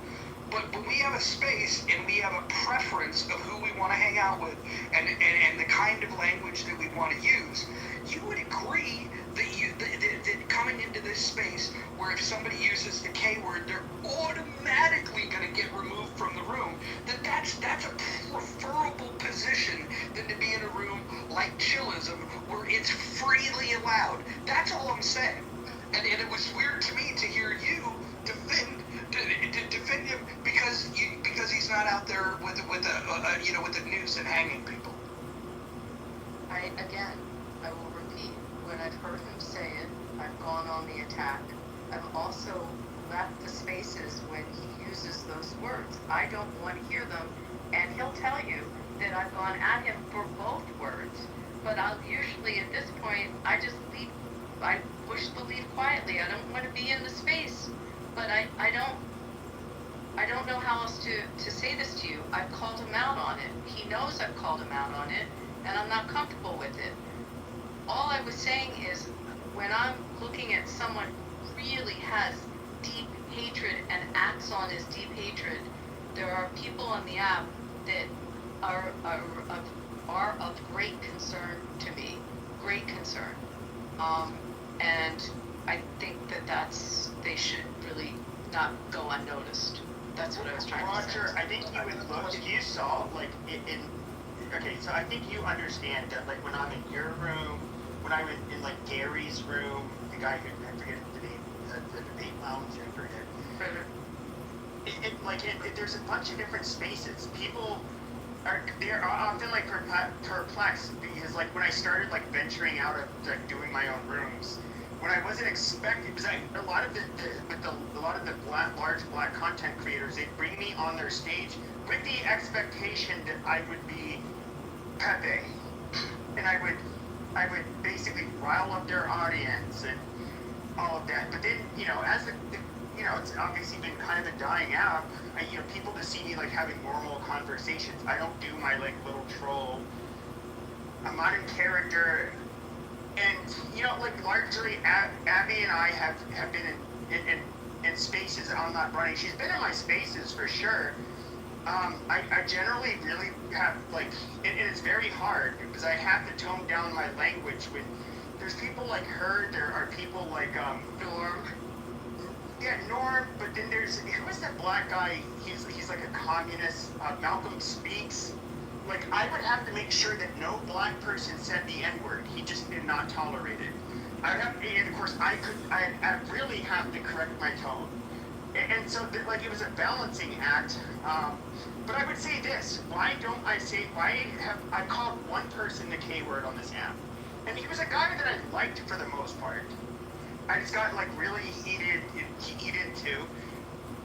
But Jews are not, like, attacking white Gentiles on this app, calling them a bunch of fucking names, saying how they're horrible, they're parasites, they're cockroaches, they stole our inventions, they did all of this shit. They're not, Jews are not attacking us. Like, there's not really a reason for somebody like me to really use strong language with it.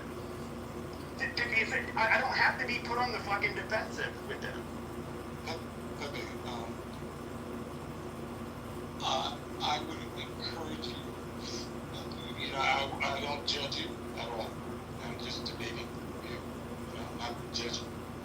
I would encourage you to refrain from using these kind of words because you may find something much more powerful within yourself that will be a contribution to society. Right now you're comparing what one race is doing more than the other and this and that. It's all sour. It's all sour. And there's enough in life to be sour about, right? So I wish you my very best, just as I wish every human being my very best. The only way you become your very best is by looking in the mirror and looking at yourself, not looking at others. So I wish you my very best, my friend. I appreciate the kind words, and I do agree that ultimately my life's outcomes are up to me, not other people, and I think we kind of disagree, at least when it comes to... I do think that people like me somewhat serve a purpose.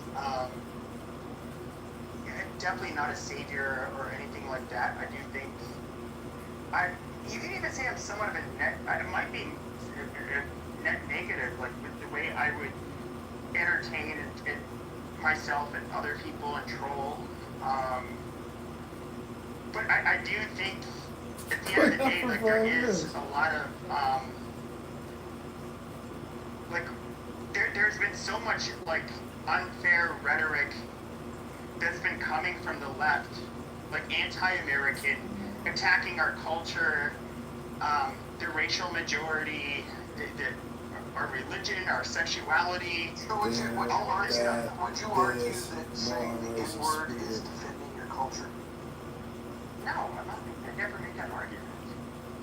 Well, then what's your point? Because the whole time your defense of saying the word, like why is that so important to you? Out of all the things that it's not important. Some people want to help animals. Some people want to go and fucking plant trees. Everybody's got like something that they care about. My curiosity is why does somebody care about defending the right to say the N-word? So, oh sure, on a scale of importance out of 1 to 100, that's like a 1. You asked an opinion, saying the N-word. I think it can be an accurate descriptor of certain black people, just like white trash is an accurate, depiction of certain white people. I personally, I don't really give a shit. Do I think that in certain spaces you should be allowed to say it? Absolutely. But what I never told you, Roger, is that you should allow it in your space. Chillism allows it. That's fine. But I never said you should allow it. And so, at the end of the day, do I think it's at least important enough that, and you even agreed with this, Roger, that other spaces should be allowed to say it.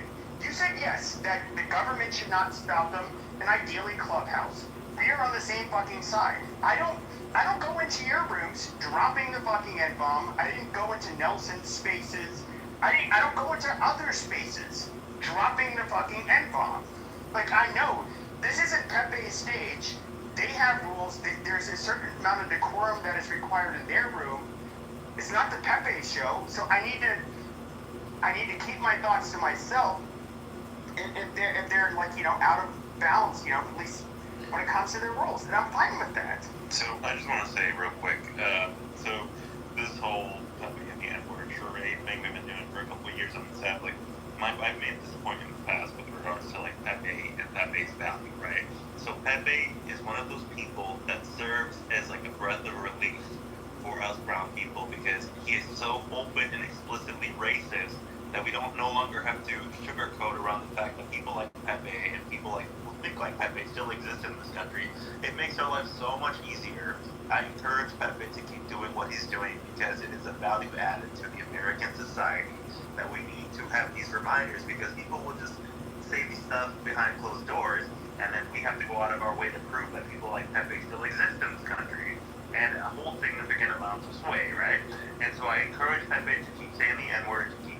rooms keep throwing trash at black people because we need people like Pepe. It makes life so much easier instead of the passive aggressive white people who would just casually talk shit about people of color in their little passive fucking tones. People like Pepe are important. We need honesty. ¿Por qué no te calles, Marico? If we can get 2 more votes, we can Sorry. get this poll down. Hold on. John, just hold on one second. We want to get 2 more votes. So we can get to 100 votes, and then that will be the official result. Oh, we need 1 more vote. We're at 99. Oh, I forgot. Can I say something else, Roger? I forgot my last point. Is it okay if I say it? Go ahead. At first I was like, this may be actually racist. And then part of me was like, maybe he's just an emotional manipulator. He enjoys the satisfaction of playing with people's emotions and toying with them and seeing if he can get a response from them. And then I was thinking, why would someone do that? And then I realized Pepe probably doesn't get a lot of attention in his real life. That's all I have to say. Oh my god, just because I said what I said in Spanish. Well, I like you, Pepe, but this is my honest opinion.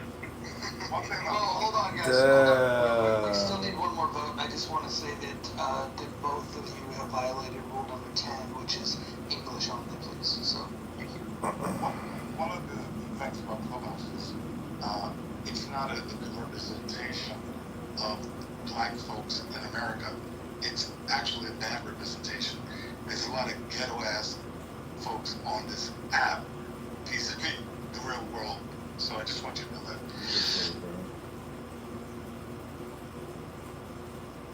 No, I agree. I've never, I went to school with black people, was friends with black kids. I'm gonna admit, I didn't, as an adult, haven't had many black friends. Shocker. Well, a lot of them were, I would say I'm more Hispanic. Most of my friends have been Hispanic, even in comparison to white people. Not to say that they're interchangeable with black people, but but with that being said, the black people I would encounter in real life, there are some, I've noticed some things in the black community where it's like, well, I kind of have some fucking problems, but my coworkers and the people I would go to school with, my neighbors, they were not a problem. I didn't really, most of us don't really think about this shit, I think, in the real world. Now, when I say, when I started working from home during the pandemic, and then I was bored and I could, waste hours when I should have been working and doing a lot of stuff, online, and of course, I started doing this social media shit 5 years ago. And I did see insane rhetoric I did not have to deal with in real life. And I would say my experience with black people online has not been my experience with black people in real life. Now, I'm sure a lot of the black people would probably say, you guys don't have white people going up to you, calling you names, denigrating you for being black. Just I don't have experience with black people just coming up to me and starting shit with me for being white. But then on this app, you're definitely you're going to get that, and I don't think anybody would deny that. Have you traveled outside of America, Bubba? Yeah. What countries? This is how lame I am, just Mexico and Canada. Okay. Alright, hold on. Before you go down this line of John, I'm going to go ahead and mod you if you could post a link where people can donate. We're gonna do a little, we're going to get people to donate here in a minute. Hold on a second. Tama, go ahead and finish, and then we're gonna ask the future congressman some questions, and then we'll get the donations going. Yeah, I got a question. Pepe, in your heart of hearts, what is the most, if you lived in a perfect world, what would be your main goal in life for people? My main goal in life for people would be that there are people who try, everybody has different capabilities. I'm just talking like even, it's not, I'm not speaking racially, but even like, if it's just imagine a world everybody's the same race, ethnicity, all that shit. People have different abilities. I do think, I have no problem with people earning more. I don't have a problem with, necessarily even income inequality in and of itself, but I guess the one thing where before the neocons or the new right, something that was kind of treasured was this, like, the American dream. People doing the right things, they go to work every day, they do what they're supposed to. Can they buy a home? Can they have a family? Can they at least just like get by and have a peaceful life? I mean, I honestly, I just kind of, I want the best for everybody in general. Like, I don't have a... So I don't have harmony, inspiration, these kind of things. Yeah, I don't want, I mean, obviously the less fighting, the better the outcomes for everybody. And I want to see, I don't want to see people struggling, especially if they're doing everything right. Like, I really, it's really, to me, sad. Just like looking at the price of, like, to buy a new home as a young person, the bar is so high now. And I see, like, the rift that you see between men and women in America, and just like how marriages aren't really lasting. Men and women are tearing each other apart on social media, and it's actually, like, heartbreaking. I did not have to deal with this shit when I was growing up, and I don't really, like, take a side when it comes to men and women. I try to look at people like if they were my brother or sister, and you had to make an accurate judgment about what kind of person are they and who should they be with. Nobody wants their sister or brother to get hurt, but they realize, like, if you had a shit. The cop.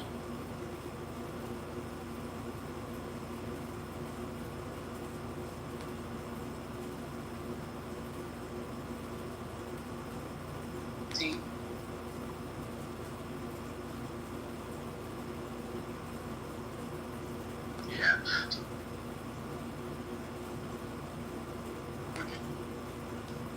I think you'd be much happier, and and everybody else would be much happier.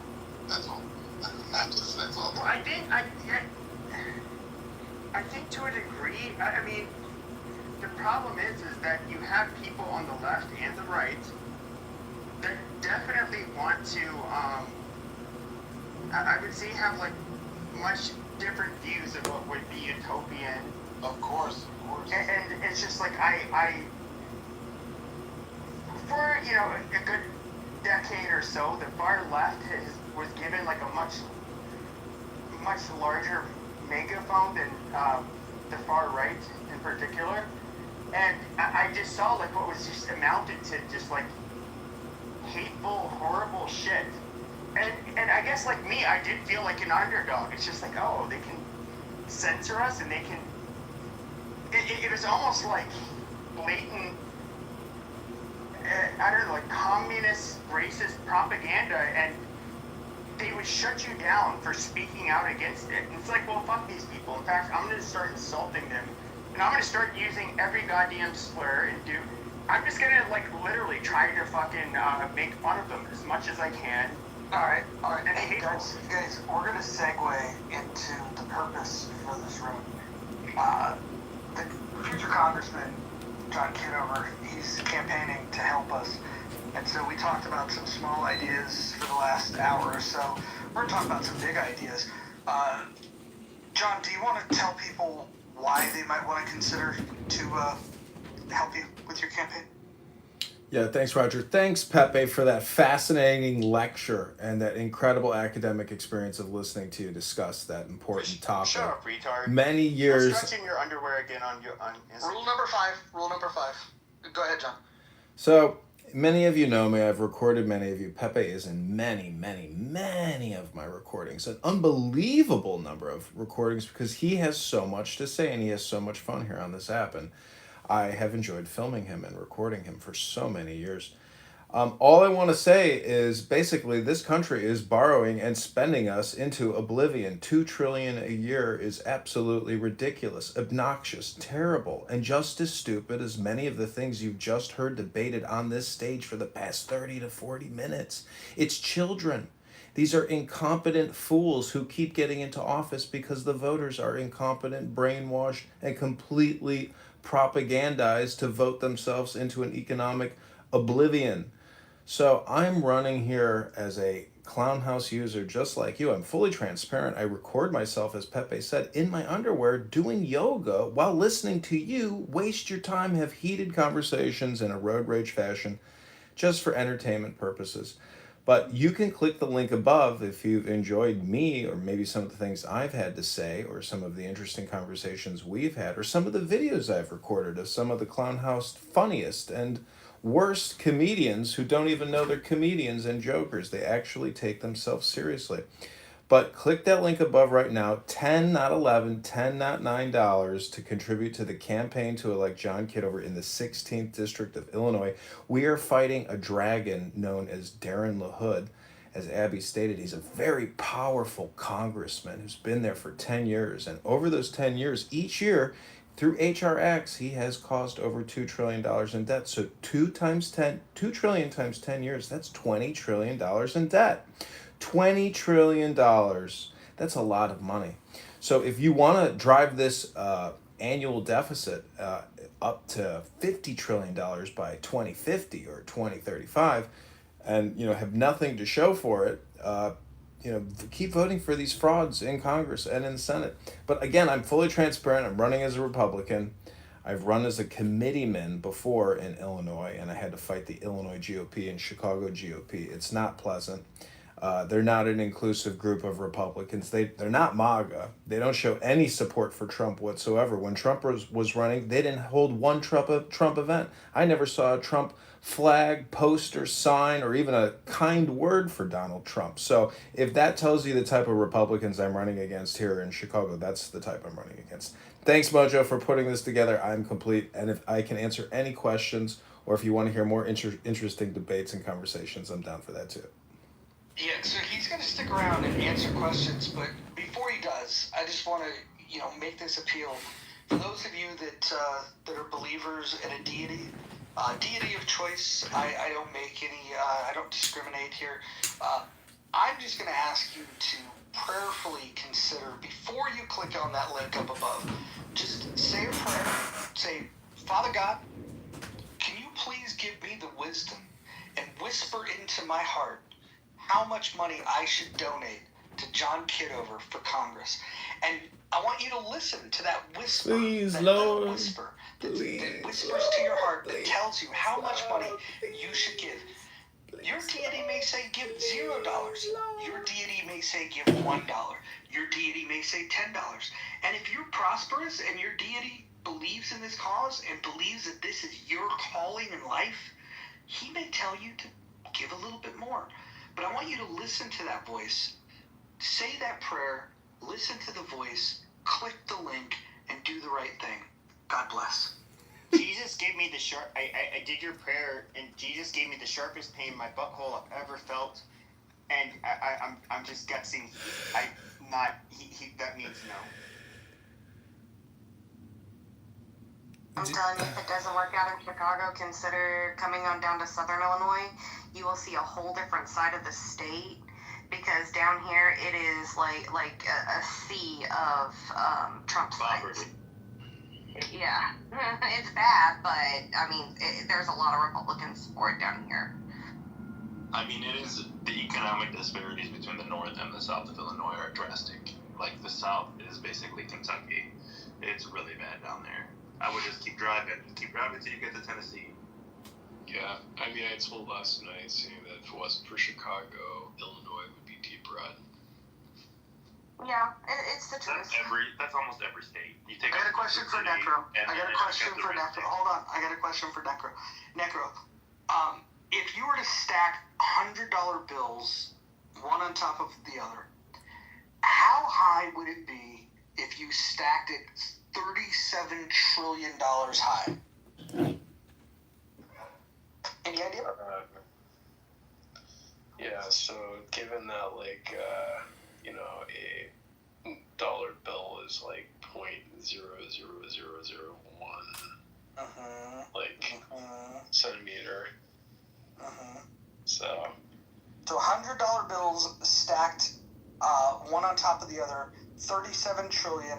How high is that stack of $100 bills? Because that's the debt. Can you go ahead and tell me how high it would be? it would probably go above my house. Yeah, you know how high it would be? It would be 25,000 miles high. 25,000 miles high. That's the circumference of the Earth. That's how much debt we have. And there's only one person that's committed. We get him on the ballot. He's going to do something about that. If you think that that's a crazy number, by the way, that's just the debt. Imagine the unfunded liabilities. I haven't even done the math on how tall it would be if we count the $100 trillion of unfunded liabilities. We've got a spending problem. We've got a borrowing problem. John wants to fix that. How much is that in pennies? How far will that go? There's not enough copper in the world.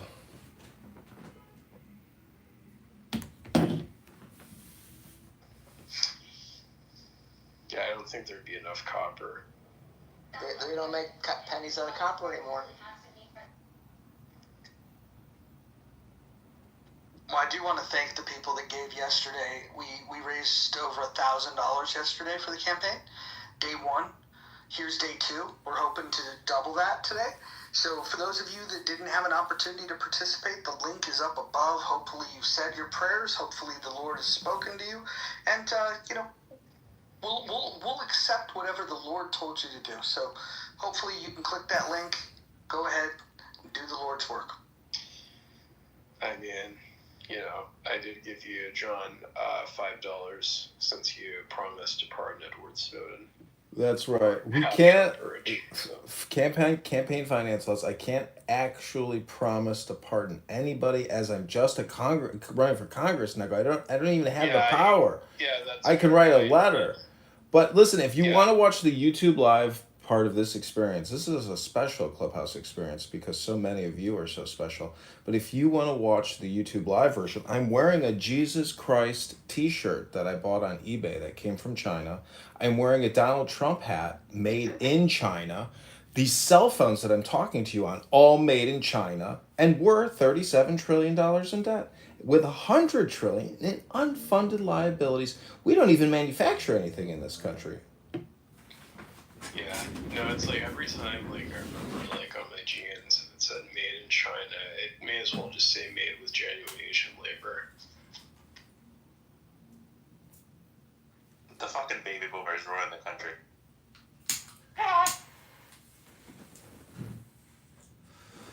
The amount of overconsumption we have in this country, like the amount of shit that people have, like I literally see online people having like 80 to 100 per week, bro. Like just stacked. Like I'm just like, it amazes me how much shit people buy. That's just so cool. It's just like, like boomers, it's just like, they just want to go back to the good old days, where, like, yeah, but they can't go back to the good old days because they're too old and they can't surf and do the cool shit they did because they're in like wheelchairs and not very mobile. But I do want to ask you a question, Mr. John.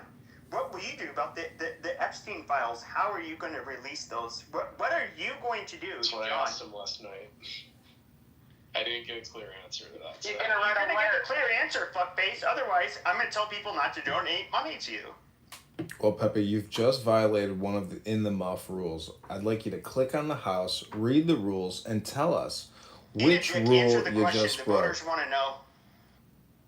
Okay, then the next question I'll ask you, Pepe, is what is 232 times 1,000? 232 times 1,000. $232,000. Listen, ladies and gentlemen, Pepe is a boxer. He's had his head bashed in multiple times, and he's got very bad TBI. Just wanted to confirm. I just wanted to confirm. What are you gonna do? What are you gonna do to release the Epstein files? Can I ask you? I want to ask a question to. No, I want him to answer. What is he gonna do to release the? No, I can answer his question very quickly. You are hyped up. Bima, let me just answer his question. He has to be put under pressure because he's somebody running for office. He needs these questions to be asked to him. Listen, Pepe, I've retweeted Thomas Massey's posts on X where he's bringing victims of Jeffrey Epstein. I think 6 or 9 of them. So getting justice for these victims is extremely important. And if you want to focus on the espionage aspect of Jeffrey Epstein, the United States... I don't know if there is espionage because it's not released. I asked... Well, look to Bill Clinton, look to Bill Gates, who's giggling on television about how he's dead now in prison, so I guess he can't answer any questions. Don't ask a guy running for Congress in a district in Illinois when your country's $37 trillion in debt. You need to stay focused and know that, there's very little I can do other than encourage... $37 billion or trillion, excuse me. That was 2 word farts in a row. Million, billion, trillion dollars in debt. What are you going to do to lower that debt? Sorry, I wanted to see if Hakima was here because I promised I wouldn't say the word ask. So I just wanted to confirm it. Yeah, okay, but I asked you, what are you going to do to lower our $37 trillion deficit? How are you going to, do that? Yeah, no problem. So we spend $7 trillion a year plus. Okay, $7 trillion a year plus. We take in $5 trillion through the IRS and the Treasury annually. So that's a $2 trillion deficit. I would propose that the smart thing to do would be to immediately cut Medicare, Medicaid by about $1 trillion, Social Security by about 250 trillion or 250 billion.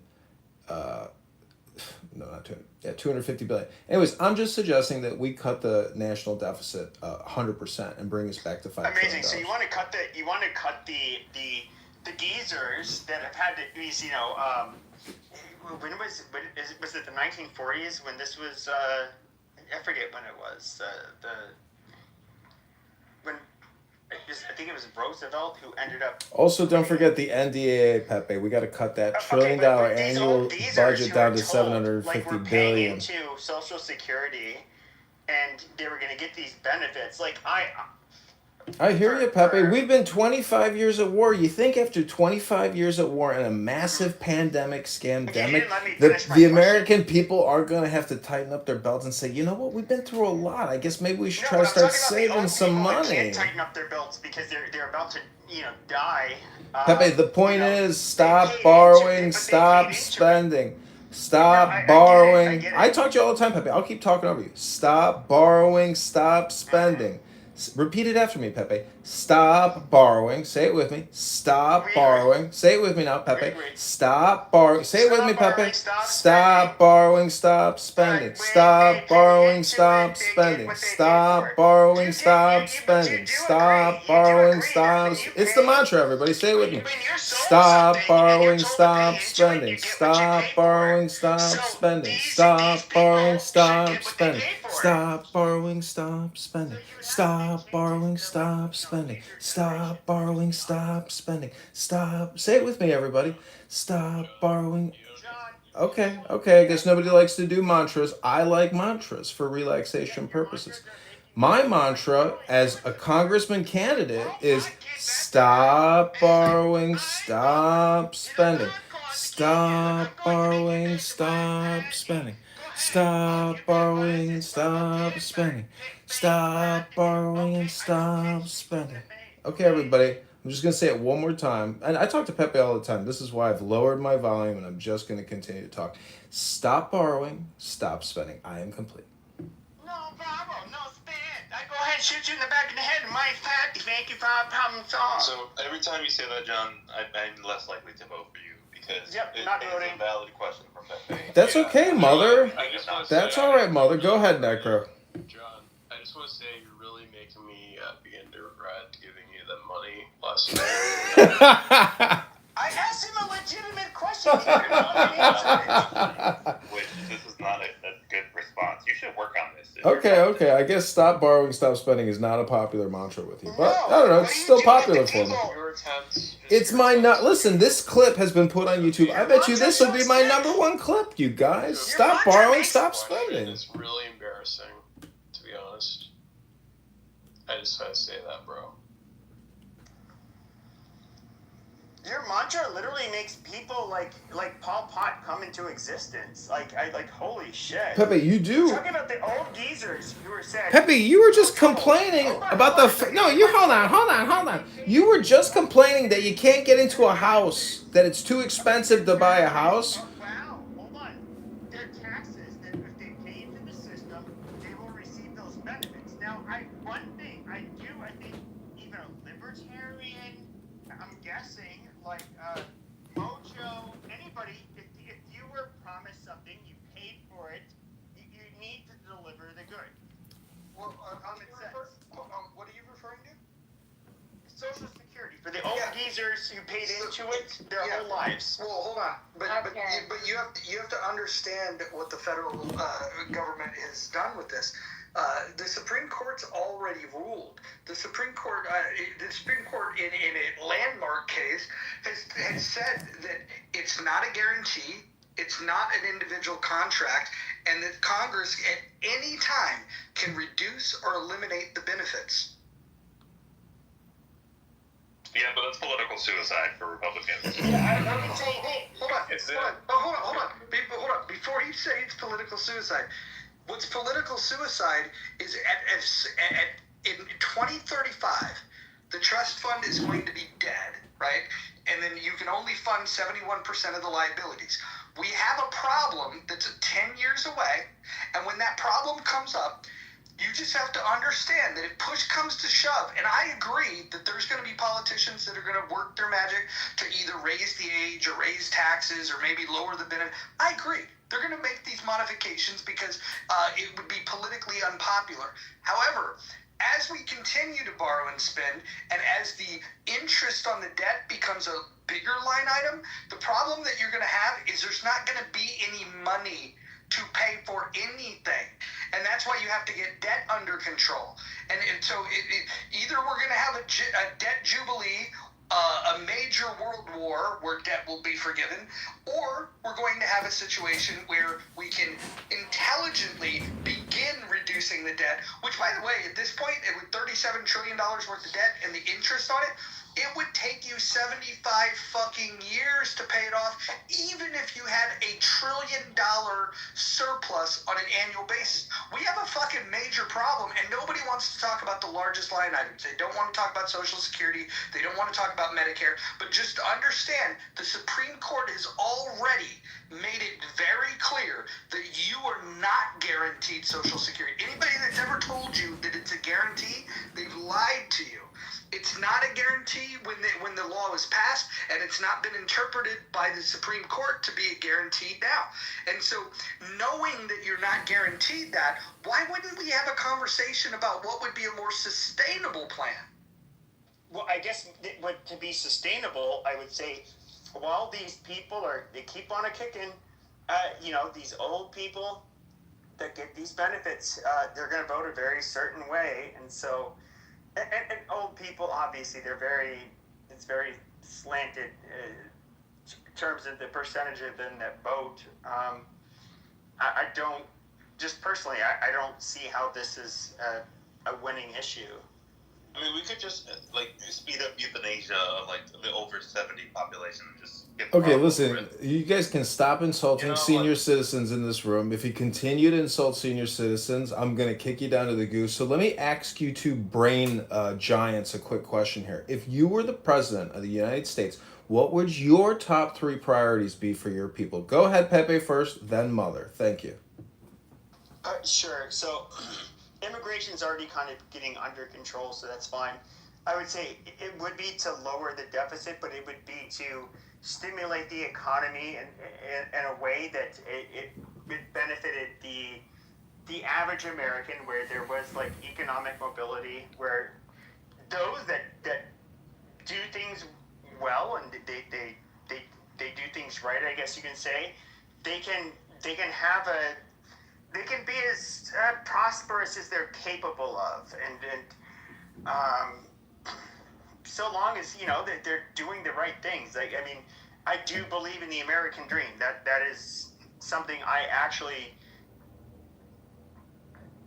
If you were to ask me what at least in my country what I care about the most, aside from race, aside from anything else, it's actually that Americans that grow up here, if they play by the rules, they do what they're supposed to, they can at least have a good standard of living. You got 30 more seconds, Pepe. Yeah, sure. So there's obviously some people that are far more brilliant and innovative, and they're going to bring a lot more value and money, and they're going to hire a lot more people because of their, the companies they start, which is a net positive. I'm all for that. At the end of the day, I want what is best for America. Okay, great. Go ahead, Mother. It's your turn. Okay, so the number one thing that I think is the biggest threat to this country is our reliance on China for basically everything in this country. I would reshore most of our, at least high priority supply chains back to the U.S. or countries who are favorable. The second thing I would do is America's infrastructure is going to shit very, very quietly, right? Like, some states are, like, a lot of these bridges are over their lifespan in significant portions of the country. You have just shitty infrastructure in the U.S. that's been built since the 1950s and has not been addressed by either party and just keeps pushing the can down the road. We need trillions of dollars in domestic investment in our own current infrastructure. And then the third thing I would focus on, actually, U.S. healthcare, I think is a disaster. Like, I know Obama tried to do some patching with Obamacare, but that didn't really work out super well. So there's got to be a revisiting of how healthcare is done in this country, or maybe shifting more towards a preventative model. But that's going to be difficult to push politically. But those would be my three priorities if I was president. Okay. What about you? Why I'd like to. these questions? Okay, hold on a second, Mother. Go on mute, Mother. I'd like to point out to everyone on stage as well as the audience that neither Pepe nor Mother said that the government should stop borrowing or spending money. Never heard it come out of their mouths. And in fact, if we were to do a compression of what they just said, or even repeat back what they just said, I don't think anybody on stage could even give me 3 things that they just told us. Maybe 1. Fuck you, asshole. I think we should borrow less money, and we should lower our deficit. Eat a dick. I did not say we should continue to borrow. So last I checked, Pepe and I weren't running for office, so the one who should be answering this fucking question is you. Listen, gentlemen, I will refer you back to the rules. If you use profanity one more time, this is your final warning. You will be Shut put... up, you fag. Fucking dick. Okay, gentlemen, you're going in the goo. Move to I would audience.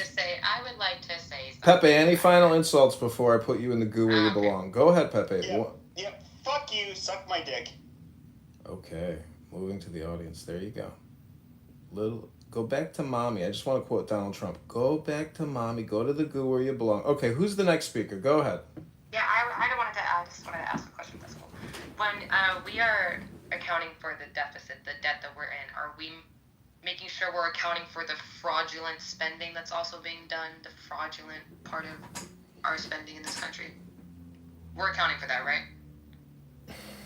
Yeah, Doge. You can go to Doge on X right now and view almost $750 billion of fraud, waste, and abuse.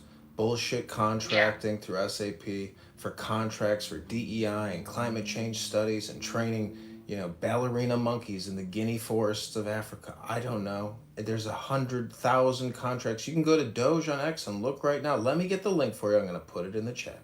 No, I wasn't, John, relax. I'm just asking if we, relax, I got you. I'm just saying that when it comes to, because I work in Medicare, and Medicare is obviously very complicated. The entire healthcare system is very complicated in the U.S., but Medicare is much, much needed for these seniors, man. Like I don't care what anyone says. I believe there needs to be more regulation on fraud in Medicare because the DOJ just arrested over 300 people for $14 billion in intended loss. And I mean, like, primary care is charging for procedures that never happen. You know, people getting access charges for things they never got, medications, referrals. And it's so to me, when I think of the cut in Medicare and Medicaid, it makes me nervous because we need these things. I feel like we need to spend more money on the regulation aspect of how these funds are being distributed because we still got dead people getting Social Security and Medicare. Dead people still getting Medicaid. It's a lot of waste and loss, but I feel like cutting funding, I feel like more like allocating the funds to more regulation rather than cutting the funds. Pockets, can I say something to you? You have to really, people don't understand the difference between what Medicare is and Medicaid, and they're completely different, and people conflate them often. And the cuts that we were talking about that just got passed were really dealing with Medicaid. And I think you make a really important point. And I think that I know doctors that have been locked up for Medicare fraud. And I absolutely agree with you. And I have a friend whose mom just passed away. And they have a huge malpractice lawsuit now.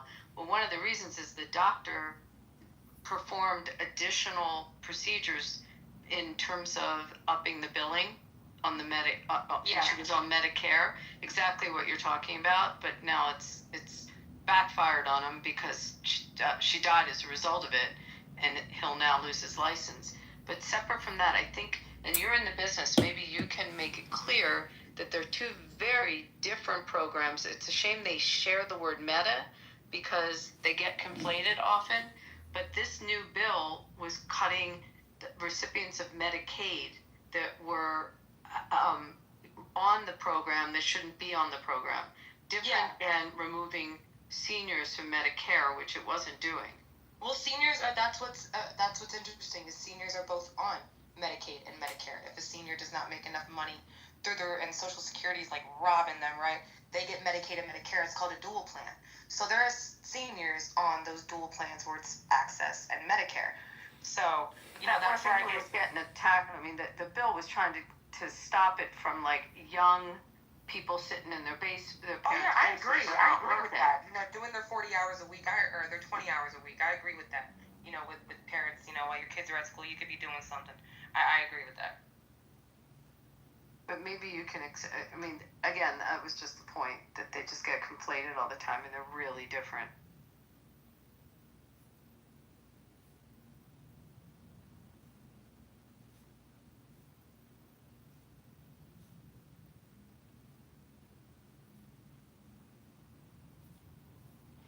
Okay, ladies and gentlemen, I'm going to take about a 5-minute speaking break, and I'm just going to copy and paste from Doge on X in the chat. Stay alert to the chat because you're about to see a whole lot of scam, fraud, waste and abuse, and borrowing and spending. I'll let you guys talk it out while I post the receipts in the chat.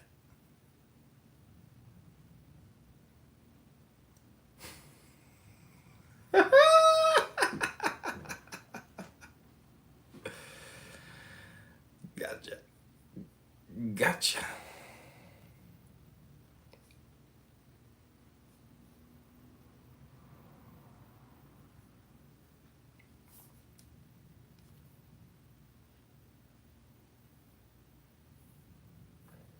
Go ahead. If anybody on stage wants to read what I'm posting in the chat, please feel free to read because I don't think people read anything anymore. I think people just chirp like birds, never talk about borrowing or spending. Just keep spending $4 trillion a year on Medicare, Medicaid. They're separate programs, but keep borrowing, keep spending. Got to keep paying all those doctors, all those health groups, all those health insurance corporations and middlemen. Every single year, got to keep that same consistent $4 trillion. They got to get it. They gotta have it. Let's not talk about borrowing and spending. So look in the chat. Somebody want to read it?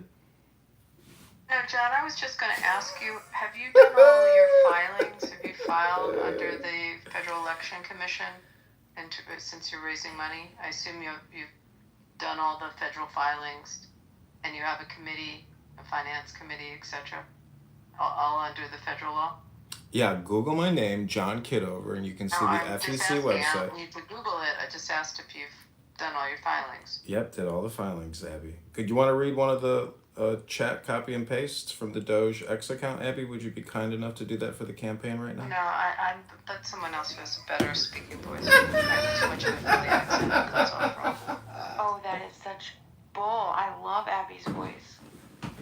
I just want to, if you could put in the chat your filings or notice of them.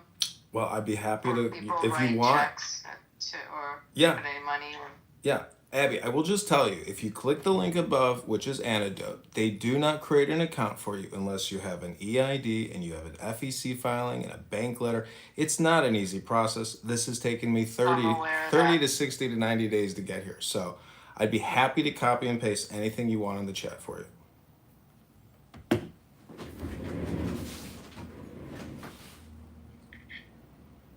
John, John. Oh, Lou, I see you on mic. Go ahead.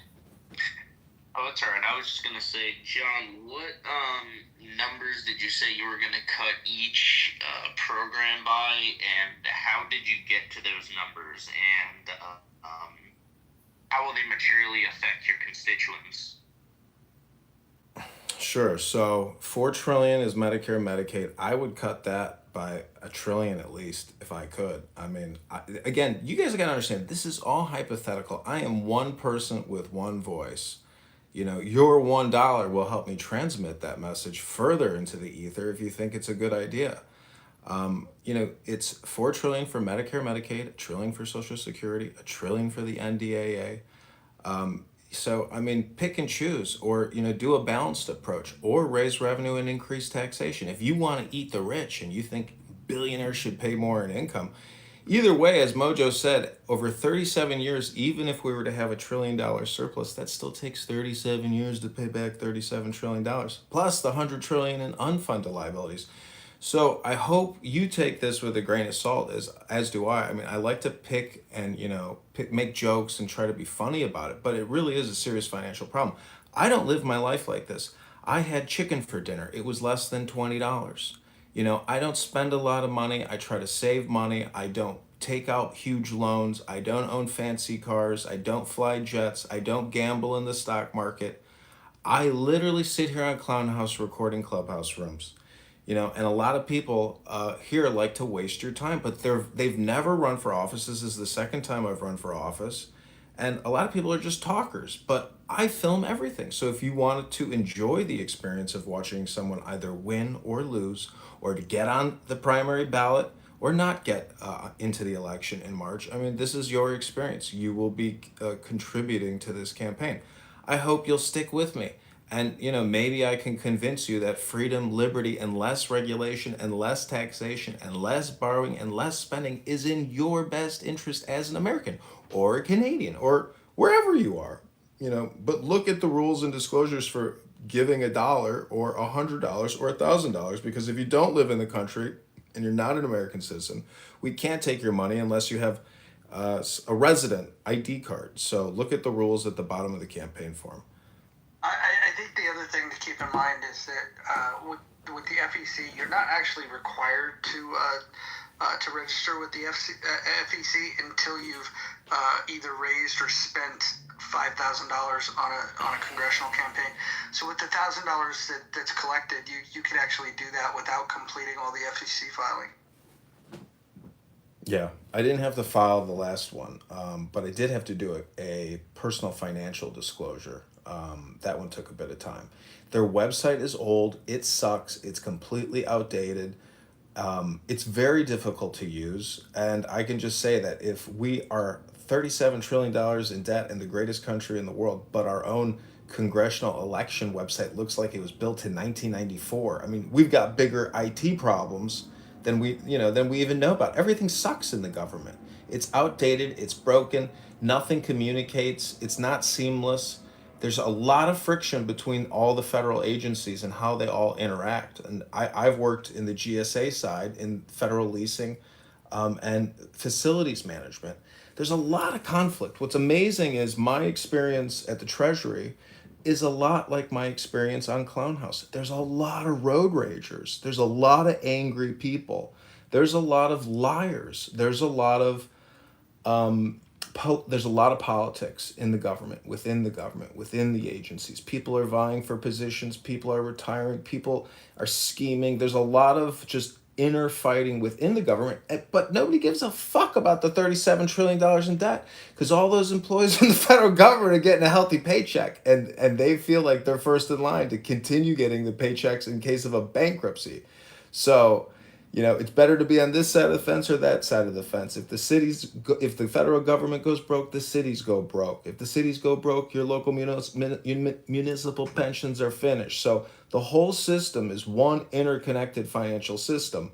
And the biggest problem is the federal government's borrowing and spending. There is no bigger problem. $37 trillion fucking dollars is a lot of money to owe on the ledger. So that's what I'm saying. Yeah, I think it makes sense, and I mean the reason why I ask is not necessarily to be a dick, but of course, if one of your main things is going to be, the budget and spending, I mean that there's like, to me, I think about this problem a lot too, but there's a lot of things that run so inefficiently within the government. Like you look at defense reprioritization or procurement IT modernization, similar to like what Estonia did, right? There's a lot of things, right? There's a lot of things that you could do, but I think that what people don't want to hear is that their lives are going to be negatively, materially affected when we talk about, figuring out the debt problem, right? So I guess I just asked that because I'm sure you're going to get asked that, right, by some of your constituents, and I think it's just, good to think about that. No, I think it's a very scary topic to hypothesize about, but I do think that Franklin Delano Roosevelt's quote of the only thing you have to fear is fear itself. This is a word game. This is an accounting game. This is a ledger game. It's in the material world. America is incredibly abundant and prosperous and wealthy. We have remarkable assets, remarkable cities. We are a huge, massive nation that is basically impenetrable to foreign invasion to a certain extent. We don't have a lot to worry about in terms of security. So why are we still spending $1 trillion a year on the world's largest military police force? $1 trillion. Lockheed Martin, Boeing, Northrop Grumman. Let us, if we're going to spend $300 billion a year on weapons and defense and salaries for soldiers or contractors working with defense corporations, I mean, let's get the biggest bang for our buck and start paying down the debt. That's a pretty good place to start. But instead, we have this world police, security attitude that we can't let go of because there's so much money involved. It's that much money. And, the deep state and everything wants, the quote from the movie Dune, the spice must flow. And that's what $2 trillion a year is every year. The spice must flow. There's a huge pressure to get that $2 trillion plus a year, past the taxpayers.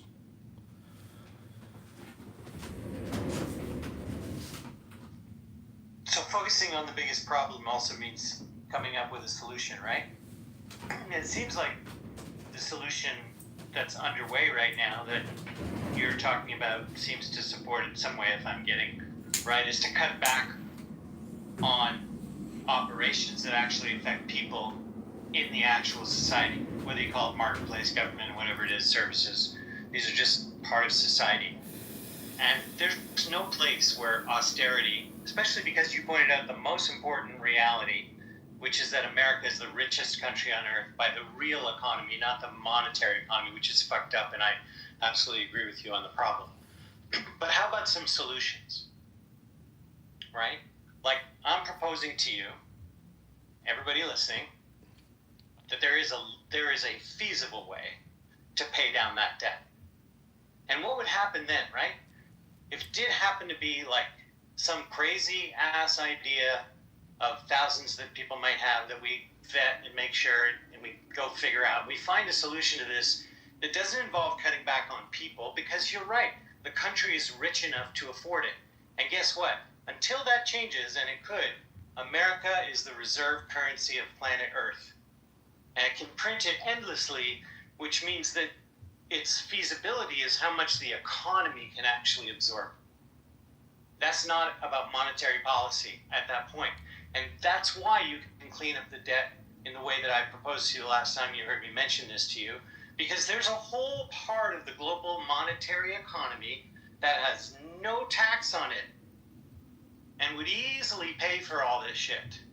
And everybody else's taxes in the real economy would have to come down in order to accommodate it. And the arguments after that, I'll end my plane here, the arguments after that would not be about what we can afford to do, but what's in an investment interest to do. Because you quoted FDR, and I'll just say, he proved, as did the GI Bill, as the rebuilding after World War II, and a few other examples, when you invest money directly into people, even when you do it by debt, and you could do it other ways that are healthier in the future, but even when you do it by debt, it's a fucking ROI every time. I'll end my plane on that. Daniel, where would be the oversight for, your solution? First of all, I appreciate, it's good to hear from you, Daniel. I appreciate the commentary and the offering of the solution. I'm definitely not a professional. I don't know much of anything, so I'm just asking questions. The solution, it seems to me, though, that you're proposing is that we just start taxing in other areas. Is that pretty much to pay off the programs and the things that we currently have?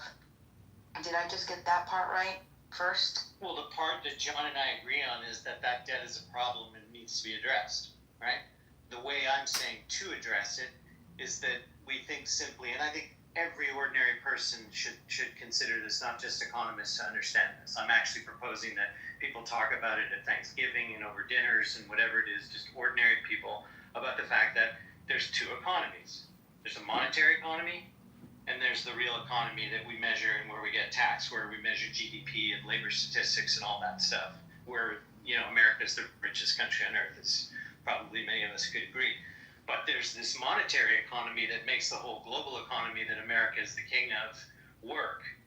And most of those financial transactions actually run through America, and it has a unique opportunity to go, hey, guess what? There's this bucket over there, and we're not touching it at all.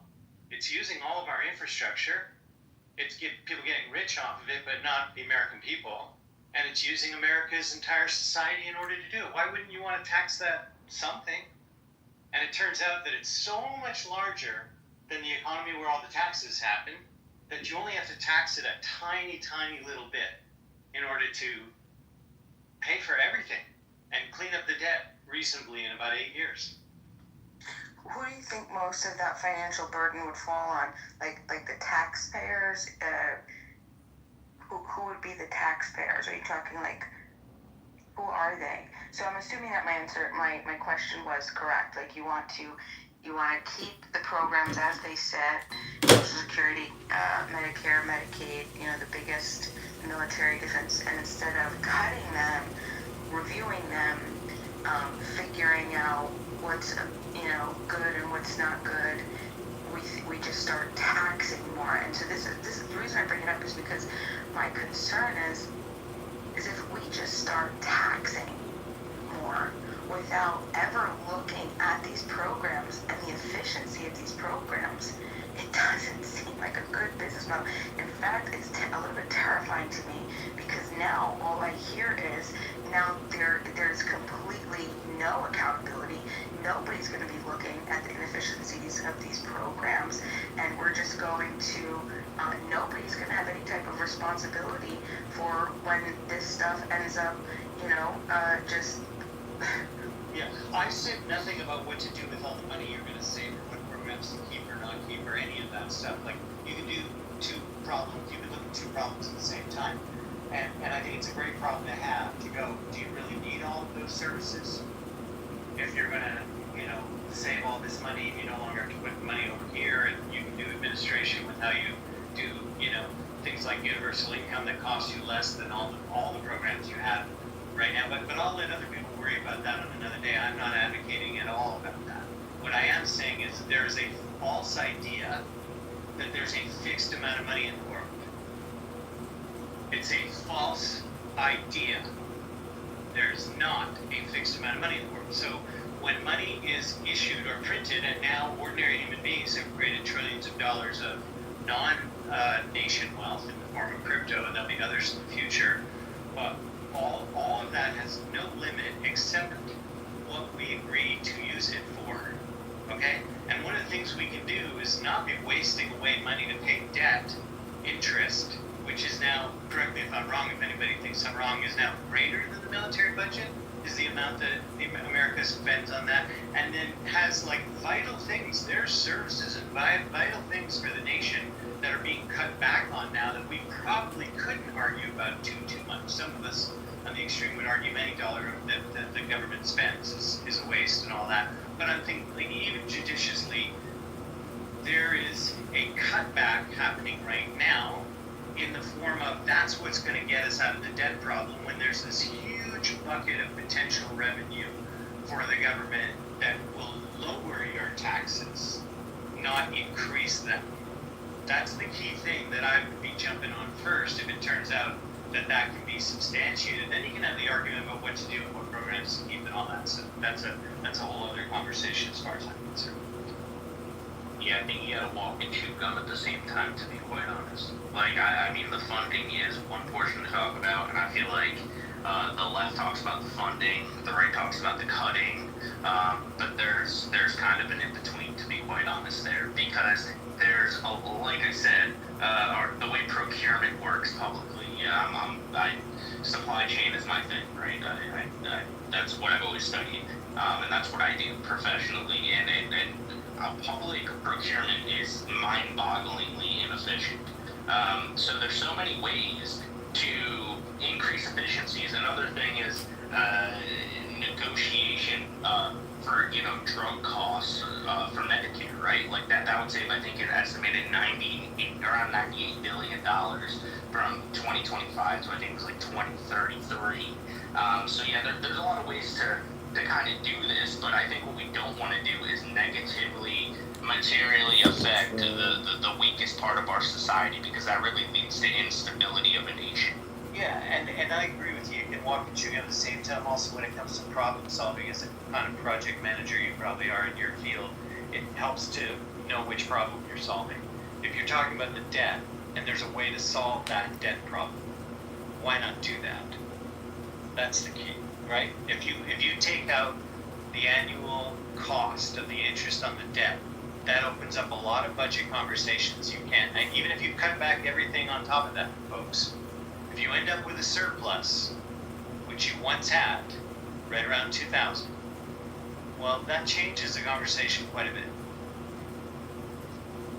And I definitely hear stop spending. And I think that's a big that's a big theme of this room. But stop spending is a blanket statement that doesn't really mean much, to be quite honest, until you get into the devils in the details, right? Stop spending at this macro of a level doesn't actually mean anything. It's not prescribing anything. Some money is investment and some money is waste. There's no question. Those are two buckets you can't change. What goes in one and what goes in another, we can argue about. But you're going to have some useful investment and some waste.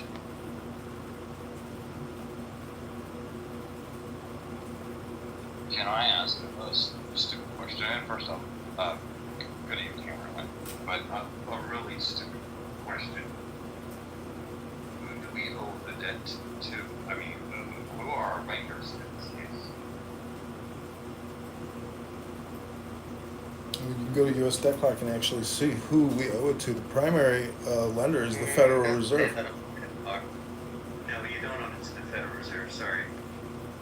There's also China, there's Japan, there's Germany, there's the UK. Go to usdebtclock.org. And Thomas Massey doesn't actually pull his data out of US Debt Clock. He gets it straight from the treasury.gov API.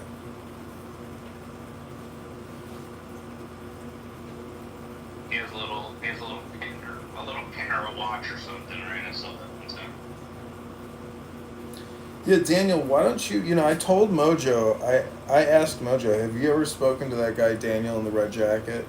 I said, you got to ask him about his scheme to give people as much money as they ask for, and then it's set to an expiration clock timer. If they don't spend it, it disappears. And whoever receives it there's no expiration clock on that currency, and they get to keep it for as long as they live or pass it on to theirs. Daniel, do you want to illuminate Mojo with your awesome economic idea in order to reduce the debt by, I think you said 100% or 50%? Tell us your scheme, Daniel. Okay. The last time you asked me this, I told you there are two separate things. They are not connected to each other. What I just was talking about in this room up to now, before you just introduced this, and I'm happy to talk about it, but I want to make sure everybody in the room understands these are two different things that you've conflated. One has to do with ending the debt in 8 years. There's a plan to do that. I'm part of a group of people that are planning to popularize that idea. We intend to find congressional candidates, John, who scrutinize that idea, look at the numbers, see if our numbers are correct and supportable, and if they come to that conclusion, they're going to benefit from a super PAC that is actually going to raise that issue about how to end the debt. That's one thing all by itself that has nothing to do with the income thing you talked about whatsoever. Do you understand that? Yeah, got it. Please proceed. Now, if we shift to another project, which is a pilot test project that will be done probably around 2030, nothing before that, and it's a client project, and that client is actually paying for that project. And what they are attempting to set up is to prove a model by which you can privately, not through government or taxes, create an economic system where you can issue income, universal income, not universal basic income, that people will have money that is largely just buying power, because that money disintegrates, the buying power that they're issued disintegrates within 90 days of them receiving it. When they go spend that money, rent, food, education, start a business, whatever they would choose to use that for, whoever they're buying goods and services from are adding value to the economic system. And so when they receive that currency, it gets at that point of transaction converted into hard money. And if you really examine what the Federal Reserve does, is they issue money that gets hardened into a debt. The debt is not owned by governments. That is not true what was said there. You don't even need debt to even be issued there, but they require it in order to have a keystroke become something real. We make something real if this model turns out to work, and it's one of thousands of experiments going on around the world of people, crazy people like me, who think that it's possible to build something like universal income. And you need lots of crazy people like me if you want to have a future that has some innovation to it, John, before you ridicule it. But if we're able to set up such a system like that, then it means at the point of a transaction, the real goddamn economy, not some fancy monetary hall of the Federal Reserve, is when money is printed. You know how in blockchain you have proof of work, proof of stake, proof of this, proof of that? The proof is in the transaction. And the people who provided those goods and services have added value to the economy, and they have money for life. The people who receive the money to spend have 90 days to spend it. What you wanted to, make an extreme out of, I can get $1 million a day if I have no limit. Obviously, we're not going to set up something of that nature, but largely, people are going to be able to set their own income because they can't take more than what they have the capacity to spend in their lifestyle. The only limitation we would have on that is what the economy, the real economy of real people, real goods and services can absorb. That is the limit. That Mr. Supply Chain knows that here, Lou, too, as well. That's where the real flow of the economy comes from. When you have inflation, it's not because of too much money, it's because of not enough goods. It's when the supply chain is screwed up, is when you really have the inflation. So that is an experiment, John, and it won't happen for a few years, but I have people that have vested interest and want to see if they can figure out that experiment. Does that clarify it for you? Yeah, it clarifies it, but I'm wondering if you could give us like a compression. Like, how would you restate all that in like 3 to 5 sentences? That project is an attempt to make universal income by private means, not through government or taxes.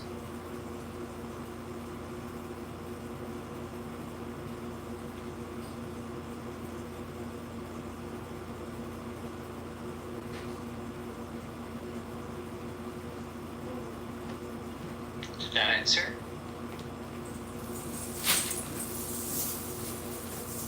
Yeah, thank you, Daniel. Okay, anybody else have any comments or questions? Anybody, Medicare, Medicaid, $4 trillion a year, NDAA, National Defense Authorization Act, security for the country at $1 trillion a year, $1 trillion for Social Security. That's only $6 trillion. Where's the other trillion? Anybody else know where the $7 trillion budget really is? Where's that other missing $1 trillion that we're talking about? What was the ones that you listed? Medicare, Medicaid, Social Security, and the NDAA. Where is that other trillion? That $7 trillion. Oh, 7? About 7.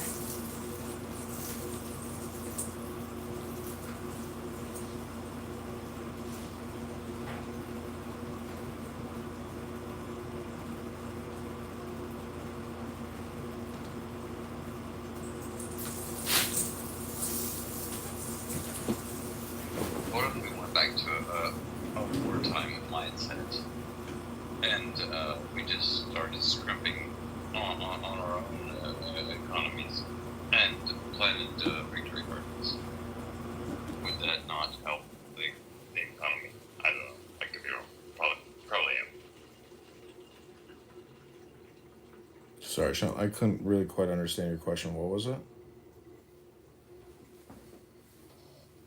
I'm sorry, I'm dealing with the hiccups right now, but what if we went back to a wartime mindset and we started supplying labor and victory gardens? You know how people used to make their garden in their front yard or their backyard, wherever it was. People supplied their own food in a lot of cases. So, yeah, I don't know how that would affect the economy. I don't know. I mean, I guess people are free to do that, right? I mean, now. Do they know how to do it, Lou? Do they know how to plant seed? I mean, we live in an age where you can literally figure anything out at any time that you please to know. So, I mean, maybe they don't, but if they want to learn it, they definitely can. Okay. Sean, in that case, let's assume that they figure it out. But how does that affect our nation? How does that affect the nation's debt? I don't know. Sean, I go to the grocery store and I pick through the produce. I'm like, you know what? All this produce always sucks. Growing food is a very difficult thing to do. I have a large vegetable garden on my property that puts out about 800, 900 pounds a year. I don't have time to work that thing and run that thing. It's a local church that volunteers, and they've been at it for 20 years. And even then, the rodents, the bunnies, the possums, the bugs, the birds, everything gets destroyed. A lot of their crop goes to waste. But it's so difficult to grow. I mean, the fact of the matter is, it's not a grow garden that people need. People need lower property taxes, lower income taxes, so they can go to the grocery store and buy more vegetables, more fruit. I mean, the global supply chain is a good thing. The fact that all these vegetables come from Honduras, Guatemala, Panama, wherever they're coming from, I mean, it's fantastic that all these things can get shipped into the United States of America. So, I mean, lower property taxes, lower our income taxes, let people keep 70, 80% of their income. Why even more than 10%? I mean, if the rule is you give to your church 10%, why is the government taking more than 10%? So, the proposition I'm making would lower everybody's tax to 1/2 of 1%, just to make clear of what you would see if you do investigate it. Daniel and Nebuchadnezzar. Daniel, do you know the story of Nebuchadnezzar and the prophet Daniel? Vaguely. I think it's all about Daniel's dreams, and Nebuchadnezzar saw it written on the wall. I'd have to pull up the story to remember it, but it's a great mystical vision, Yeah. I think I'm a pretty good strategist. I got a pretty good track record there of making things happen, so I'm not a dreamer, I'm a doer. I mean, that's pretty objectively evident. I mean, you know, dreams are important because your imagination is important. I mean, your brain is a computer simulator. Oh, yeah. I'm just saying it doesn't stop at the dream, though. Like, I mean, you can Google me if you want. I get things done.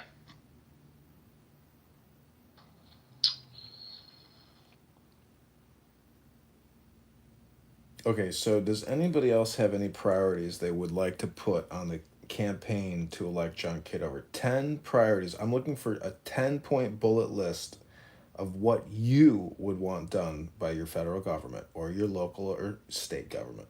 Shut down Guantanamo Bay. Okay, let me write that down. Shut down Guantanamo Bay. Okay, number 1. What's number 2?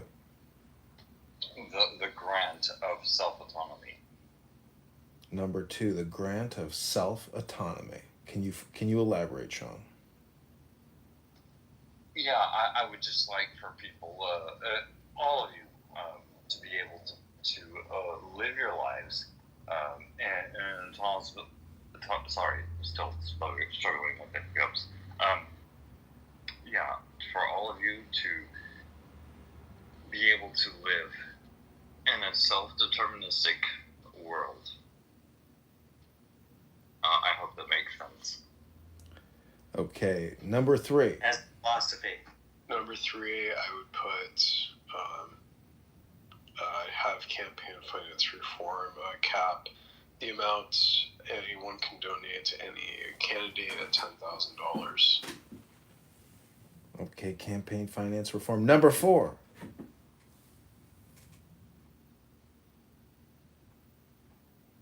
Anyone? Number 4.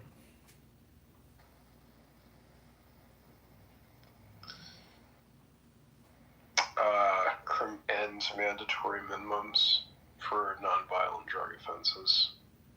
Okay, mandatory minimum non-drug violent. Okay, number 5.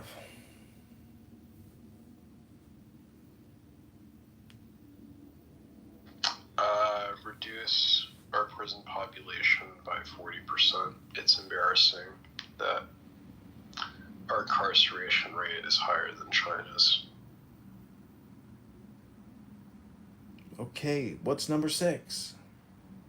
Oh, I see it in the chat. Don't cancel Sesame Street. But Sesame Street makes a profit. Why would we fund a business that makes a profit? What's number 6? How dare PBS, have shows that tell children to be nice to each other. Okay, what's number 7? Wait, we didn't do number 6, though.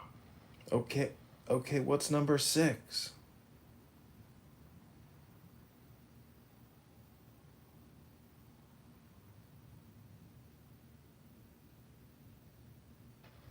I'd have to think. Eliminate capital punishment. Eliminate capital punishment. Okay, number 7.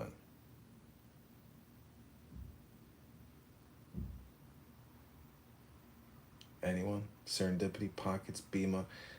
What is it in society you'd like to see your government change for you?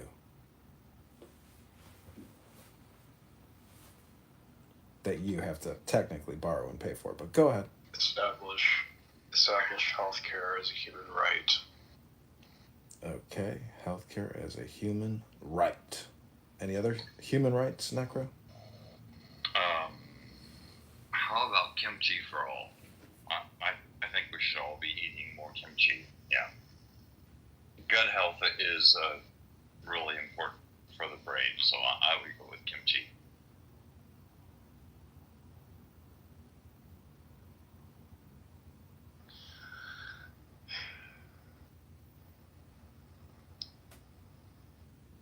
Okay, any other final ideas on how your government can borrow on your behalf and spend on your behalf to change what you don't like?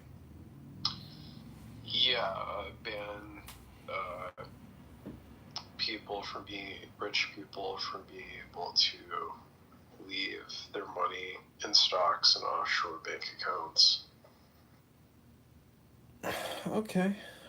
I'd like to invite Pepe back up. Maybe he'd like to come back up and tell us what he'd like the government to borrow and spend on his behalf to change his reality. What is a What's a Pepe complaint? Oh, you want me to dance for you like I would make you dance for me? Like my stages? Who's the vaudeville manager now, Pepe? Dance, little Pepe, dance. You are our dance monkey. Dance, Pepe. little Pepe. Okay, go ahead, Pepe. This is your big chance to get some input into your government. What would you like? How would we lower the deficit? I'm just going to be very honest and say that is a bit above my pay grade. I am not an economist. I'm not. When it comes to such expenditures, I don't know. So many things would have to be taken into consideration. Like, well, if we lower the percentage of money that we send to just like defense spending, I don't know. Like, how does this end up panning out overall? I don't know. Like, this is not my area of expertise, so I can't give a good Okay, answer. got it. Just repeat But after I'm me. also not running for Congress, Just so like, I don't really have to Pepe, give a good just answer. say you don't know, and just say it's the economy, stupid. That's exactly what I'm saying. I don't know, and that's why I'm not running for Congress, because I don't Got it. know. You know, the mantra is it's the economy, stupid, meaning that should be the number one priority of everybody, but it's not. Most people on this app just do racial identity politics. Are Dr. you an Adams. economist? I took economics. Dr. Adams, welcome back to the room. But are you an economist? Pepe, let me ask you a question. Have you ever eaten in Ask me, nigga. What's the question? No, don't go that way. No N-words here. I will have to enforce the rule. So, if I can interject, John, do you want to rehash the points or the top priorities for Mojo? Let me just give you the basics of economics, ladies and gentlemen. It's run like a business. It's run like a pizza shop.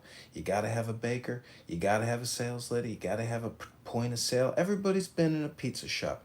That shop has to run profitably. Otherwise, it will go out of business. That's the way you run a government. If you don't, look at Norway. They have a $2 trillion sovereign wealth fund. That means every citizen in Norway has like a $500,000, $600,000 credit with their government, okay? We have a negative $110,000, $120,000 per citizen for funded liabilities. And it's literally for like $440,000 every American owes the government in unfunded liabilities. I'm not making this up. You can go to usdebtclock.org and study the tables. So until you absolutely understand that, like, if you're working to pay off government debt. That's not an easy pill to swallow. So that's my point. Yeah, I would disagree with the idea.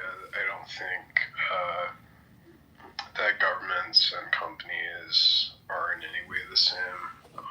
There are some similarities, but there are functions which make them very different. Is that the government's goal is to protect humans, while company's goal is to maximize profits. So let me ask you this, Necro. What do you think is more important, or what do you think is a better thing, a profit or a loss?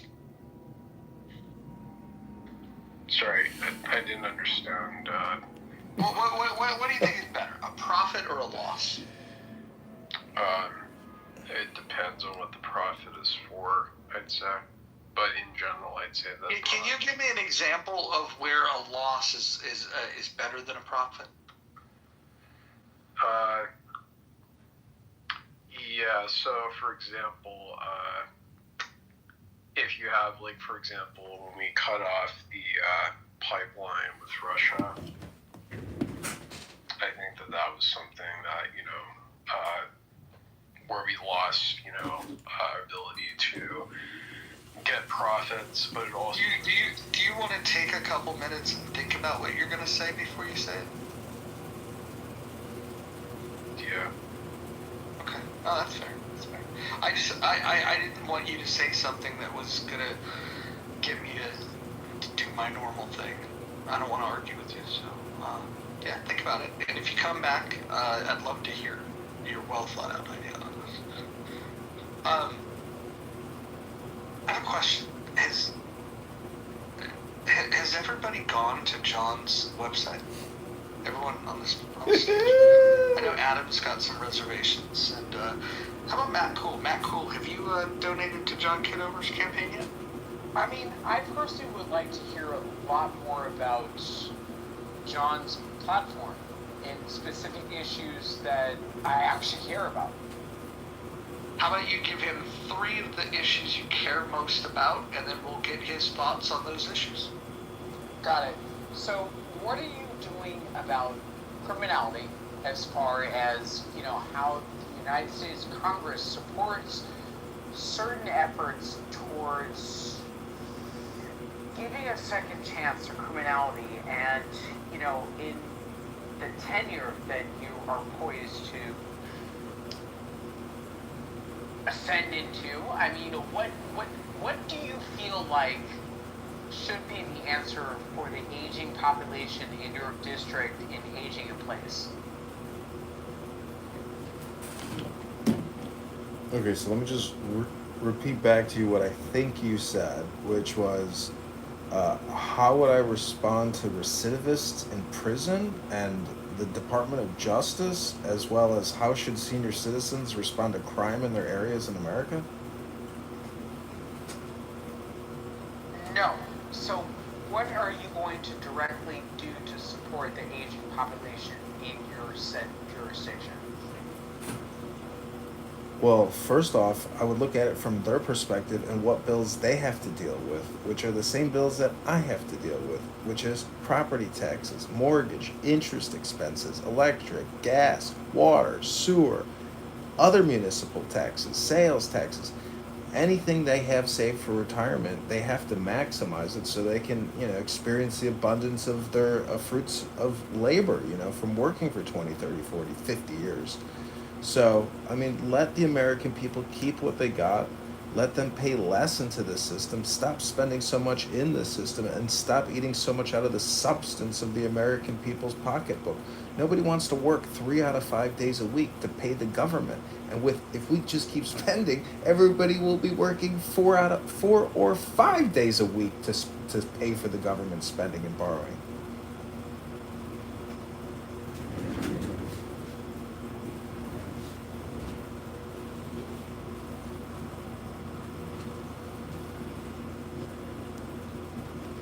I'm sorry, was that your short answer? That was my response to what I felt that you asked, Dr. Adams. Got it.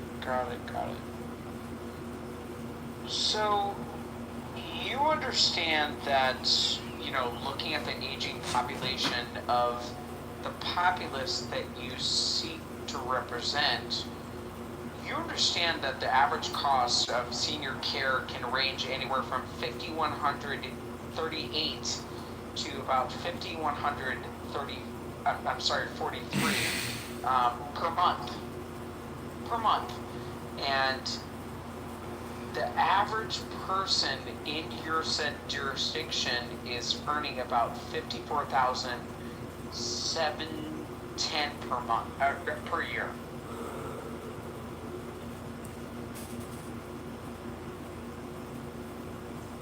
So, I mean, what is your plan to bridge that financial obligation that otherwise is necessary for our aging population in trying to bridge that gap in your specific district between that gap of that aging population and, selfish children of those people that paid into the Medicaid system. Okay. There's a lot of ways to help senior citizens, at least in the district that I live. A lot of these people live in farmland areas. Majority live in 2 big cities, Rockford and Peoria, and they got to deal with their local municipal problems, their school boards, their elected officials who are incompetent and wasting their property taxes. So, unless the federal government... We're talking about the aging population. I know. So again, discussing school boards, how is that germane to It's all the property issue taxes. All of these parasites survive off of property taxes. 65% of their operating revenue comes from your home that you have to pay, annually, your property taxes twice a year, or however your municipality breaks it down. I'm just saying, Adams, what is the point of your question? What do you mean? When you look at an aging demographic of people that otherwise would represent your district, I mean, the numbers speak for itself. Have you ever done like correlative data to actually try to resonate with the people that you're actually running to represent? Like what issues? Yeah, I have. Okay, let me tell you. Since you asked, let me tell you. Let me tell you how. No, hold on. You asked the question. I'm going to tell you how I've correlated data for the people in the district of 16. I have gone and I've used Grok on X, and this is what I asked Grok. I said, "Dear Grok, tell me how Darren LaHood in the 16th district, that's Congressman Darren LaHood, who I'm running against, tell me how his HR acts and voting correlates with open secrets data and lobbyist contributions to his campaign and his office." So out of the $20 trillion in debt that he has created over 10 years, because every year we add $2 trillion to the debt, he has accumulated over $10 million in Fortune 500 donations to his campaign, to his office, to his bank accounts. Plus, he probably has lots of other business interests, being a well-connected lawyer. And his father, Ray LaHood, who was found with $50,000 in cash by a Nigerian scammer. And Ray LaHood was Obama's Department of Transportation secretary. So this is a very powerful, politically connected family that I'm running against. He sits on the Means and Oversights Committee, and he rails about China and how AI is going to get ahead of us in the race, and we got to fund trillions of more dollars for more research and development and investment. Borrow and spend. Borrow and spend. That's who I'm running against. You have to understand, Dr. Adams, what I'm going up against. I am a 42-year-old Army veteran and former advertising marketing consultant and facilities treasury consultant. I'm not a federal prosecutor with $10 million in the bank creating $2 trillion in debt a year, Dr. Adams. So you have to understand what I'm up against, who I am and who my opponent is, and why we're doing this. Because this little butterfly effect and complaining and crying, as Brad liked to say that I do, all you do is complain and cry about the debt. All right, well, you know what? Let's keep talking about it then. Because $2 trillion a year is too much to spend. We only collect $5 trillion, and we're $37 trillion in debt, with $100 trillion in unfunded liabilities, ladies and gentlemen. Say it with me. $100 trillion of unfunded liabilities. So Edmund, 14% of your population is going to age in place over the next 10 years. What is your plan? I'm going to show up at the park. I'm ready to lead yoga classes, okay? I can lead yoga classes at 8 a.m., 10 a.m., 12 o'clock, 3 o'clock, 5. I can help people stretch, breathe, and become flexible again, because guess what? Austerity is near. Austerity is here. So what is your tax plan as far as reducing the liabilities from people that otherwise would be of the same ilk, that would be of a certain fixed income? I mean, what is your plan to address that? Okay, before I answer that question, Dr. Adams, can you tell me what the word austerity means? Are you prepared to answer that question? I just want to ask a qualifying question. What does the word austerity mean? Yep. Set of policies implemented by governments to reduce budget deficits. So again, are you going to answer the question? Let me ask you one more qualifying question. What is 699,000 times 1,000? No, I'm sorry. What is 699 times 1,000? So John, let me just stop you full stop. This is where I have issues. You know what I mean? Like, this is where I have issues. Do you have Let me ask you the qualifying question again in a different way. What is 373 times 1,000, Dr. Adams? Actually, a better question would be, what is 37 times 1,000? Got it. So, let me ask you a question, John. Are you guys going to hold some sort of debate? Yeah, we're holding evening town halls like this one right now every day of the week up until the March I'm saying primary. as far as like your candidate and the person that you're running against. I mean, are you guys actually going to hold debate? Well, we have to get on the primary.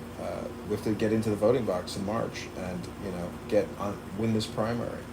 The point is, Dr. Adams, we may or may not get a debate with him. We don't know. It's usually organized by a local newspaper, but I am going to try to debate the Democrat candidate. So again, in the questions that I'm asking you, don't you think that the trolling that you're doing in the very infancy of your campaign? Well, Dr. Adams, to cast stones about trolling, I am. This is crazy. Dr. Adams, I'm just. Hey, Edmund, you gotta all figure it out. It is what it is. You gotta all figure it out. Hey, you don't need my help. Thanks, bro. You got this. And were you here to listen to Daniel's submission?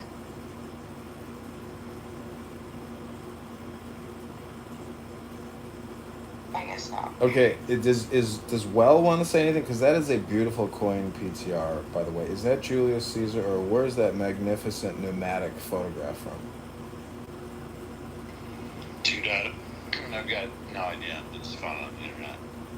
Oh, got it. Because I have a couple nice old Roman coins, and they're beautiful, little coins. I'm just an idiot. Hey, me too. Well, that's okay. Every couple generations, people get suckered out of $37 trillion. It's not your fault. You didn't know it was really happening, did you? Nobody really knew it was happening. But boom, here you are in 2025 with $37 trillion in funded debt and $100 trillion in unfunded debt liabilities for a total of $137 trillion, putting you individually in debt over $500,000 to your government liabilities. Congratulations, everyone. Welcome to 2025. John, got a question. Do you have Shoot, Matt. Okay, John. Do you have a platform on your actual website, or were you I do. You have to click to the blog section, and you can see my news release announcing the campaign and why I'm running against Darren LaHood. You can read all about the platform there. It's johnforcongress.com. I'll go look right now. Let me put it in the chat for you, just so you don't go to the other John for Congress, some other guy who ran for Congress. Some other guy. Sorry, Dr. Adams, for cutting you off, but I have a feeling that you may be enjoying your evening happy hour, and I just wanted to, maybe cut you off so you could enjoy that last happy hour before the bar closes. Well, that's not going to work because, again, you're peddling, political contributions when you otherwise have been unemployed and you've been trolling people on this app.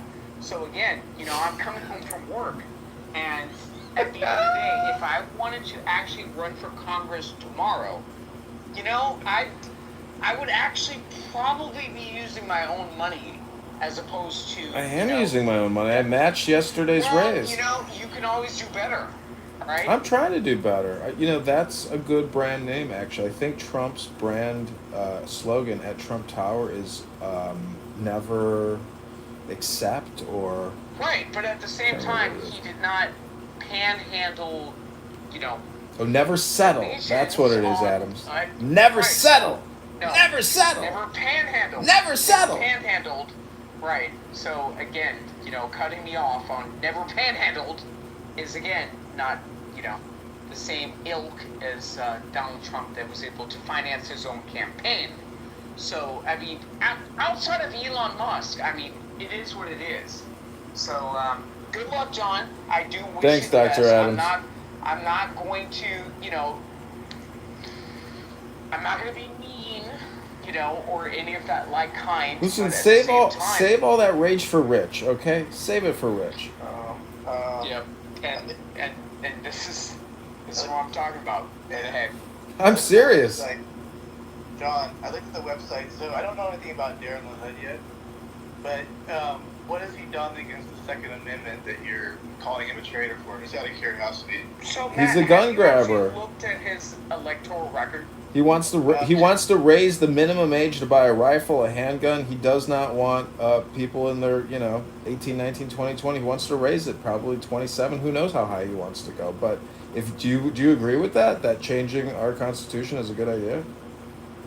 So wait, he wants to raise it to 27 years of age. Is that what you just said? I don't know the exact age that he wants to raise it to, but I can get you the articles. You can also Google Darren LaHood Second Amendment or Darren LaHood guns. There's a lot of articles about him and his beliefs about, weapons. Yeah, I mean, I don't know anything about the dude, so I'm coming in pretty like non-biased in that way. So I'm the guy that you want to convince on things right now because I don't know anything about the other dude.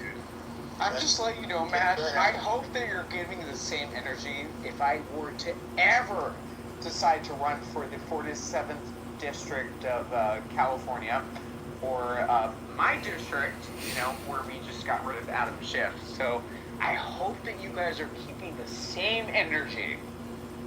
Adams. I would encourage you to run, Adams. I think you would win. Yeah. He's vulnerable. Did Adam Schiff really lose the most recent election? Is he no longer a member of Congress? I live in his district. He got censored. He got censored or censored? They're calling for his arrest. Like, the FBI released a private cable, basically, or a lot of information coming out about him. First of all, he's in Senate, so yes, he's no longer a part of our congressional party in the state of California. Like, hello? I don't follow. Hello? So, hello?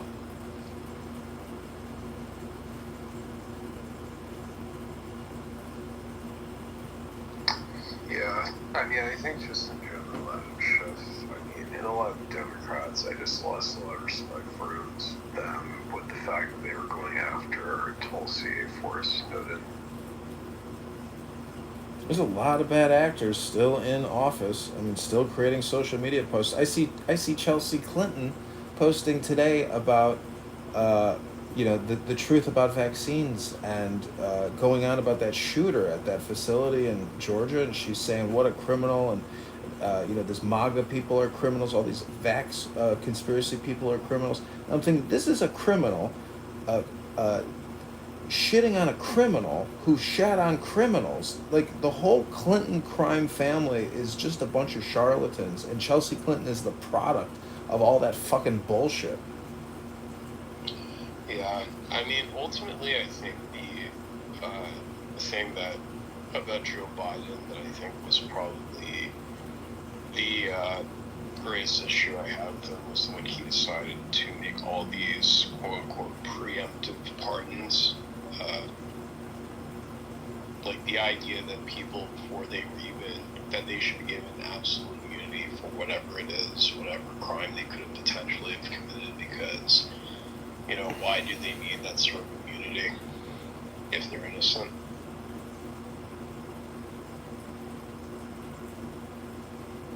Okay, so, Necro, most of my to-dos right now that I've received from this room come from you. So, I think most of your anxieties and complaints are going to get solved because you're very high on the campaign to elect John Kitover priority list. So you got that going for you, Necro.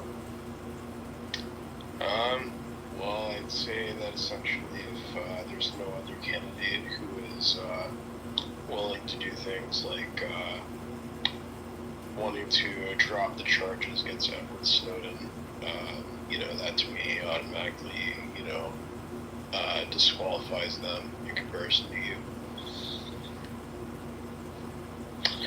That being said, I wish that you would do also straight up would demand Trump release the Epstein files as well.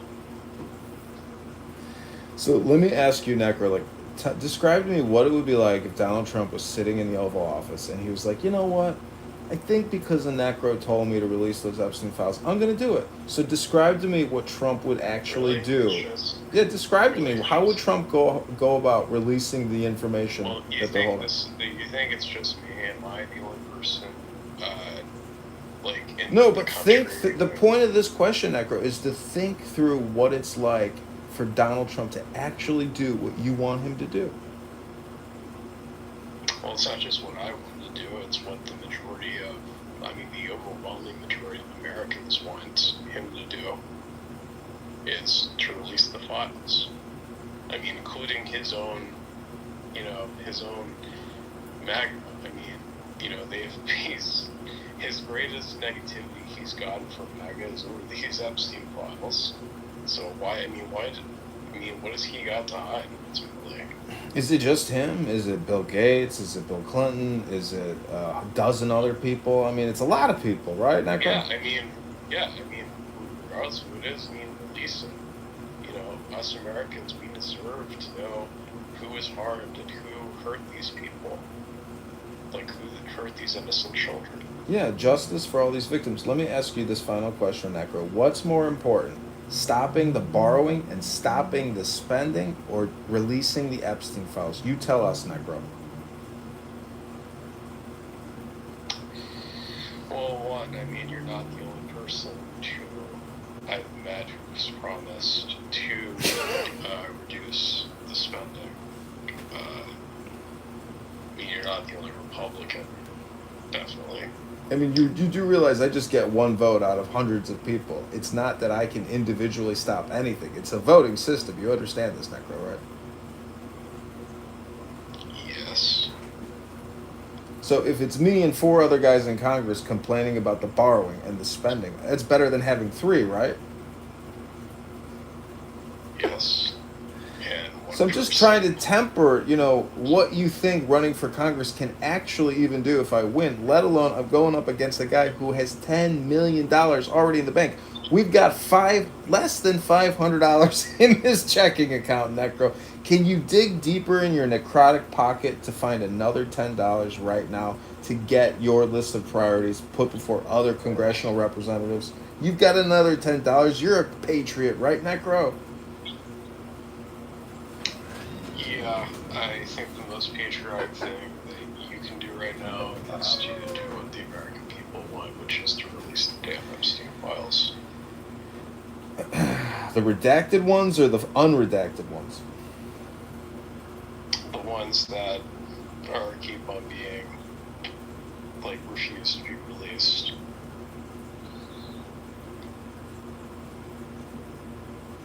Alright, well... It's like do you know how many people are satisfied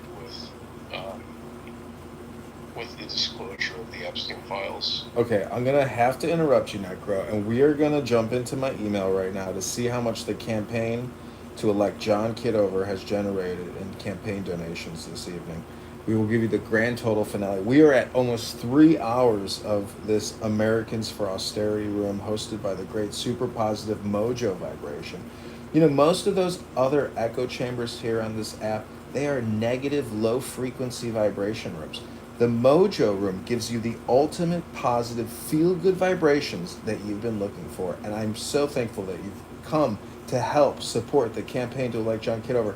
It's my Clubhouse netizen friends that can help us, with the power of a feather, flip over a congressional seat from a guy who's created $20 trillion in debt and has over $10 million in Fortune 500 campaign donations. So thank you. Go to johnforcongress.com or click that secure.antidote link above right now to give 10, not 11, 10, not 9, or $1,000. Dig deep. Mojo encourages you to pray in the center of your heart.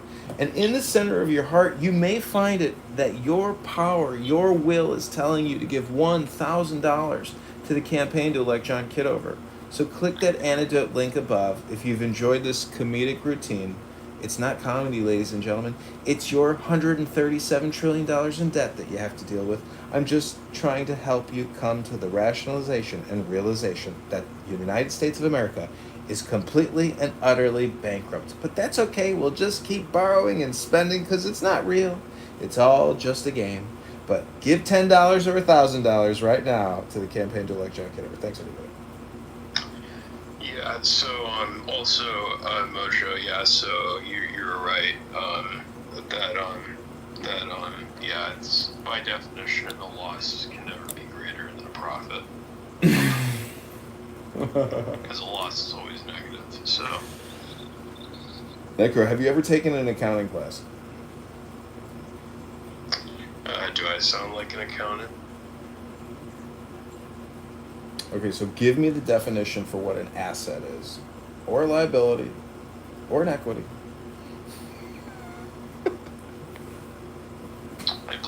asset is just anything that, you know, you inherit. Or So, whatever it is. give me an example of 3 assets.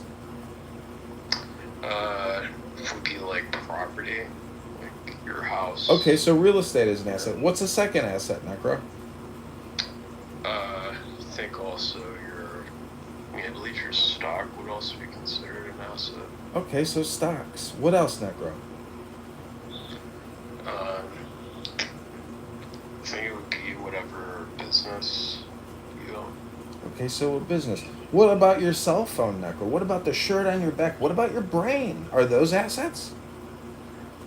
Well, my brain's not something that is liability. It's priceless. So I mean, you know, but it's interesting though. It's like one of the things that you know, never mind actually. In general. Wait, Necro, I hate to interrupt your economic lesson here, but I am sad to report that the campaign to elect John Kitover has not raised a single dollar through Antidote today. Now, it's not necessarily your fault. It could be my fault. Maybe it's my demeanor. Maybe it's my tone. Maybe it's the message that people don't like, that the country is $137 trillion in debt. But if you haven't figured it out yet, Mike Moon did give us $25 today. I'm not doxing Mike, but he goes by Mike Moon. So, Mike Moon, thank you. He is the knight of the day of the round table, the true patriot of Clown House, a Marine Corps veteran, a photographer, a great debater, and someone who has had a lot of fun on this app. Mike Moon, big shout out. Your light is reflecting from your moon, Mike. Hey, John. I have a question. When Daniel was talking before, could you explain what he was actually proposing as the solution? He stated it. He believes in a universal income or a minimum basic income. He believes that the fiat currency system can be manipulated, expanded, or contracted and controlled with the snap of a finger. That's his economic science. I hate to break it to you, but that's not how things work. It is an extremely complicated system, and we have gamed it out to the max. Daniel is a monetary, delusional, dreams of grandeur type of person. What was he talking about when he said that there was an untapped part of the global monetary system? What was he talking about? Like He's looking. I think he's talking about the forex. He's talking about the forex exchange or something. The reason why I wanted him to speak was so Mojo could hear his profound plan, which he thinks he's going to fund congressional candidates with some super PAC that's going to raise a lot of money. I don't know about you, Bima, but online, if your lips are moving, it's a lie, and if you can say it, it is not true. So, to me, you have to try to kill a couple birds with one stone, and that's why I'm recording a lot of this, because there's a good chance that I don't win, but at least I have some type of asset to prove that the activities that I took in 2025 were patriotic and Americans for austerity. Well, did you take anything from his? I mean, I thought that there were some good things from what he was talking about. Well, you heard me ask for the compression for the Cliff Notes. Well, you tell me, what did he give us in the Cliff Notes at the very end? I said, summarize it again, Daniel. Give it to us in 3 to 5 sentences. What did he say? Do you even remember? Oh, it was like, it was a sentence. Hold on. He said, give me a second. I could think about it. Yeah, and he said, well, don't let me rain on this parade. Ladies and gentlemen, there's a reason why I record a lot of this, because maybe somebody has a good idea, but we just missed it. But in this case, you might keep wondering what the hell he was even talking about. what was the sentence that he gave? What was that sentence? Help me, jog my memory. It was one sentence. I'm sorry. I gotta let go of these things. I listen to people on this app where I wonder, are they in a psych ward in Bellevue? Who the hell are these people, and where do they come up with these crackpot ideas?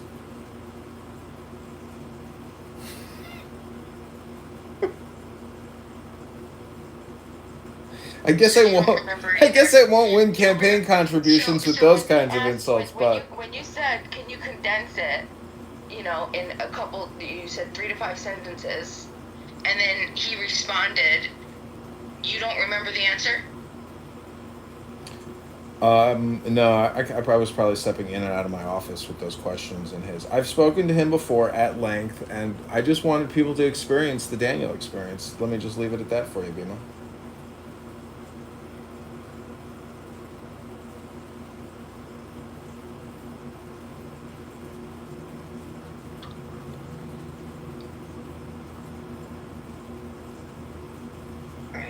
Bima, what were you looking for exactly? And what is worse, what he said? Well, I was trying to figure out what he was talking about when he kept saying that you could tap into this, that instead of, so what I got from what he was talking about, he was saying that, because it was kind of concerning, it was, we don't, I heard, we don't have to worry about cutting down, we can afford to pay off our debt, right? And that it's not that it's a money problem, it's the productive capacity of the economy. So as long as inflation doesn't rise, then money creation isn't going to kill us. And then what I thought was interesting was, instead of talking about, you know, like the spending, and clearly we can't afford this, he focused it, he said, listen, we can do two things at once. We can keep these things, because if we just cut the spending and cut Medicaid and all these other things right away, it's going to destabilize the market. So he said that there's two different types of economies, and he said that if you could tap into the global monetary system, and that's how we could pay. And I'm like, what the hell is he talking about?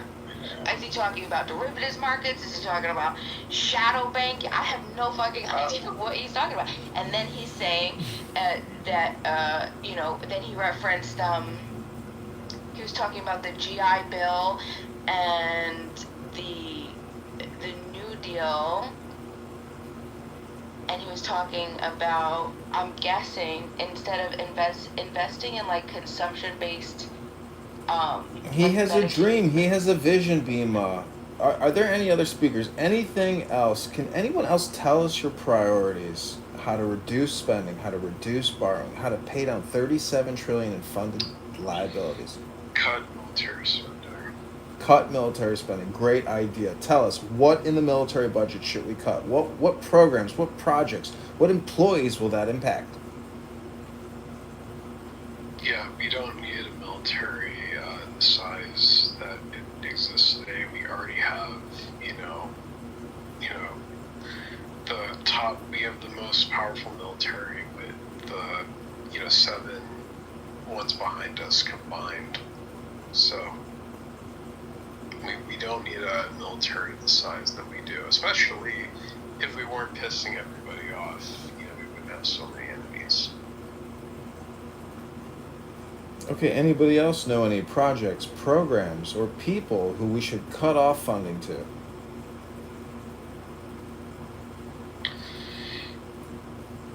I think Trump does have a point about us, sending military aid to other countries, mostly because of the fact, one, if, what are these countries going to have when you have Donald Trump, who gets in power, who is going to, relieve military funding if you're not Israel. So, in general, I think that there is a point that he's made there that, countries, just really can't rely on the U.S. to be able to have their own military, to have protection. So, I think that's one of the things I think Trump has a point on. Okay, again, that's $1 trillion a year we're spending on the National Defense Authorization Act. Northrop Grumman, Boeing, Lockheed Martin, 100 other major defense industrial contractors. And it's not just in the United States. This is a global military industrial complex with players in France and Germany and the UK. And if you've ever seen the sheet of who the Department of Defense and the Pentagon sends all that $1 trillion to, it's a lot of foreign corporations doing business with the United States government. And I just want to say also, it's like, regardless of, you can be against Social Security, but it's completely fiscally irresponsible to say that we should cut Social Security, and, you know, and when we What do you think austerity's all about, Necro? It's called austerity for a reason. I'm saying that essentially it's completely fiscally irresponsible to say that we should, you know, cut Social Security when we have more military spending than we could ever afford. It's not security and it's not social. It's called austerity.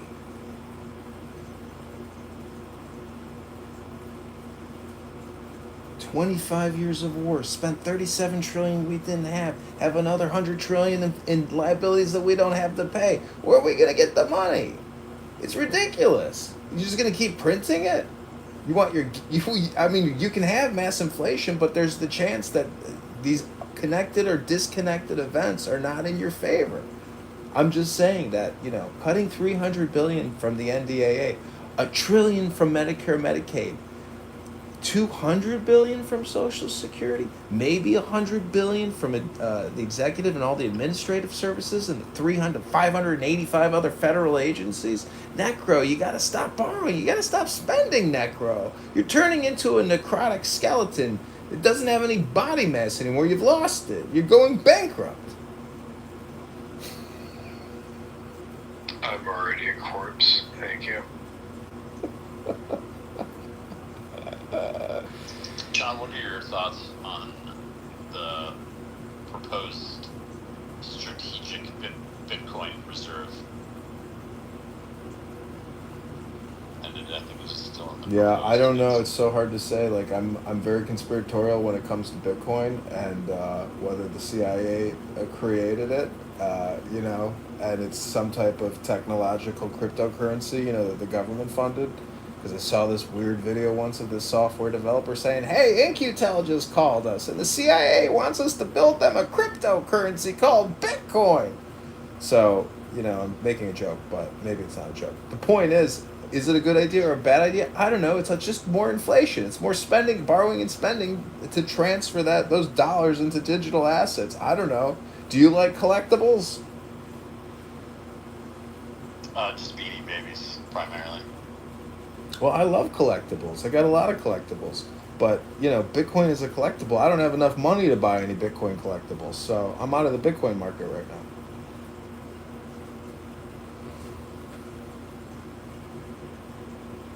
Are a lot of your constituents concerned about Bitcoin and cryptocurrency? Concerned? I'm not so sure. I know a lot of young people have been buying shitcoin because I look at a lot of rental applications, and when I look at their credit report and I see they're buying shitcoin on credit cards. I'm like, what? And they're claiming them as assets or something. I don't know. People are so stupid. People get scammed all the time. They get suckered into buying this and that, and they're just terrified. They don't know what to do, so they're buying shitcoin. Yeah, I mean, Bitcoin does have more hedge from what I've heard than gold, so. If you're not buying shitcoins, then you're the fool. You just haven't figured out the fucking free money printing system. I feel sorry for you. I really hope that's facetious. If I want to invest in things. No, it's not facetious at all. Yeah. Really? Okay. Well, I hate to tell you this, but Bima, go on eBay. How do you think I do what I do? How do you think I fucking do what I do? Sit on my ass all day. Wow, you're a shitcoin day trader, Bima? I didn't know that. No, I don't. No. I LP. I have some moon bags. I learned how to make a moon bag, and then it's literally a fucking money printer. You guys have no idea. If you tapped into that shit. Bima, you stop eating the begonias. What are you drinking, begonia tea over there? You're absolutely right. You You eating laugh. begonia for breakfast, begonia for lunch, You laugh. begonia for dinner. You got begonias on your mind. Yeah. It's called a moon bag. Wendy Crypto coined it, and basically, you take your initial investment. Let's say you take only what you can afford to lose, right? Maybe 2,000, 5,000 bucks. You invest it in the market. You invest it in the crypto market. You find what works, right? Make sure that you can track the cycles, understand the crypto cycles. Once you make double that, okay, once you turn 2,000 to 4,000, you take out your original investment, and now you're just working with free money, and then you just keep growing that. Wait, And you grow Marie, it to Bima, you just might keep be in skimming off the violation. top. Let me check the rules again. You might be in one of the violations of one of the rules in this room. Stay on topic. Sorry, you're in violation of stay on topic. That's what we're talking about. We're talking about crypto. You need to spin up some crypto rooms. Like if you've got the golden ticket. Do you know what? Do you know what's interesting? I thought that first of all, nobody wants to listen to me. Nobody cares. And once you're going to the top and you try to convince people, everybody thinks it's a scam. Bima, if you want to prove Hold on, wait a it, second. Hold on, let me finish. Hold on. I lost family members telling me that I'm scamming them because I was getting airdrops. I'm talking like $3,500 airdrops, and it was what was it? wait a minute, Bima, we've got a new room title. It's La Hood's Reign of Terror is over. Vote John, Kitover. We're talking about finances, and I'm hoping that you protect DeFi, John, and protect us. Make a campaign contribution now with your Bitcoin Moon Super Coins, Bima. Right, it's interesting. It's funny that you joke about this, but I'll tell you what, in the past couple weeks, okay, there's a bull runs right now happening in crypto, and you tell me where you could turn 100% return off of something. I mean, when was the last time you watched a bank account or any type of, in days, go from 60,000 to 120,000? I've done it. I've experienced it, Bima, in the stock market. I used to day trade. I bought Yahoo at 18. I sold it at 35 2 days later. I made $120,000. John, stop. But this is the difference. When you're talking about day trading, you're talking about all those pattern day trading rules, all of that shit. You have to have $20,000 to just begin. The difference with DeFi and crypto is you don't You got have to have 30 those more level- seconds, Bima. 30 more Why seconds. You're such a fool, John. It's okay. You got 30 more seconds. Go ahead, Bima. 30 more seconds. Go ahead. You keep interrupting me. That's fine. I don't give a shit. I'm living my best fucking life off of fucking whatever the hell you guys think that doesn't exist. No, that's cool. Go ahead. You got 30 more seconds. Finish up your investment advice. Got it. Can I ask a question? Of course, Dr. Adams. Please proceed. Got it. So, as far as your experience in the real estate industry, what do you feel like you could give back as a congressional candidate to actually resonate with people that are struggling with affordable housing today? And we're not talking about the low punch down, black man. We're talking about, a lot of people in middle white America that are looking at a door mark exit. So let me repeat back the question to you. As a congressperson, what can I do to help low-income resident housing?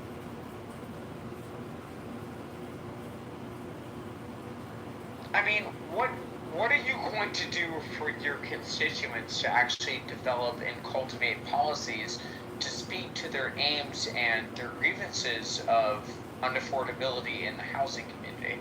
Okay, so the rent is too high, the mortgage is too high, the property taxes are too high, everything's too expensive. Well, a lot of that has to do with inflation because we're $37 trillion in debt. Where do you think all that money went? It went into the cost of your housing now. It's everywhere in the economy. I could show you a list of the CPI and show you the top 20 grocery store items. Things are up 50%, 100% over the course of 5 years. So everything has gotten more expensive because we're $37 trillion in debt. Got it. So, do you know the average cost of a single-family home in your neighborhood? In Chicago, yeah. In the district, let's say it's $285,000 on average. No, but I mean, do you know the actual number? No, let me Google it for you. Please hold. Got it. So, do you feel like you're gonna parlay your way through this campaign, just grueling information and not? He's not gonna know that shit, Adams. He This doesn't is even know. crazy. How many counties are in your district, John? Go to johnforcongress.com to see all the top towns in the 16th district. This is so crazy. It's on my website, and I plan on adding more and doing more research. I do a lot of lookups on Grok, doing a lot of research. Are you a forensic accountant? So, let me No, just but ask just you. know your fucking constituents where your Adams poses a good question. It's a tough audience, okay? You know, I'll see you guys after the show. Be sure to tip your bartender. What show? Like, John, if you could just, like, put this cartoon voice aside, like, people could actually take you seriously. Like, this is crazy. Listen, LaHood's reign of terror is over. Look at the title, everybody. Focus here. LaHood's reign of terror is over. Vote John I feel like you've Kitover. been played. This man is not actually seriously running for Congress. Oh, I am seriously running. This is crazy. I am seriously running. You're gonna lose. Listen, you two are an eclectic mix. I need you here. I love you here. The point is, you haven't given $5 to this campaign yet, and you're complaining nonstop. You got a lot of complaints, and I ain't seen $5 or $10. I should be getting $1 a complaint, $1 a question over here. Go sell begonias and get me $10 by Friday, Bima. Go sell some begonias on the roadside and get me $10 for the campaign, Bima. Where's the $10 from the begonias you promised me? So let me ask you a question. You buy me a begonia, I'll donate. Got it. Bima. So again, why throw good money after bad? This man is not going to win this fucking election. Well, do you know Like, what are y'all doing? Because this is the thing, though. Because I do really vibe with his message, okay? And based on what? Do you live there? Do you live in his district? Well, if he's running, you live in his district. No, I don't. We're all in the same boat, Dr. Adams. We are Americans, Dr. Adams. Americans. We are all on the same boat. We all share in that $37 trillion debt. If he's in Congress and he can, co-author bills. Who's in Congress? Listen, he's running for that's what he's running for, isn't he? Dr. Adams, so Right. And again, look at the polls. Look at the polls. But this is again, look at the person that he's running against, right? Yeah, so that man actually brought more votes. That man actually brought more votes than anybody who's ever fucking existed. Hey, Dr. Adams, you don't know anything about Darren. Stop it. Dr. Adams, you're not running for Congress in your district in California, and you should be running for Senate against Shifty Schiff. You got a great voice, Adams, but you don't understand the constituents in the 16th district. For Senate against Shifty Schiff. Shifty Schiff does not represent my district. That's a well, neither does Darren LaHood in the 16th district. He doesn't represent his constituents. He does not represent them. He doesn't have town halls. He's not transparent. He doesn't take constituent phone calls. This guy, everybody complains against him. Look at his responses on X. Let me tell you something. LaHood's reign of terror is over. Vote John Kitover. LaHood's reign of terror is over. Vote John Kitover. And fork it over. Click that link above. $10 right now. It'll go into it. Okay, Adams, you got this, Adams. You're not winning. Are you winning? You got this, Adams. We are winning this campaign. We are winning this campaign. We have strength. We've got victory. We've got prosperity. We've got joy on our side. We are attacking the machine, the Darren LaHood machine, every single day. The floor with you. He is. We've got $460 in our checking account. He's got $10 million. We're just $9.9 million away to catching up with him, Dr. Adams, and we need your $5 right now. Got it. So he had how many 300,000 people that voted for him? No, I don't think that's the real number. Where are you pulling that number from? No, I don't think that's a real number. Why don't you look at the archives, bro? Go ahead, post the link, Dr. Adams. This is a decentralized campaign. Stop attacking the campaign and start supporting the campaign. Insane. If you don't support the campaign and give us data and you want to sit here and play gotcha games, I'll kick you to the goo. I'll show you what the power of this green bean has. Yeah, okay. Anything else? Please don't kick Adam. I'm just making empty threats. We're all modded up here. It's just exactly, an expression. Because you want campaign dollars I'm not going to give you.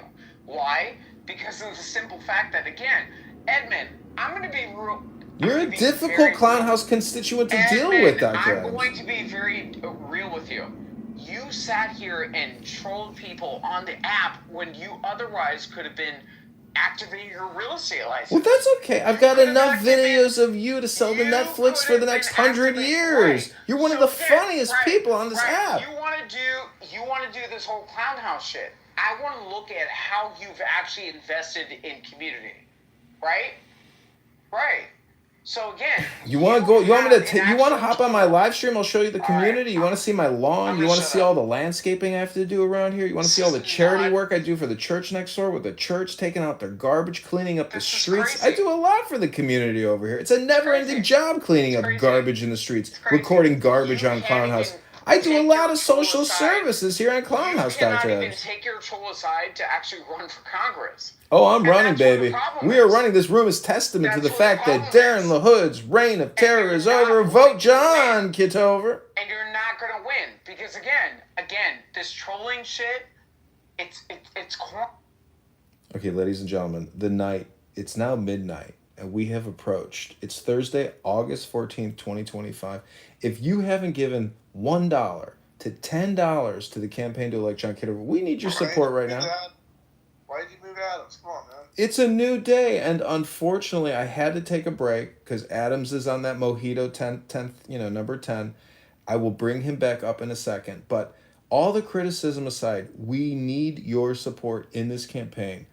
Darren LaHood has a war chest of $10 million from Blue Cross Blue Shield, Aetna, a Cardinal Health, Big Pharma, Pfizer, Moderna, J&J, Verizon, Comcast. He's given Comcast $65 billion. $65 billion to do rural broadband, ladies and gentlemen. And you paid for it. You, the voter, the taxpayer. And so we are all on the same ship. I don't live in this district, but I live in the United States of America, and I'm sick of Congress people passing HR acts and spending trillions of dollars that we don't have annually. So if you agree with that sentiment, then you agree with this campaign. So click that antidote link above and give $1 to $10 to $1,000 to me for you. Go to vote.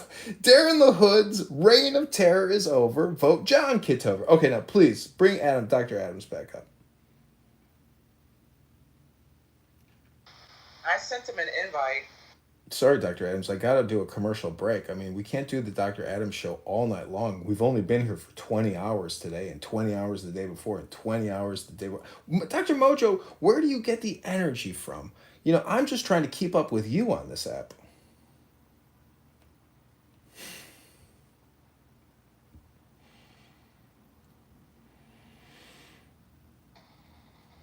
I think his secret is watermelon. Is it the hydration aspect of watermelon? Or is it the flavor, the juiciness, the tastiness of a fresh cut watermelon? Tastes like strawberry. I think it's coffee. I love coffee. I drink a lot of coffee. I think he's answering via the PTR. I think it's coffee.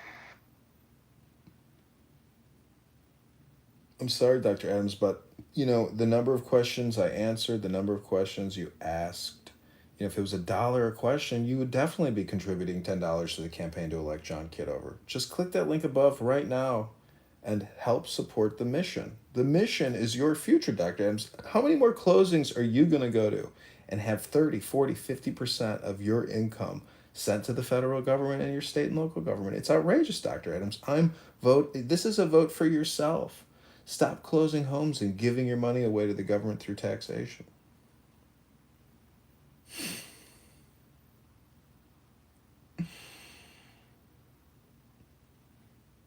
it's so ridiculous. Dr. Adams, you're such a critic. You know, you have no policies, you've got no aim and no legitimacy. Well, I've got plenty of credibility. I've got great aim and desire in what I'm doing, and our policies are economically sound. I don't think you understand economics, Dr. Adams. I don't think you understand how to start and run a business and why this government is not running itself like a business.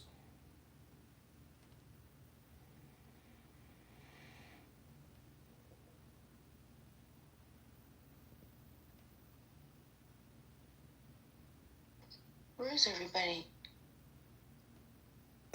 Well, Dr. Adams is 99% of the room when he's in the room, so, you know, there's a huge vacuum now. But how are your begonias, Bima? Oh, thank you for asking. I'm struggling a little bit right now with some of them, you know. I think I'm having an issue with the substrate, and because they all different begonias like different types of substrates, and I'm trying to learn them. Some like, you know, vermiculite, some like perlite and cocoa coir. I don't know, but anyway, some like sphagnum moss, some like these little balls that I don't even know what they are. But I'm struggling with some of my more expensive ones, you know. Beam, I've been talking about our pink begonias all day. And they are just so beautiful. They're pink. They're pointy. They got spikes. They got polka dots. Serendipity. I got begonias that are green with white spots and a red back. Like these things. It's called a maculata. Look it up. It is the freaking coolest plant. This thing is gonna grow up, be the entire corner of my house. Like what? This is insane. And do you know what the coolest thing is? I can make an infinite amount of them.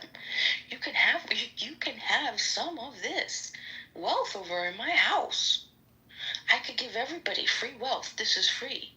You know? Let's get away our begonias, y'all. They would be baby begonias, but yeah, ultimately. So yeah, I'm struggling with some substrates. This one, I just can't get the moisture right. And I just don't think it likes me. Yeah, you're going to need to not say that word. In the muff? We'll talk about moisture in the muff.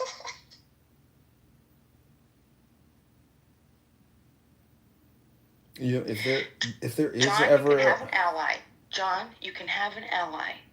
If you support DeFi, I am down with the cause. Hey, are you into Ray Dalio at all, John? Yeah, I see a lot of his content. Yeah. Did you, have you read, what was, where he talks about the 6 stages of, like, the debt cycle and how we're, like, entering, like, the 6th stage? What book was that? What was that? You know what I'm talking about? I mean, I don't know exactly what you're referencing, but I know he publishes a lot. It was probably like something rules for navigating the debt crisis or something like that. But anyway, Are you referring to the changing world order?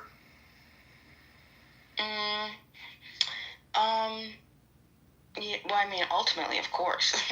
That's the title of his book that kicked off.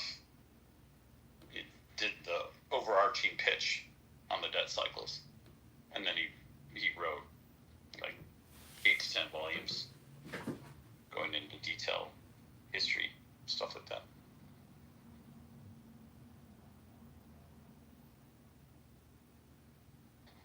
Sorry, I didn't mean to kill the room. Yo, what are you talking about? You didn't even say anything to kill the room.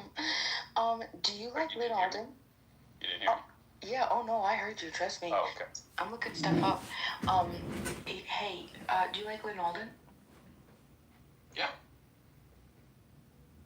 Okay, so now you like Ray Dalio and you like Lynn Alden. Now tell me some things. Tell me some secrets, please. Who else do you like? I like John Kitover for president.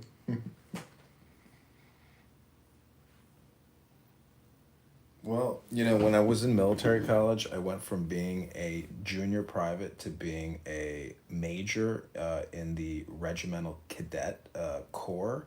And so I literally went from being a private to having like all this, you know, presence as a major, and people who knew me were just like in disbelief that I had this huge like political reversal on campus where I went from this know nothing private to being a major.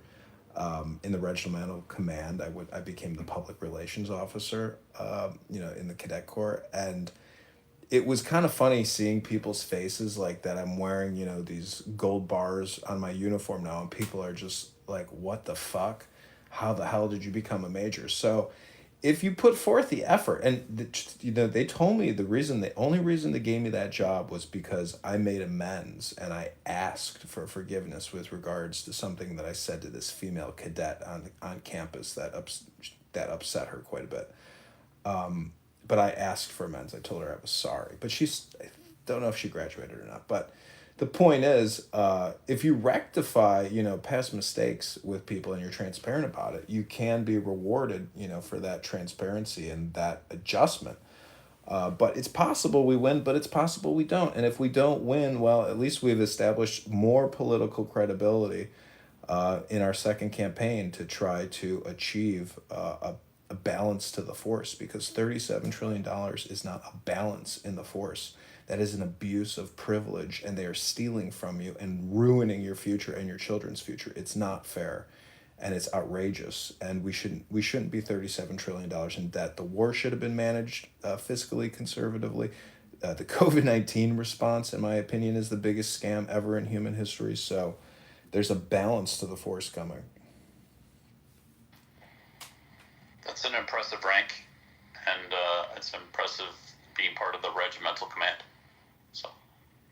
No, it's really not. You know, not in hindsight, because I have classmates who are now colonels in the military and working up, you know, in high positions of incredible budgetary supervision at the U.S. Army Cyber Command and other places. I have got friends that are making fortunes working at Microsoft and other places. There's a lot of the highest annual income in the entire United States is in the Washington, D.C. area. So a lot of people are making a lot of money off of all this borrowing and spending. I'm not, unfortunately, at the present moment. I'm trying to run for Congress. Yeah, I was speaking of what you did in your schooling. I know, but I'm just telling you that reversals happen. That, you know, you can go from nothing to something overnight, and when it happens, it's, you know, amazing. So we'll see. I just looked it up, and yeah, they're two different things. I'm gonna look into that, the change in world order, but this is it looks similar, which is funny. But it's the principles for navigating the big debt crisis. It's where he just goes over the 6 stages of the debt. Who has Adams blocked? Not me. Well, like a bots? Maybe he can't find He told it. me he can't get back in the room. He back channeled me. He asked me to send him the link. Let's give him the link. I did. He said he still can't get in. I certainly don't have them blocked.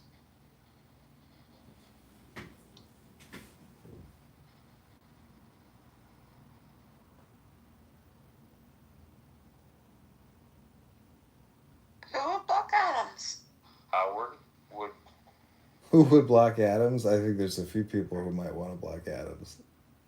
Did somebody just leave?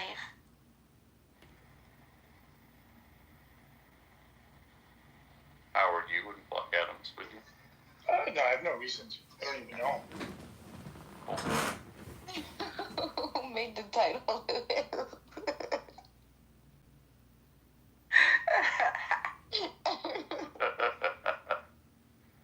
That's funny.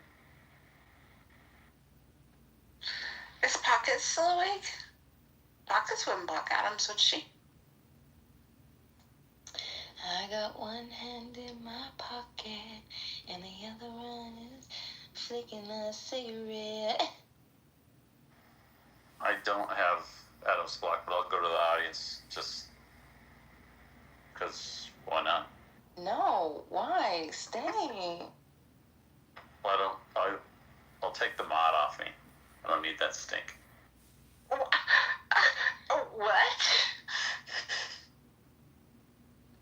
Y'all hear him call little stinky? I'm not gonna lie, a man that doesn't want that's kind of hot. Like, that's like the most masculine. Yeah, I like that. Come on back up, player.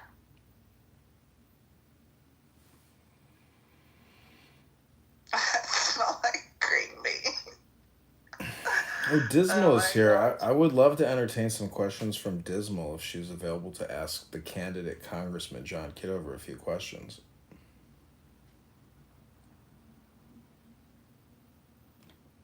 Welcome to In the Muff. Hey, Canada, has there been any discussion or have you reached out in any attempt to debate the incumbent? No, I have not addressed him directly on X asking him for a debate, but I'm sure we will, within the next couple weeks or months.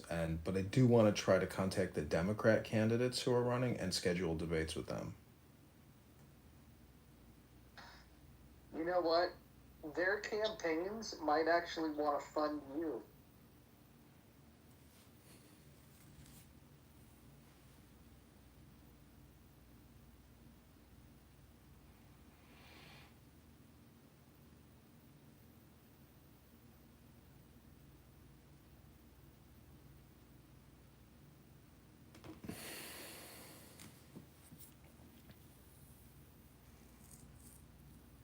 Yeah, I have to try to get more, I want to try to do town halls in the top 10 cities, like digital town halls. So create like Facebook events, Eventbrites, and then redirect them back here to Clown House, or use Zoom. But I'd like to do it on maybe Clubhouse and X, probably not Zoom.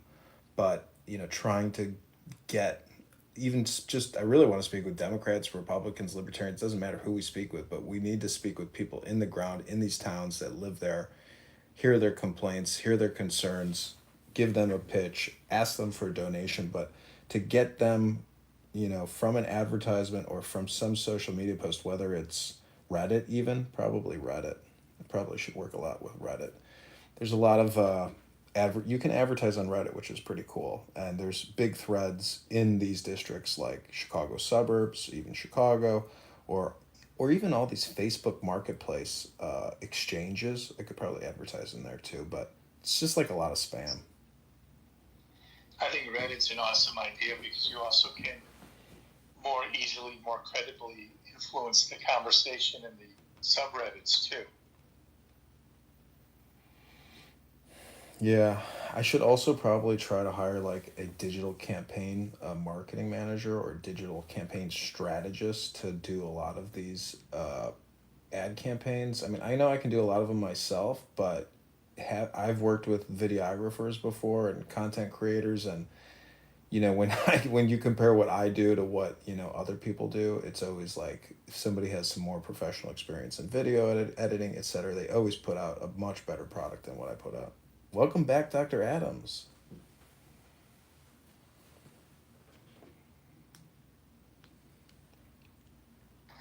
The only person I moved was Pockets. Does Pockets have you blocked, Adams? No, of course not. Like, listen, Roger, I'm not going to get into, like, stage dynamics. Like, that's, like, one of the most annoying things, I feel as far as, people coming onto this app. It is what it is. So, I'm not tripping. But again, I only moved one person.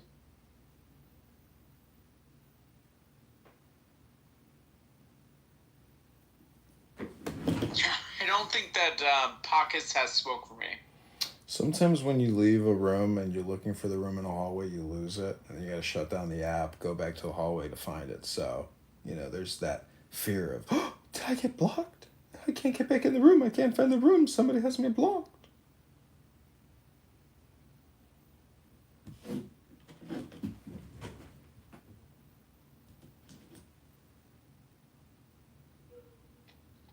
Yeah, John, I think you're onto something. It's almost like you've got to adopt the George Costanza school of getting elected. Like, do the opposite.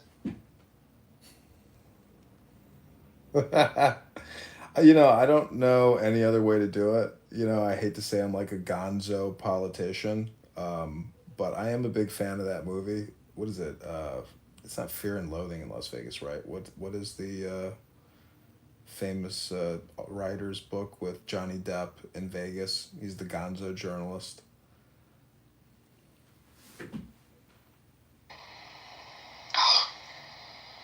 It's on the tip of my tongue.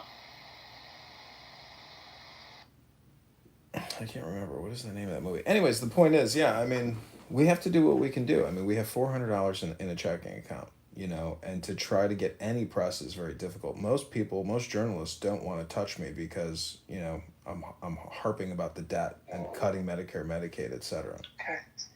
Hey, one idea, and again, I'm just quickly brainstorming, so I apologize to the stage. But John, have you thought about reaching out to John Cass, the former Tribune political reporter who has a podcast, who's very much anti-establishment? John Cass, No, but I'm going to look him up on X right now, see if he has an account. Yeah, it's John Cass with a K. I'll look for his podcast. I listen to it. I'll try to find the link and I'll put it in the chat. I see it right now. John Cass News. His profile's John_Cass. I think it's worth that minimum. Just even reach out to him informally, and since you're already filed, you're a legitimate candidate. I'm sure you take the phone call. And what about getting posters in all of the cannabis stores? Yeah, that would be a cool idea. Yeah, let me message this guy, John Cass. I haven't done any signs yet. The last time I ran, I purchased signs on eBay, and let me get a photo. Let me show you a photo of my last campaign sign that I created. Let me go get it from the other room.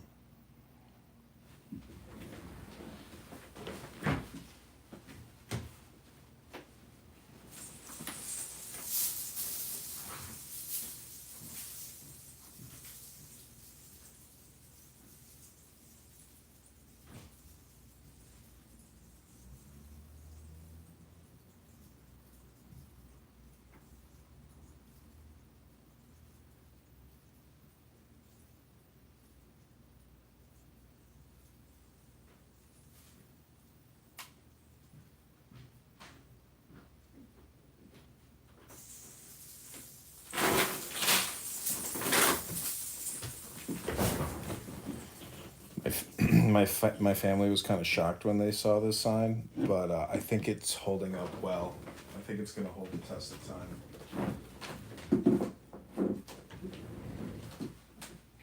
And one of the clubhouse racists on this app registered my name, johnkitover.com, and now it forwards to Queers for Palestine. But I'm sick of owning domain names. I used to own thousands, and now I'm dwindling down to like 300, and I'm slowly dropping them. But this was a sign I created when I ran for committee person. PTR, PTR.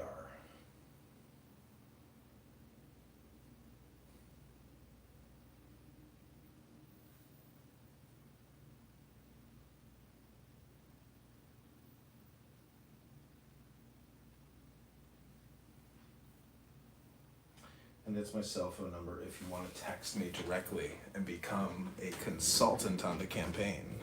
And then I will... Oh, I see why you don't win, John. That's a horrible freaking sign. Oh, see, you don't like it, but it's holding up well, actually, in terms of prophecy.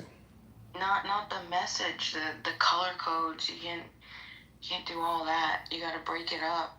Oh, well, do the highlights, different color, you know what I mean? Bold. I drew the hearts. Reds in there, blues. I drew the hearts myself, and I drew the green triangles with the all-seeing eye and the dollar bills. That was my artwork contribution. Let me read it for you. It says, vote Trump and Republicans. Stop the bullshit and scams. Fuck the Democrat clown scams. CRT, BLM, LGBTQ, DEI, Democrats. Liberate America and secure the border. End forever wars and pay the debt. Dissolve the Federal Reserve. change your website, make it bolder font, and change the color and the top too. You gotta break it up. That's not. Here's the thing, though, John. Okay, so I'm looking at this sign, and I'm thinking to myself, okay, he's conservative Republican. Okay, cool. Now you have to imagine that there are members of the LGBTQ community who are, Trump supporters or right-leaning voters, Republican, conservative, or MAGA, whatever category we want to file them under. Do you think you're alienating that base with the fuck the LGBTQ Well, message? maybe, but I would just say that however you decide to orgasm, whether you're heterosexual, homosexual, or bisexual, or even trans, that's okay, or queer, that's okay. Orgasm however you want. However, when you want to cut off young men's genitalia or cut off women's breasts and have Medicare and Medicaid for it, pay for it. I just can't vote on that next HR act that's going to fund all the prepubescent puberty blockers and mutilation to those young people's bodies when they simply have a mental health disorder. So, that's where I stand on LGBTQ. Well, I agree with you on that point. You're against circumcision, John? No, I'm not against circumcision. Oh, not that iteration. Okay. John, here's a thought that might actually get the gay and lesbian community on your side is call for a divorce between LGB and the rest of the alphabet soup. I think you'll get the old school gays, the ones with money on your side. LGB without the T is a thing on Twitter. I don't know if you've seen that. LGB without the T. Follow Gays Against Groomers, by the way, on X. So presidential advisor, Ready Room, consultant, or the Situation Room advisor, Dismal Outlook, who has such a negative name. She wrote, I'd love to give him that opportunity, but he sounds like a basement clubhouse douche. Wait, so John, wait, hold on. So John, how are you going to end the division, based on the divisive topic that Roger offered up as kind of like an alley-oop, and, you just kind of didn't take it for the basis as it was? I mean, what is your plan for correcting the divisiveness as you sought, in going to this whole election cycle? I mean, what are you doing to correct your own grievances which you decided to run for office? Sure, my big, I deal with all the same issues that all other Americans deal with, which is property taxes, income taxes, and never-ending other taxes. And I want to thank Mojo for giving me an alley-oop, but this isn't a basketball game. This is a financial war that we are all enduring in this country. $37 trillion is eating your substance. That's what the Declaration of Independence deals with. The king and all these rich prick asshole royalists eating out the substance of our nation, leaving us with very little after working 5 days a week. So my problem is your problem, Dr. Adams. I mean, my problems are definitely not your problems, and you have not addressed the aforementioned problem as far as you actually resonated with a certain ilk that can actually get you towards the aims that you're seeking to accomplish. Like, I'm not seeing where you're creating a pathway to actually, produce a successful campaign, bro. Like, I'm sorry. I want to see this. Well, what does resonating with a certain ilk mean? What are you talking You're about? not being authentic. You're not being I'm authentic. not being authentic. This is very authentic. Right. I'm totally transparent. I'm live streaming this whole situation right now. Let me get you the YouTube live. Please hold. Got it. And that's part of the problem. That's part of the problem.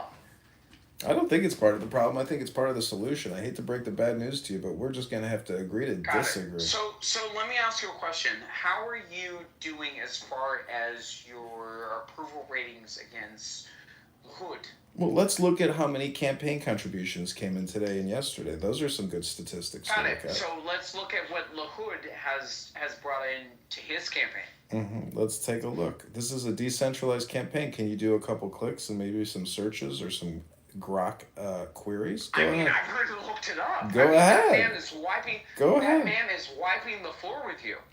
Yeah, well, that's because we have $470 in the account and you haven't given $10 yet, you big complainer. That's again. $10 goes a long way in this campaign, Dr. Adams. You gonna put up or you gonna shut up? Okay. Guess who put up? Guess who put up, Dr. Adams? This is the Maury Povich show, not the bully pulpit. The bully pulpit's gonna get you. Jay Breska gave $120 to this campaign. You just giving your lip. You're giving your lip. Is he running for office? No, he gave asking to represent any He of us? gave $120 to this campaign to elect John Kitover. How much have you given? Good Zero. For him. Zero. Good for him. Zero. Good for him. Absolutely. Big talker over here. I don't see $1 yet for this campaign. Big talker. A lot of criticism saying LaHood's mopping the floor with us. The bully pulpit that I'm discussing. You're not going to bully people into endorsing or campaigning. I'm not bullying. You're critiquing. I'm critiquing you. You have an absence in resonating with people that would otherwise vote for you the most. That's all I'm saying.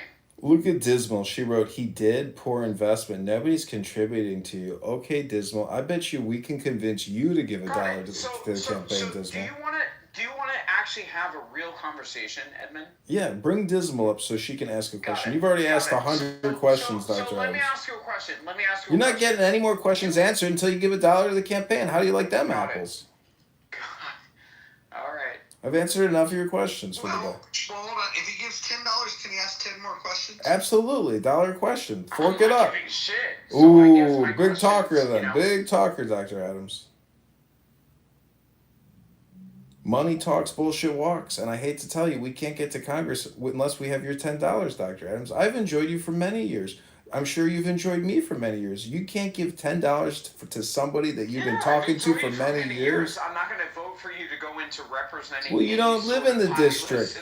You're a political activist online. Is John for Congress? I'm going to be quiet. Is John for Congress your main John? John #4 That's it. Congress.com? That's it. I know it's not impressive, but we're going to change it I don't soon. see any of your. Why does it keep asking me to log?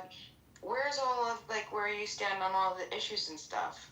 Where's your issues? I've got 20,000 YouTube videos, 20,000 Instagrams. Go take a look. No. What do you guys think of the title of the room? Oh my god. I mean, he is wokeism. John likes to ask and, solicit. He likes to solicit donations from people otherwise are working people in the American populace, while John, leading up to this campaign, has admitted that he's held no work. So again, I would respect this effort in a different kind if you would have actually put in your work into doing the heavy lifting. Finance your own campaign. I'm sorry. I mean, financing your own campaign, I'd even say, hold on a second. We could do that. But, John, you don't even have, an issue. There's nothing. You got nothing. There's no way to mobilize anything or anybody. I'm starting to wonder if this is a troll. Wait, hold on. Listen, the campaign just started. He just filed. He just set up the website. He's 2 days into this. He's less than 48 hours in. He's already raising money. Yesterday he raised over $1,000 if you count the match. So that's over $1,000 that's in the campaign, Kitty. And those dollars will be used to get people to get them on the ballot.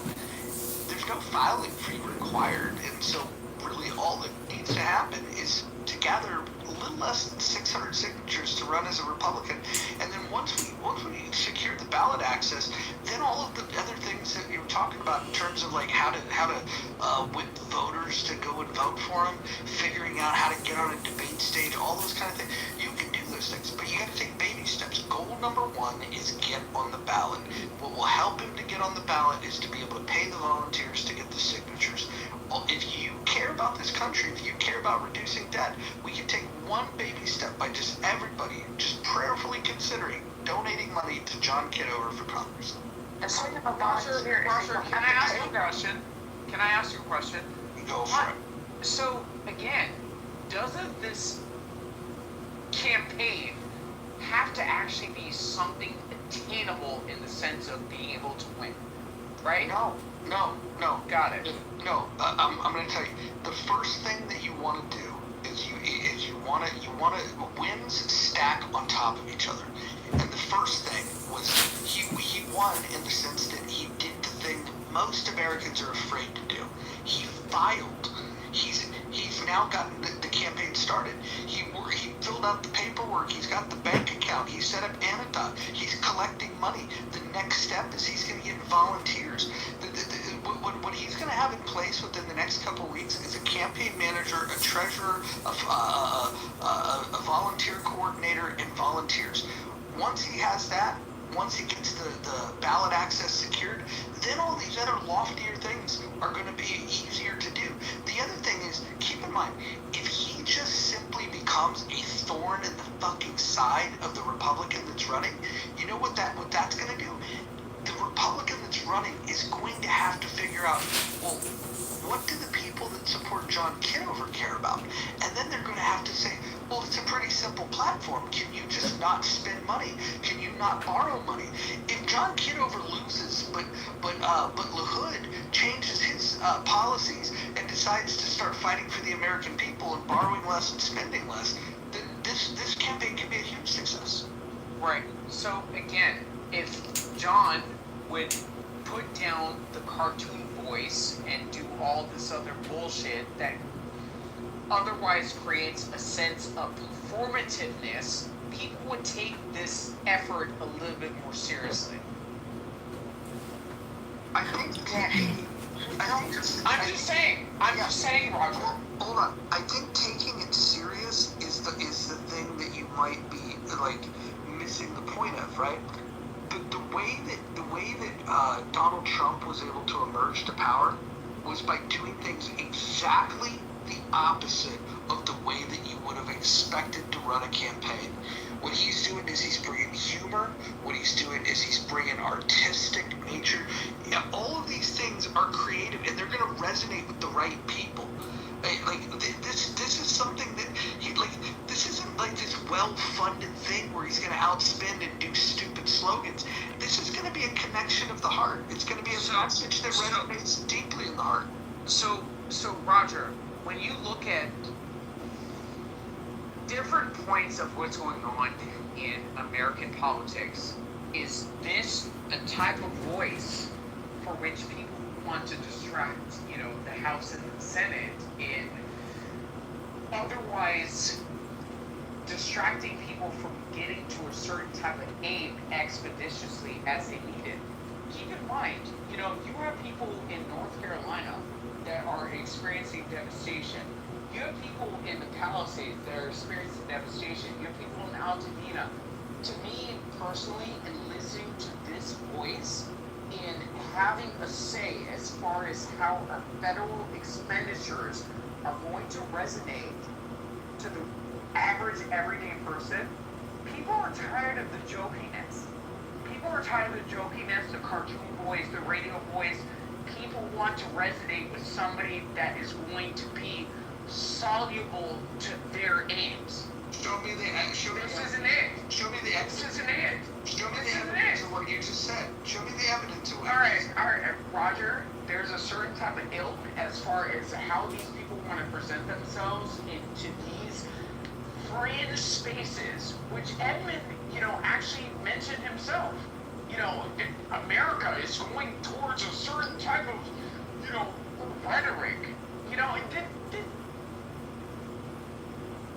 This, in my opinion, is a non-traditional approach to something that is going to end up in something that's non-productive. That's all I'm going to say. I'm not gonna lie though. Listen, John, seriously, you could. I really like what Mojo's saying too. You really could have something if you actually dedicate yourself. I'm looking at this guy. I'm not impressed at all. I mean, even if you took just a day, you could just upgrade your, your interface, just the general first impression of your website. Like the only thing that comes with. There's a couple. Listen, I've created an insane amount of websites in my life, and I used Wix because I thought I'd give them a shot, and they suck. I can create much better websites, but the truth be told is I do so much in live streaming and so much on YouTube, Instagram, Well, X, hold etc. on, but you gotta realize, this people, rational ignorance. Okay, we learned this in Economics 101. People don't have the time to go and I get it, but Bima, you know what's important is that link above. Click that antidote link above because that's really what's important. That's the payment platform, the payment processor. The primary campaign website. John, your voters, the people that you are going to want to vote for Well, Bima, do you want the job as the digital marketing communications strategist? You got it. You're hired. Congratulations. Listen to me. You're consulting yourself. Mazel tov. Listen, these people, they're not even, no one's going to go and look deeply, and it's going to be a very small percentage of people that are going to be able to do this, okay? You know how many people are going to my Instagram? Over 2,200 people a month. It's because of Clownhouse. Hold on, people are going to your Instagram, but you're talking about like just anybody who has access to the internet. Consolidate, make your shit, get your issues out there. Even if, look at this fool. This guy comes up with one freaking paragraph, okay? He has 5 issues listed on his website. What a doofus. And this is government spending.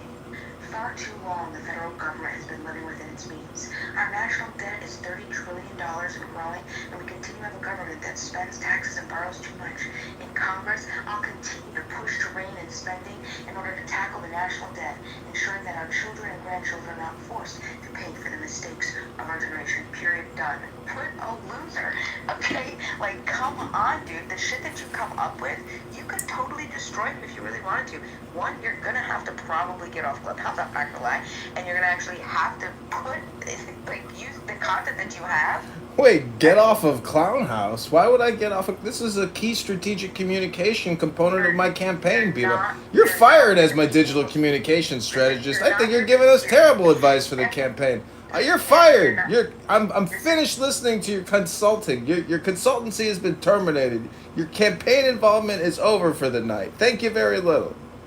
Okay, well, if you want to do like a national, this is what I'm saying. Like, I'm really curious to how serious you are about it, because if you're looking for like national target, then you're trying to, do a little performance piece. I can understand that, but if we're talking about like really trying to get a hold of the people that are in these areas to vote for you, then these people aren't on Clubhouse. You know what I'm saying? But I don't know. I think you do have something. I think you have a lot of really cool shit and I think you could really stir a lot of stuff up. But like 90% of what you're doing is gonna happen. Well, it sounds to me like you do want to be a part of the campaign. Okay, you can't Kamala Harris. This is what your fucking website is right now.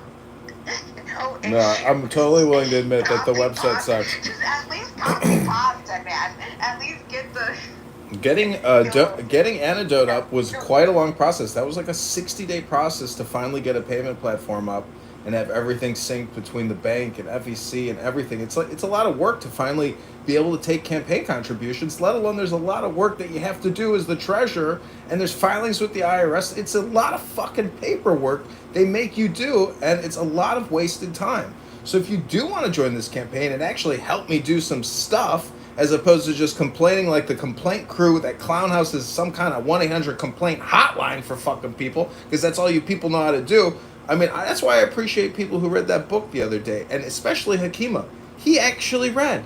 Unlike a lot of people in that room, they just run away. They go, no, I don't want any of this. I just want my dopamine like a fucking clown dummy. Some people read things and they spend their time to become subject matter experts. I don't know how many economists are in the room. I don't know how many people have ever opened up a pizza shop. But until you tell me how you can run a business, or you file for Congress, I mean, your criticism and your complaints are being listened to, and your priorities are being submitted. But I would suggest that if you don't give $1 or $10, and I've listened to all your fucking complaints, I'm not your therapist or your consultant, but I am running for Congress.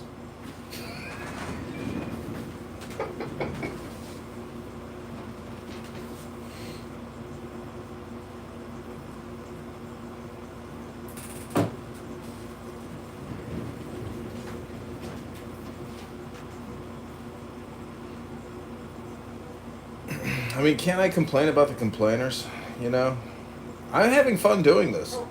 Well, hold on. I just think it's interesting. We have 435 members of the House. We have 100 members of the Senate.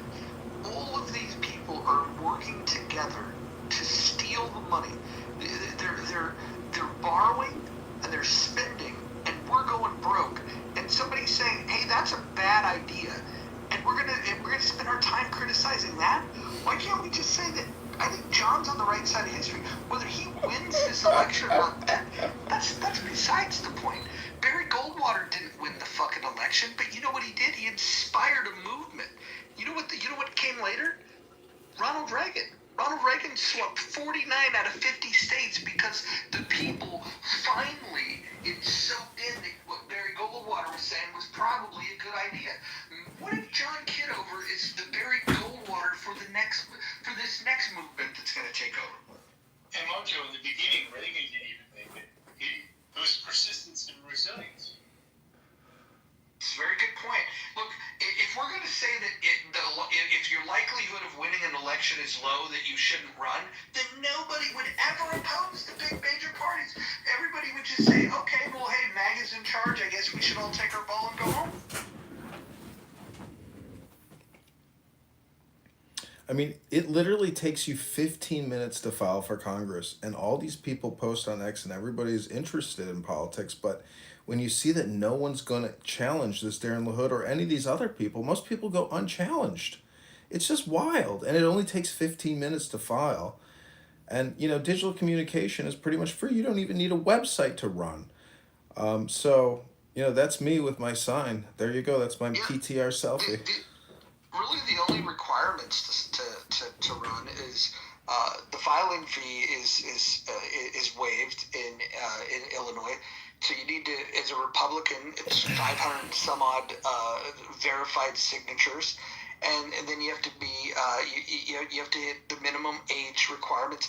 Like all of this stuff is easy. The reason why people don't run is because they look at what the other people are doing and they say, how can I compete with them? They have so much money. They have all these resources. They have this team around them. They have a team that's feeding them bad ideas and that are bought and paid for by these corporations. And so if all of these things that you guys complain about, you say that you want to fix the system, somebody's saying, hey, you know what? I'll take my try at it. And he's saying he doesn't have all the answers. When you guys ask him a question and he doesn't have the answer, rather than making something up, he'll say, well, let's just see what ChatGPT or Grok has to say about it. I think this is the most honest campaign that you've seen in all of America. This is the most honest campaign that's being run, and you guys have a chance to vote for it. And Mojo, yesterday was brought up about Mark Rice, and I do bring up John Cass, again, very well-known political columnist for the Chicago Tribune.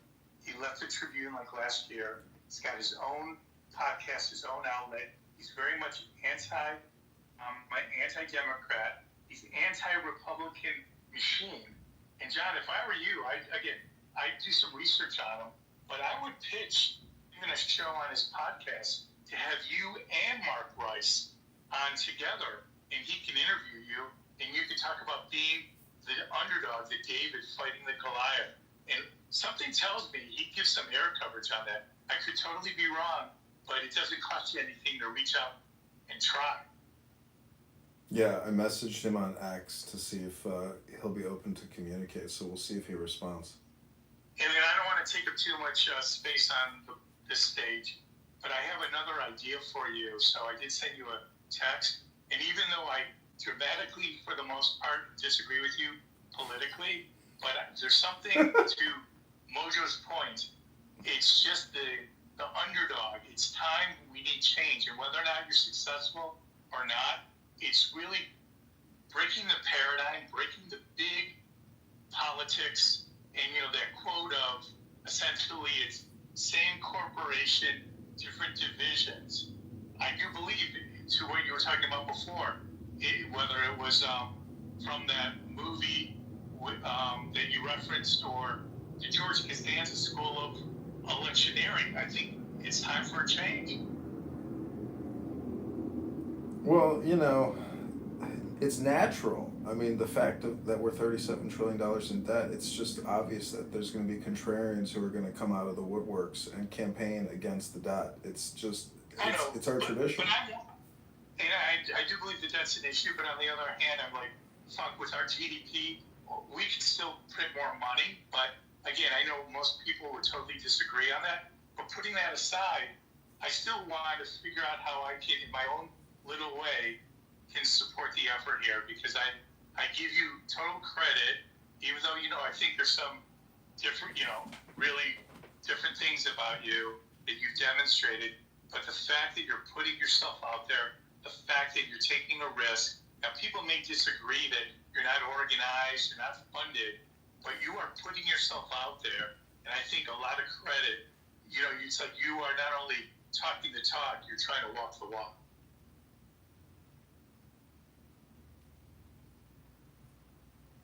Yeah, thank you. I appreciate the compliment. I will say, though, that even though it may appear that I'm not organized, I'm actually quite organized compared to other people who would launch a campaign. I can just I can look at what the Democrats social media handles look like, and I got to tell you, they've got no presence at all, just like 400 followers. But some of anyways, I'm just saying I appreciate the compliment, Howard, and I'm trying my best, but it's fun, and I like being courageous, and that's why I like a lot of people on this app. I think Brad is courageous but crazy. I want to be courageous but intelligent, and I don't want to have a road rage incident, getting all upset or angered, with people on this app. I hope everyone here will be my friend, and I say friends for life. So, if you want to come to Illinois and actually help with the campaign, Mojo says he's going to fly out and stay at a Marriott, and we're going to do some strategic training and door knocking with political activists, maybe Democrats, maybe Libertarians, maybe Republicans, who also don't like the debt, and they feel that they can't change the political leadership, and so maybe I'm a viable alternative. If not, this is a big communication marketing enterprise and experience, and I hope you will join us and have some fun. There's a great roadside bar over at Pecatonica, too.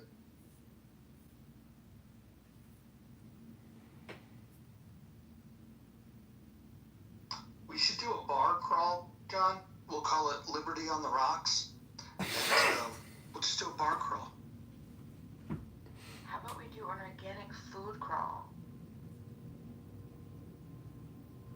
Your voice makes my skin crawl. Sorry, I've been nice all day. I'll stop. Well, we have an event planned in Peoria where we're going to have a Darren Hood look-alike make a bonfire and throw $20 trillion worth of fake Amazon, prop money in it as a publicity stunt. So the people in Peoria and Rockford and all around America will get to see Darren Hood literally torch $20 trillion in fake currency live on YouTube and see it. So he's going to dump gasoline over $20 trillion worth of fake Amazon prop money. It's going to be great. He's going to wear a suit and tie. It's going to be an amazing, troll prank, but hopefully it'll raise awareness. Hey, John, you know what else I would do? I would hire a Pritzker lookalike and have him walk in with that Little Hood lookalike, like arm in arm, too.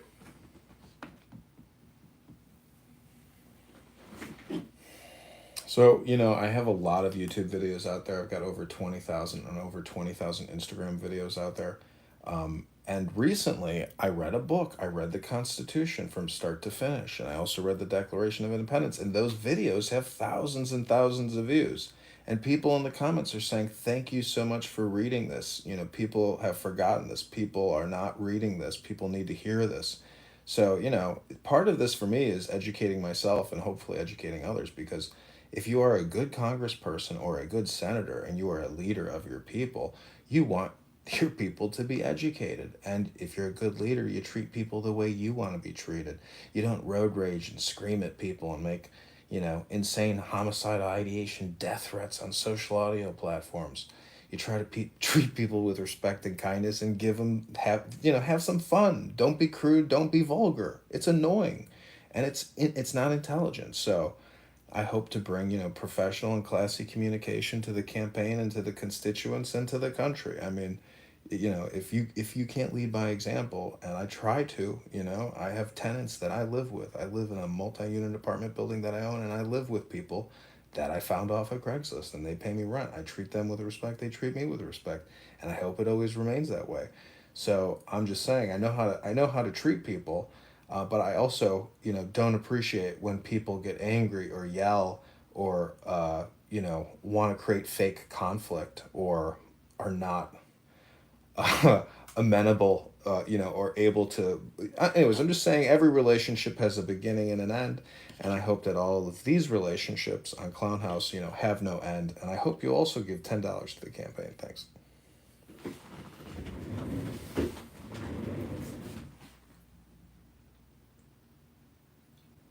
You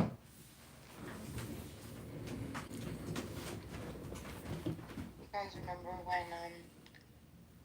Rush, R.I.P., and Hannity, although maybe R.I.P. to him too, they used to do the free pocket constitutions from Hillsdale College. You guys ever get one of those? You better have. Ron Paul used to hand out pocket constitutions at his speaking events. Dennis Kucinich does the same thing.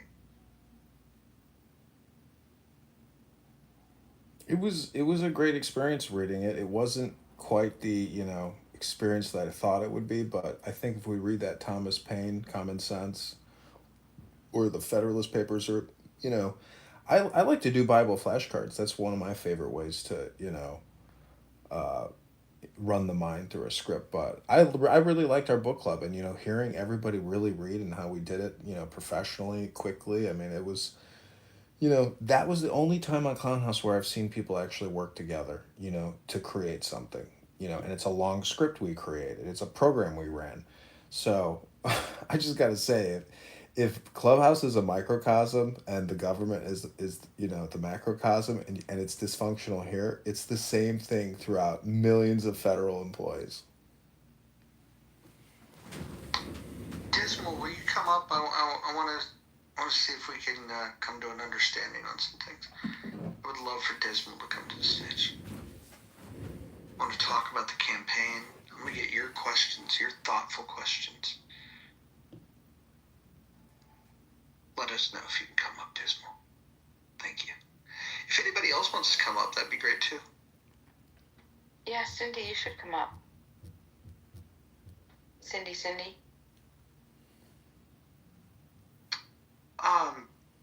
What do you guys think of the slogan, fork it over for John Kitover?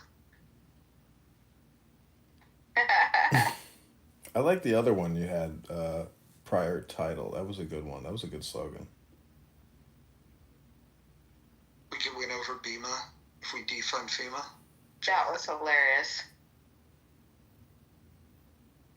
So if we defunded BEMA, would you donate?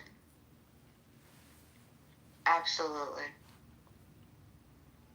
Do you know, FEMA, see, this is the thing. I think that there's a lot of great ideas that we have. I think they just need to be, I don't know, better, more effectively and efficiently put together. And we could do that if we have more oversight. I mean, I know a lot of people will disagree, but, yeah. I think we could have nice social safety nets. We don't have to necessarily get rid of them, but we could come together and put our money together and then have, you know, like some satisfaction with knowing that, oh yeah, I know that this is running pretty effectively. I know that my money is going to be put to a good effective use, that there's, you know, there's not some bullshit person that's just barely getting by and, you know, bought and paid for crime. I mean, you know what I'm saying? So, but yeah, no, I like that. And John, I really want you to think about DeFi too, because that's really where you'll win me over. if you can support DeFi, yeah, that'll be fun. I actually might, for the first time in a very long time, I could potentially see myself helping you.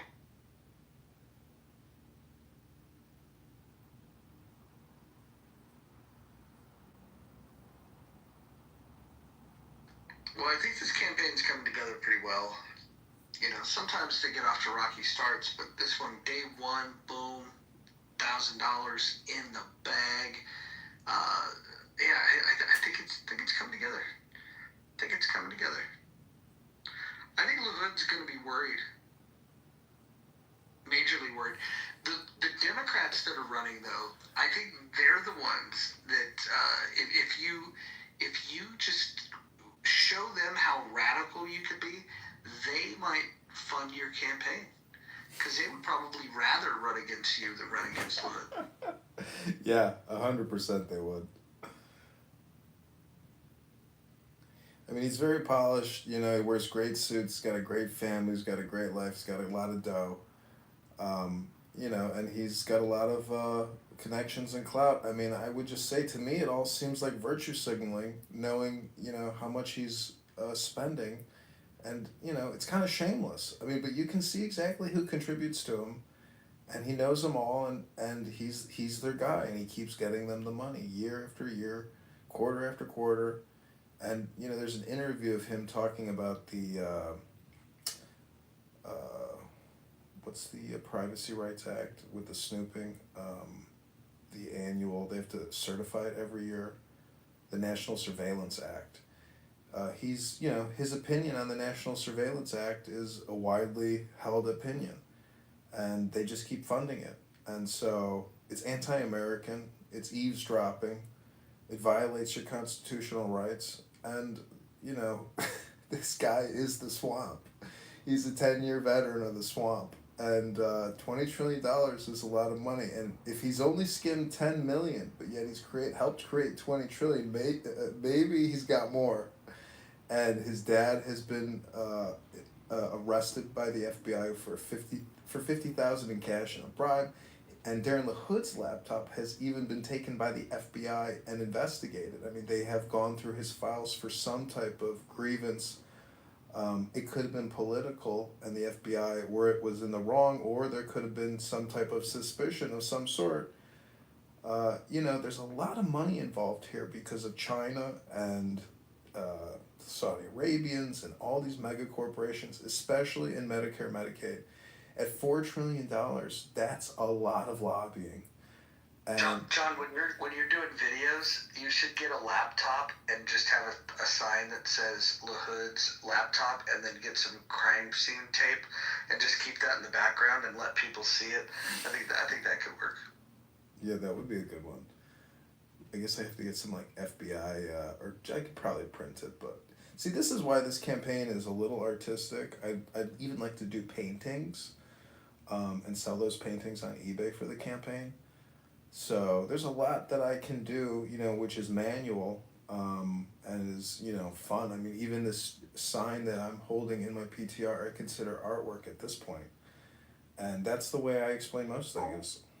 Well, why not go to the local art school, whether it's at the college or even like art students at the high school, and tell them that you'd like them to participate in the election process by having an art contest to come up with the best sign. Yeah, you know, there's a lot of these wine sip and paint places, and so I think I could like create an event where we will sponsor you to come in to do a painting of Darren LaHood burning $20 trillion in cash, and you know, and pissing on it or something like that. You know, that type of viral video, because this campaign can achieve viral status, maybe even national status. And there's a lot of Republican comedian activists who hopefully we can get to help join the campaign and retweet or create content with, like Primetime Stein 99, that guy. So I wanted to go to CPAC this year, and I really wish I did, because that could have been a good starting point. But next year we will definitely go and create, conservative Republican comedian comedy. You can go to my X account, Republican Film. I have all these Republican comedian, Republican comedy Instagram accounts, and it's a lot of Clubhouse videos. So nobody's ever gonna watch this shit because it's just too much information. And everybody would rather choose Netflix and Amazon Prime or whatever the hell people watch. But, Clownhouse has spent tens of millions of dollars so I could sit here and use it as a recording studio for 5 years. And I'm thankful for it. I've had a great experience, and I think I've created some cool content, once in a lifetime content creation. None of this was possible prior to all these cell phones and social media, audio. Clownhouse, I mean, it's been a cool journey creating all these videos and then running for Congress. It's a big, I would call it like a giant spam operation, but it's all political and patriotic in nature. I was in the Army and I went to military college, so I've been conditioned to basically be like a patriot warrior or a knight in a way. And it's been, fun trying to get involved in politics, because in the military that's a very closed society. But when you see how politicians act, the borrowing and the spending and the never-ending debt, it's so irresponsible. But people in the Army or the Navy or the Air Force, I mean, it's funded and it's paid for, and it's a life and it's a career. So people just don't care about the debt. Most people want to just keep getting paid, and they want to kick the can down the road. Because if you start shutting things down and you start laying everybody off, people are not happy with that solution. So you really have to, I think Medicare, Medicaid is where a lot of the waste is really happening. I've dealt with doctors and hospital groups as well as all of you. And if that's where $4 trillion is going for, you go to the fucking gym. I don't know what to tell you. I mean, you got to tighten the belt on that one. That's my opinion. Fucking gym.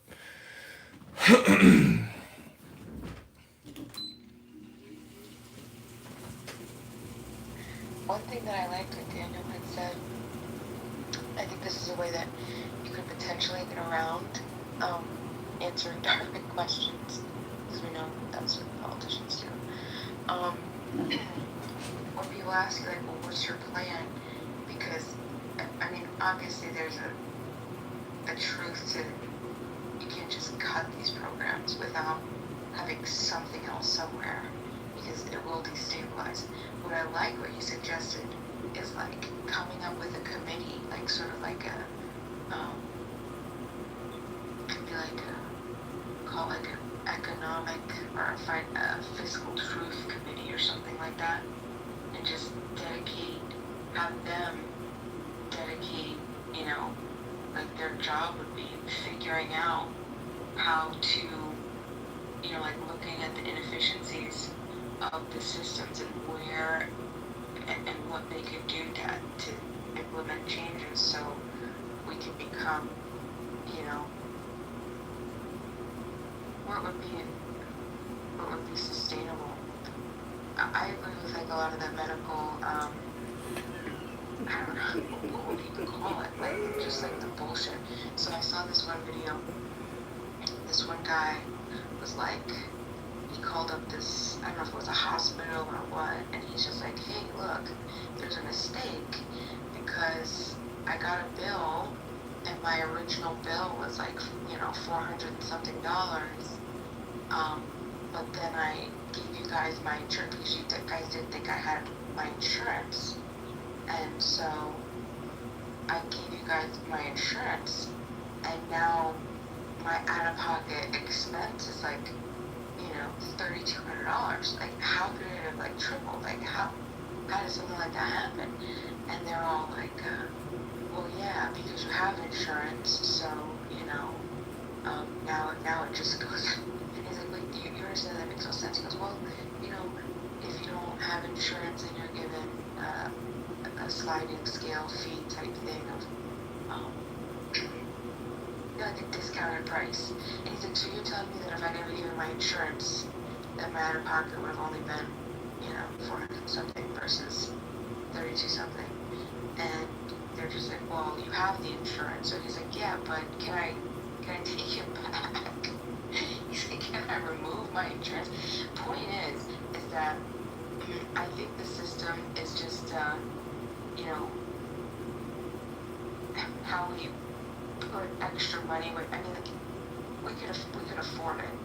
It's just the inefficiencies of, and you know, it's above my pay grade, but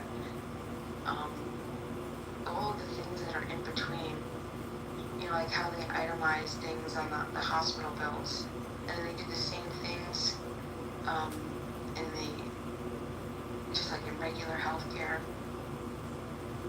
and they pay for like way too many things, and the wrong things too, which is crazy to me. But I also, what I learned, like, was it last year, was how, have you heard of, John, the pharmacies now that are paying, like, it's a flat fee, you pay just for the actual price, the market price of the pill, or of the medication that you're taking, plus, like, a flat $10 fee on top of that, just for the service. And I forget what type of business is called, but it's something specific. And anyway, these particular pharmacies are saving like literal billions of dollars over, you know, a period of, well, I don't know the period, but let me see if I can find the information. Do you know what I'm talking about? Because what happens is like, once the pharmacies can put a price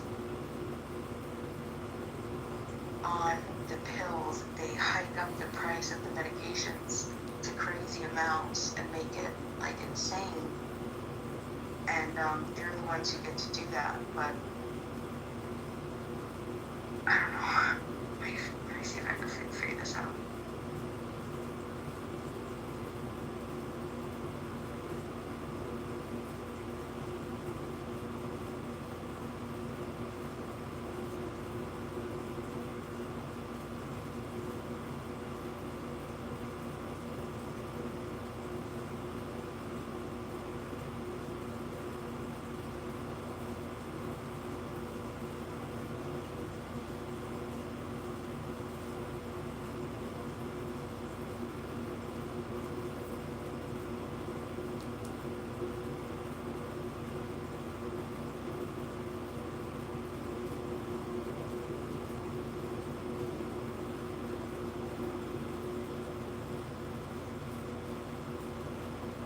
Adams, are you still there?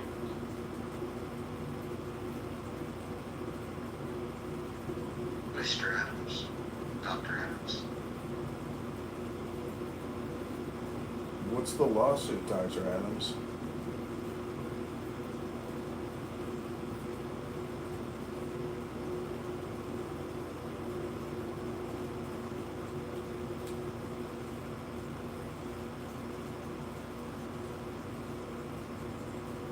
So, Ann, you know, I gave you $1 once, I think via Zelly Pay, or was it Cash App? Maybe Cash App. I'm just wondering if that little seed investment has grown to a $10 donation for the campaign to elect John Kitover. I'm just trying to do that seed growth, blessing, prosperity gospel. Hope all is well, Ann. Cost Plus. John, have you heard of Cost Plus pharmacies? Yeah. Yeah. So there was a study that showed like a Cost Plus pharmacy. What was this? A 2022 study? 3.6 billion in savings on 90-day supplies of only 77 popular drugs, generic drugs. Wait, let me ask you a qualifying question before I reply and ponder that. What do you think about Mangione, and the murder of the United Healthcare executive? Like, do you think that was murder, or was there any justification? Of course that was murder. No, it's not. No, of course not. People compartmentalize and think like it's just like this one guy's. No, it's the entire system. So it was It was systemic then. Like that murder was a result of a systemic issue, is what you're saying. Yeah, of course. It wasn't one guy. That's ridiculous. So murder. I know, but can you elaborate on how it's systemic or because of the system? Yeah, so doing so would be like incredibly problematic. Like that isn't like what happened was, I think, a moment in time, right? Person felt like they were frail or I hope it's over. I hope she appreciated burns the room. society and they decided to do something. I don't think that's reflective of the system as a whole.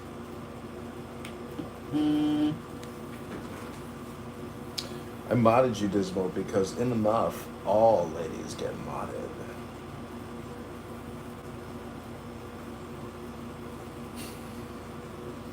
Dismal, I think you might have some really good ideas. You've got a lot of unique experience. Like, if you had to just give like one piece of advice to John, something that you would hope he would listen to and act upon, what would that be? I think actually just trying to invest in health and like creating a healthy society, physical fitness would be like my number one. I think when you have physical fitness, people are able to aspire to like greatness. That would be it.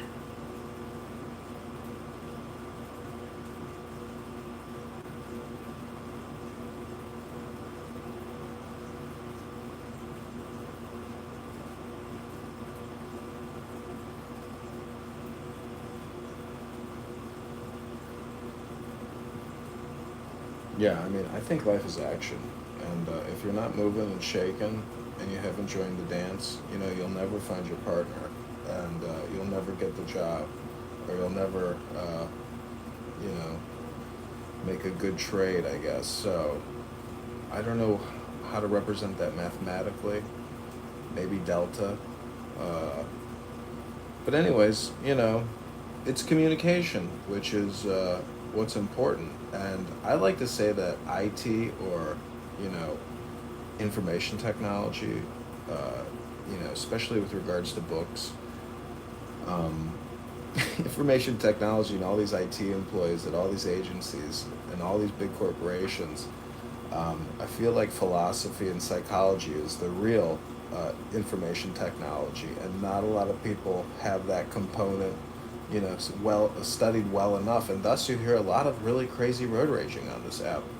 I think personality, demeanor, composure, tone, and intelligence is all tied up in the word and your voice.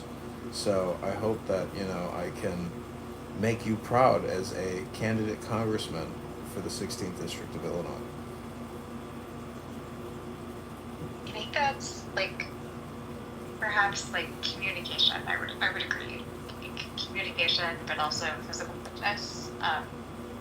Those would be two components. But you are doing something that is a disservice, sir.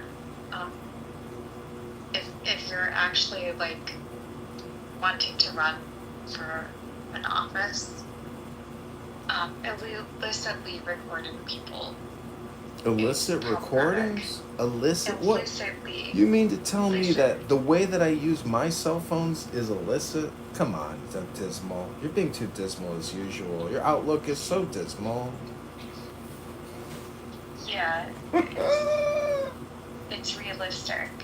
I'm just sharing facts. Sorry, I hate sir. to break the bad news to you, but I think, in my opinion, what I'm doing is not illicit or explicit. It's political and it's social, and you just don't like the way I use social media. So that's a you problem, not a me problem. Now, I know you're in a lot of my recordings, and I don't have your consent, but that's not illicit and it's not explicit. It's political and social. Maybe you just haven't joined the campaign to like John and have some more fun in your life. Here's another interesting point that people don't bring up. Well, they talk about you streaming the content from these rooms onto YouTube without consent. They're discounting the fact that you're going to go to Congress to try to take away funding for those that are spying on them all the time anyways. You're spying on them at a lot lower cost.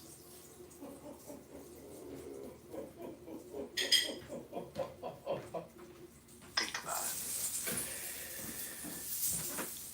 That is honestly hilarious. Dismal, please. I don't think I actually understood your point.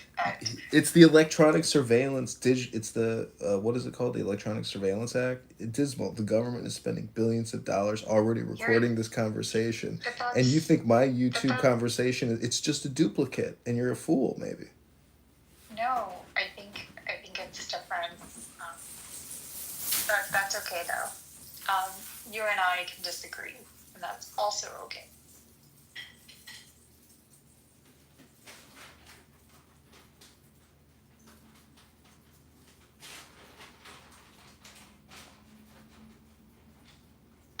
Remember when Americans liked the underdog story? Like back in the 70s when the Rocky film came out, all the Americans were like, yeah, that's great. We could resonate with the underdog. Now the underdog runs and everybody's like, oh, no, he's got no chance to win.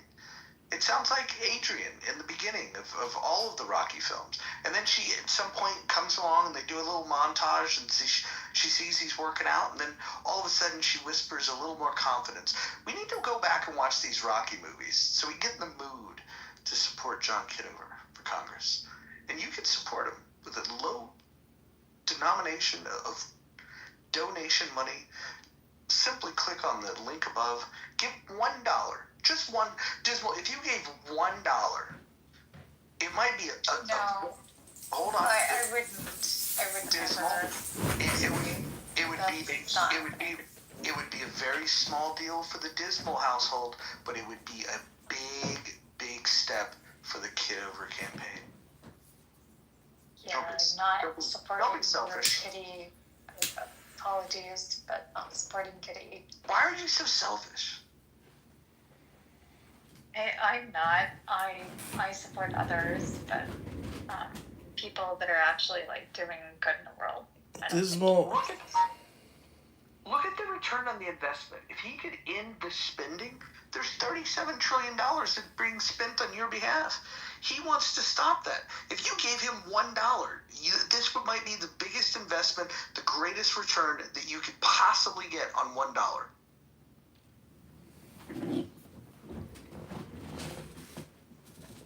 No, sorry, not happening. I'll tell you what, Dismal. Right now, whatever you give, I will match. 0 would be the answer. Dismal, I'll lend you the $1. Come on, Dismal. No. Okay, I'll lend you $1 trillion at 4% interest. What do you say? See, what we need to do is some role playing here. Is where some people play a Federal Reserve banker, some people play a BlackRock executive, some people play the congressman. Some people, we got to do role playing here so people understand how dollars are created out of thin air.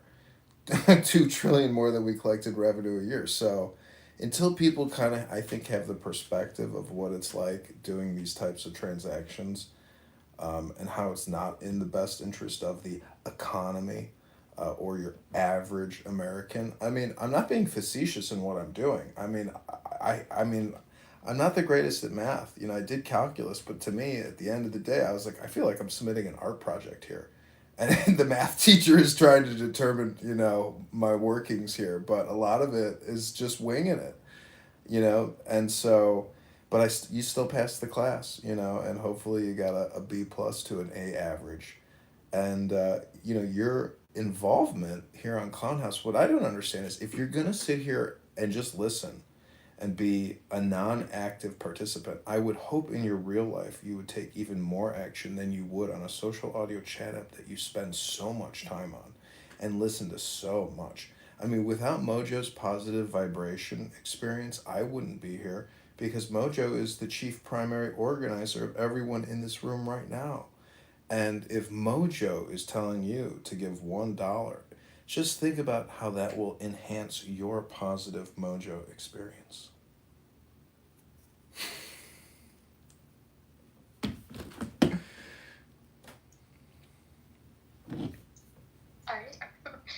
I'm laughing. You know, from what's the movie with, you know, the Mojo quote from, what the hell's that Canadian's name? Austin Powers. I mean, that's where the Mojo comes from, that type of attitude, you know, that James Bond 007 spy attitude, but patriotic and fun and friendly. And $37 trillion in debt is not patriotic, and that's not fun, and that's not friendly. That's mismanagement. That's incompetency. Let me say it a little louder for you. Incompetency. That's how you create $37 trillion in debt. Does anyone here have a debt bubble that, you know, was as a result of incompetency? Anybody here?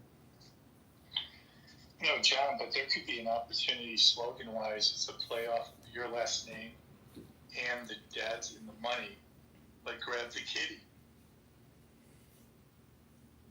That's also misogynist, to be quite frank. I apologize for saying yes, kitty. Dismal, you know, can I just pay you a compliment? Are you open to that? Can I do that publicly? Can I pay you a compliment? Are you open to that, Dismal? I need your consent. Sorry, what compliment? I was going to say that you're a pretty woman. What if your face was used on campaign literature? Like just a smiley face that said, Dismal for Kitover.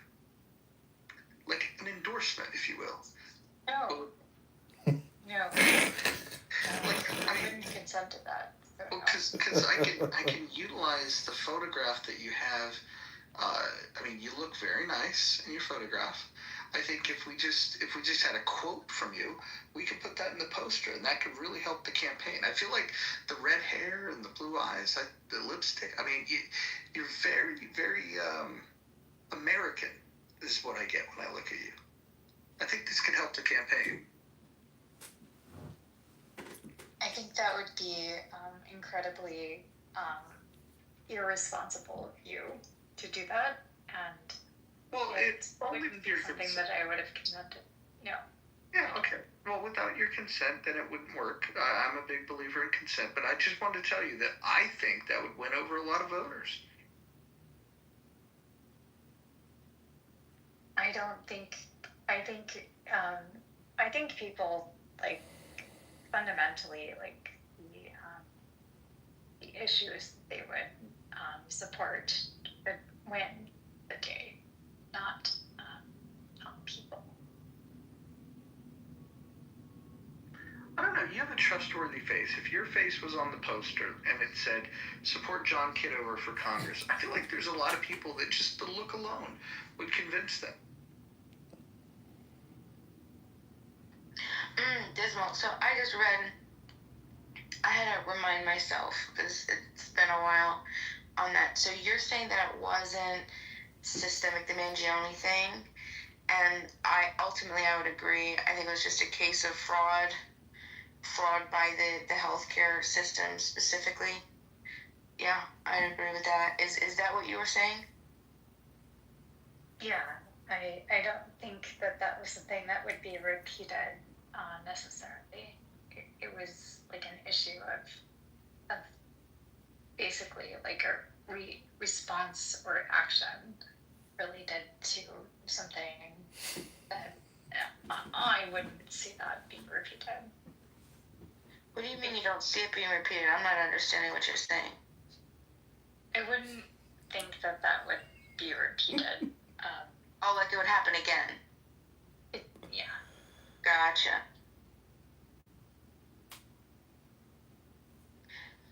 Do you think that other company? Yeah, I see what you're saying.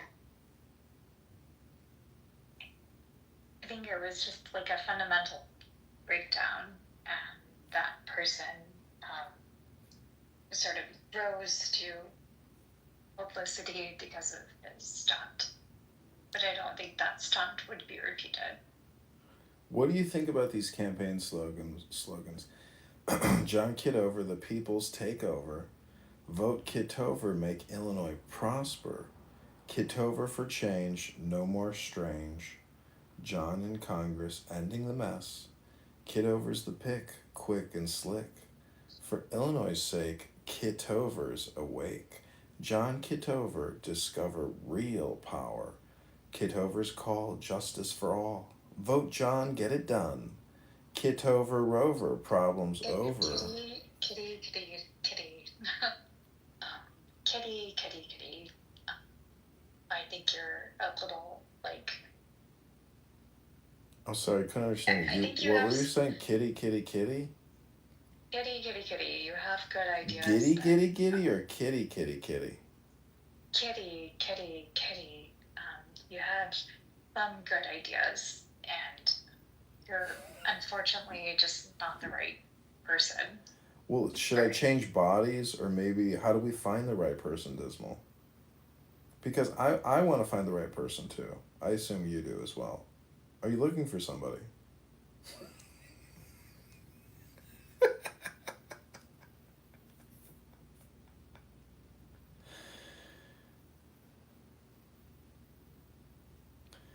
I don't understand. Why does Adams think I have a cartoon voice? I mean, it's late. I don't want to disturb people who might be sleeping below me. So, I'm trying to do a little bit of a whisper. Does it sound cartoonish to you?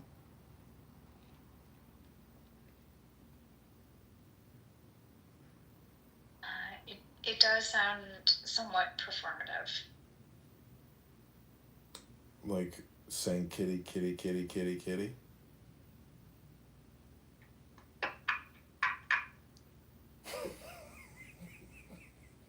See, I'm glad I can get some laughs. I know this is a tough crowd. I was asked for feedback, so I shared it. I was being quite honest. Sorry. Ooh, what was that? Was that a kitty queef? Insulted you. Sounded like a kitty queef in the background.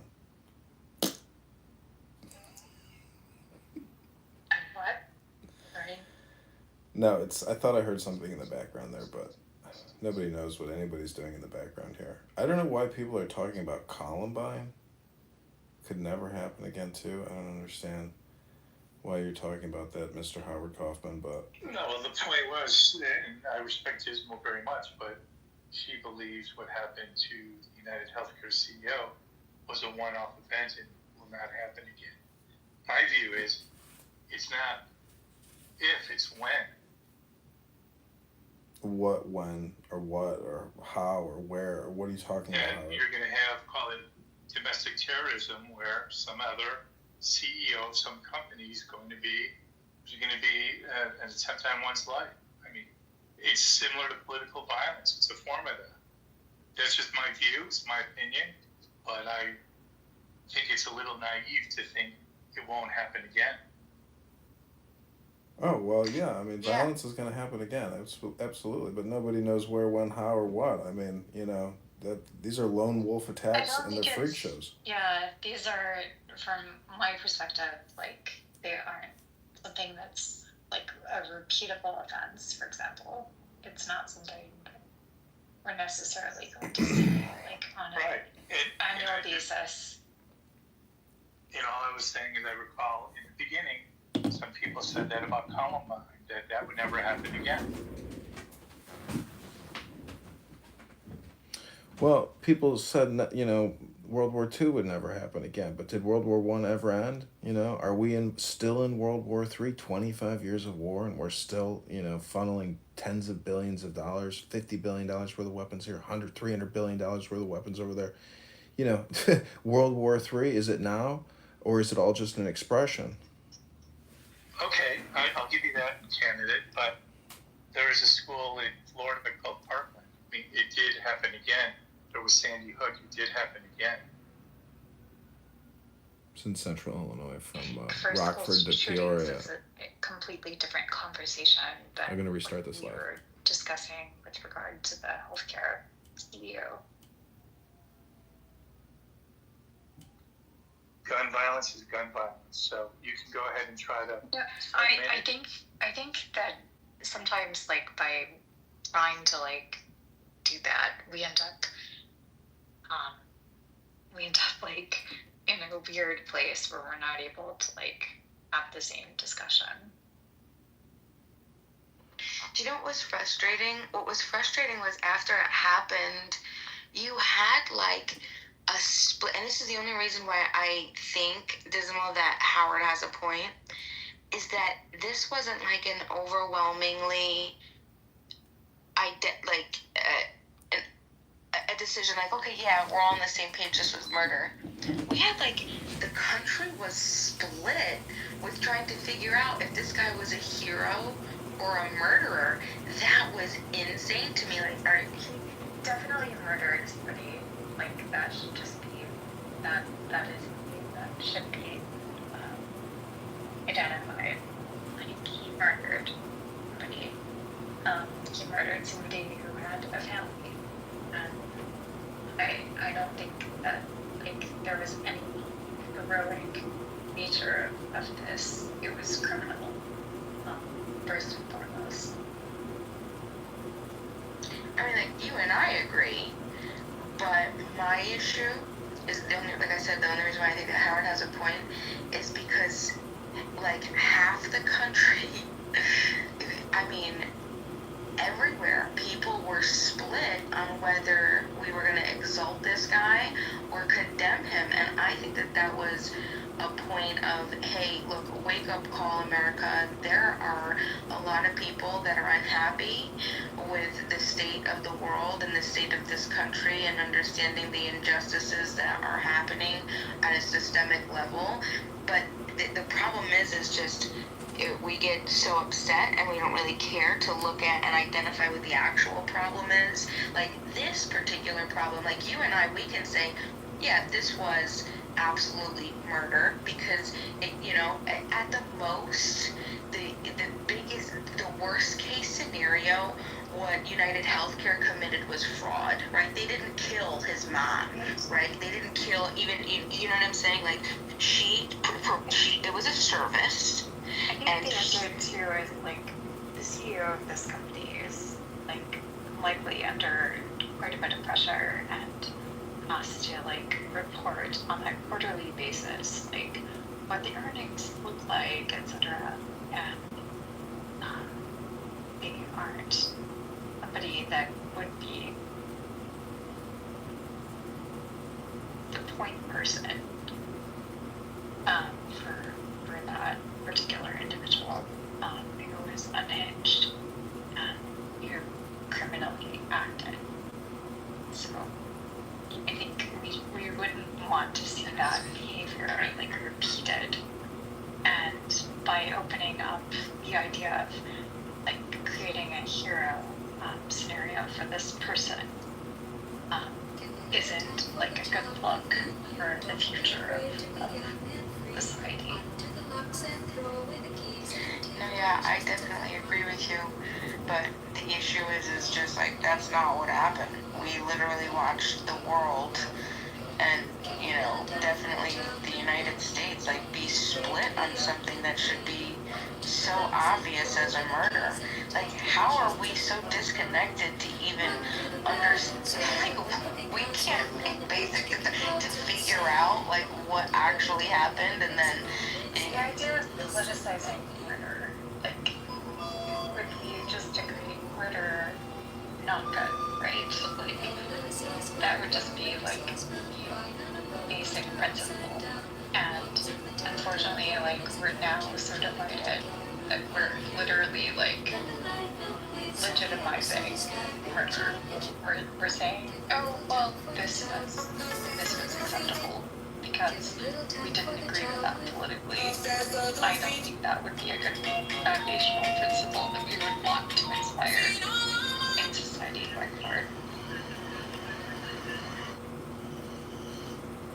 yeah, I agree with you. I just don't think that that's, I mean, what, it's just like factual, like if we like look back, like that's just not what, like why did society come to the conclusion that you and I came to? That's my question. Why do you think, Dismal, that like half of the country did not come to the same conclusion that you and I are at? Declaration, no inability exists. He shall resume the powers and duties of his office unless the vice president and the majority of either the principal officers of the executive department or such other body as Congress may by law provide transmit within 4 days to the president pro tempore of the Senate. Speaker of the House of Yeah, I Representatives. think that and maybe a gross entitlement, a gross like misunderstanding of just basic like service. I mean, yeah, this company committed fraud, right? They were absolutely stealing and Bima, what? do you want to save the nation? Do I want to save? I want to save the world.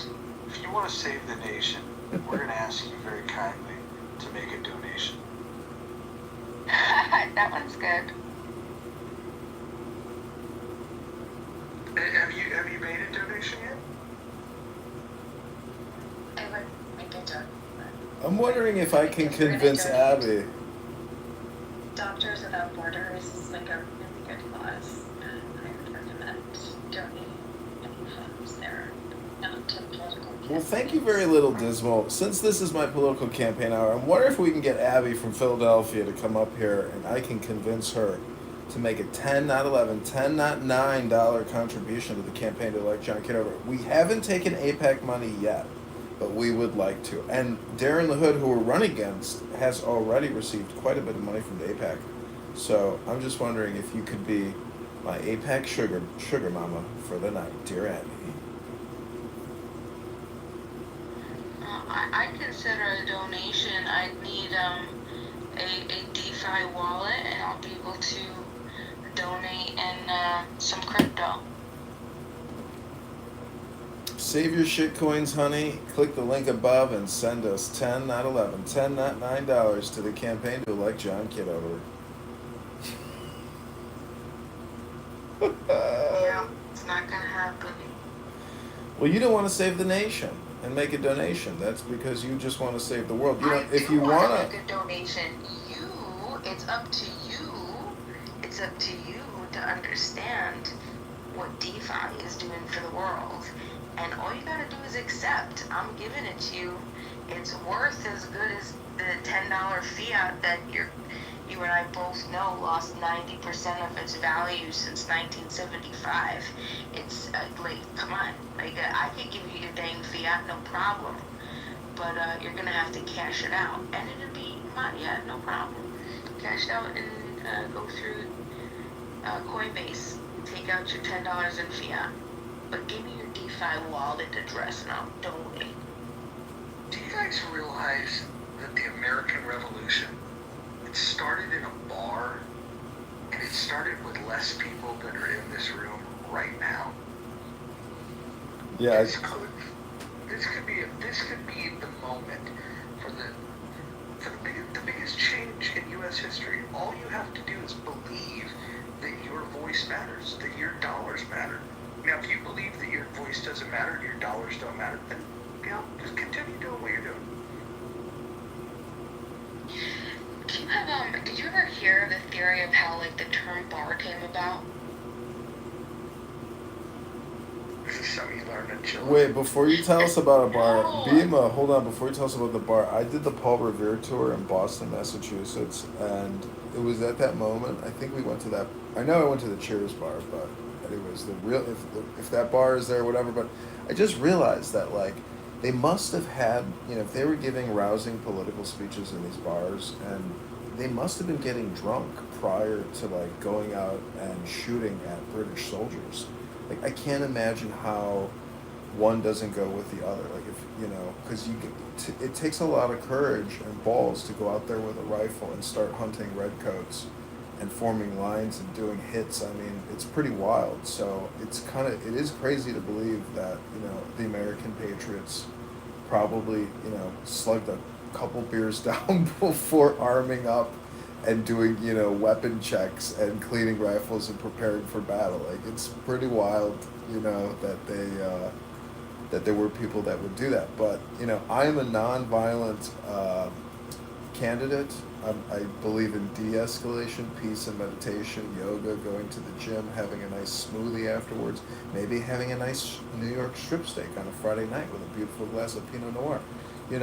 I mean, I believe in living life to the fullest, but with moderation and priorities. And I think most people in this room can admit that your government does not know a priority from a priority, their left foot from the right foot, their left hand from the right hand, and they are not prioritizing dollars, and it's status quo, status quo, status quo. And we have to break the status quo and wake up the American voter electorate to take action now. And giving $1 or $10 to this campaign can help future people take action and organize. Because if Barack Hussein Obama, who worked at International Business Corporation, a CIA front group after graduating from Columbia or Harvard, not sure which one, if he is considered a community organizer and you're using this app nonstop, but you're not engaged in actual community organizing, and I am that outlet to this community organization known as Congress, you're missing a big opportunity. And I think everybody who has given to this campaign, we had 2 more donations tonight. I put it in the chat. Thank you, Howard. Thank you, Ann. You angel. I want to thank all the women in the MUF, because I do believe, that women are, the most beautiful, precious, and wonderful thing in this world. And, I like women as much as I like wisdom. So those are my 2 favorite things, women and wisdom, and they both start with W. I think we got a new slogan for the campaign up here.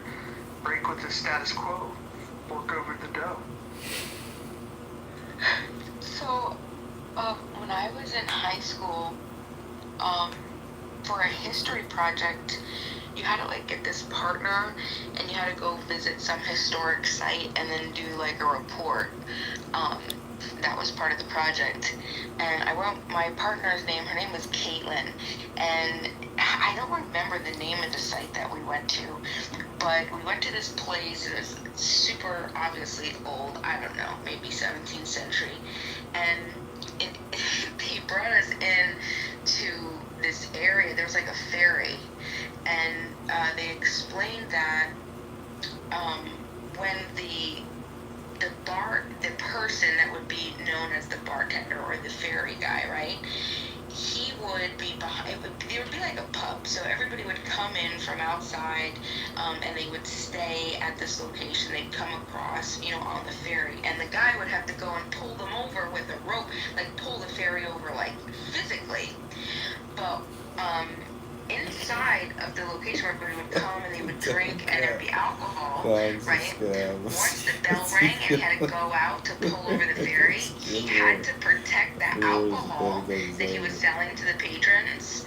And so there would be these bars suspended from the ceiling, and he would pull them down and lock it so he could go out, pull the ferry over, and then he'd be able to come back in. And so it's basically, that's apparently where the term bar came from.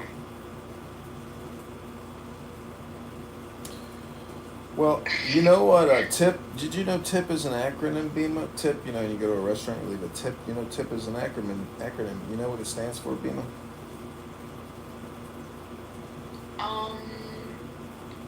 I'm thinking it would have to be 3 words, TIP, right? Or Yeah, is it like, that's right. yeah? Okay, let me think. TIP. Something, I don't know what. It stands for to improve performance. To improve performance. Oh, I would have never guessed that. So Okay. if you want to improve the performance of this campaign, guess what you got to do? You got to leave a tip, a donation to the campaign to elect John Kitover. Click that secure.antidote link above and donate $100 right now. Pray on it, put it to your heart, and say, you know what? Is this guy full of shit, or could maybe he actually distribute some very positive and intelligent communications so the American population doesn't have a dismal outlook? Your turn, Dismal.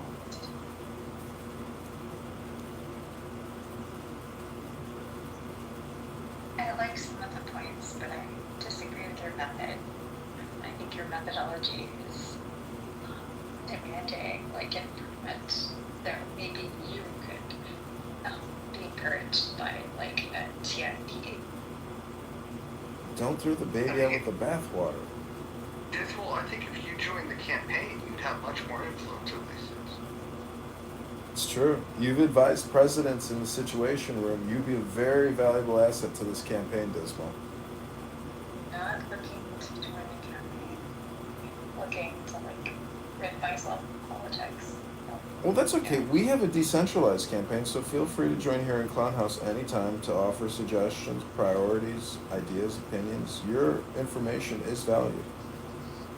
I think that is like fundamentally like one of the problems. It's just like civic education in our country. Like people think that if you worked in DC or political, that you weren't. I'm having a little hard time hearing you, Dismal. It sounds to me like education is a priority to you, and it's a priority for the campaign to elect John Kitover. Therefore, I think you should give $10 to this campaign right now. Turn that dismal outlook into a positive mojo vibration. You're here because you're dismal. We are the positivity you're looking for. Give $10 right now to the campaign to elect John Kitover.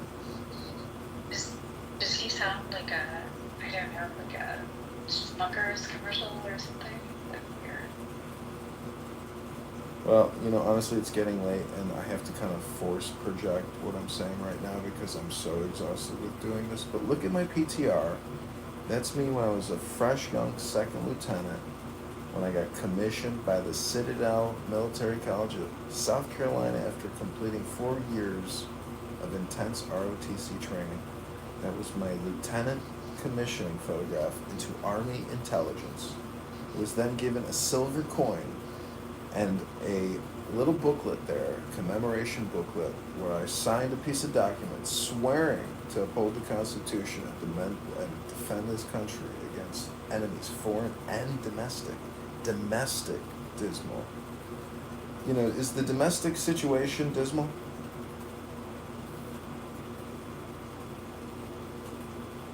I'd say it is. I'd say 37 trillion is pretty dismal. I would say if I was a real lieutenant in the Army, might be concerned about the debt. Would you have been concerned about January 6th?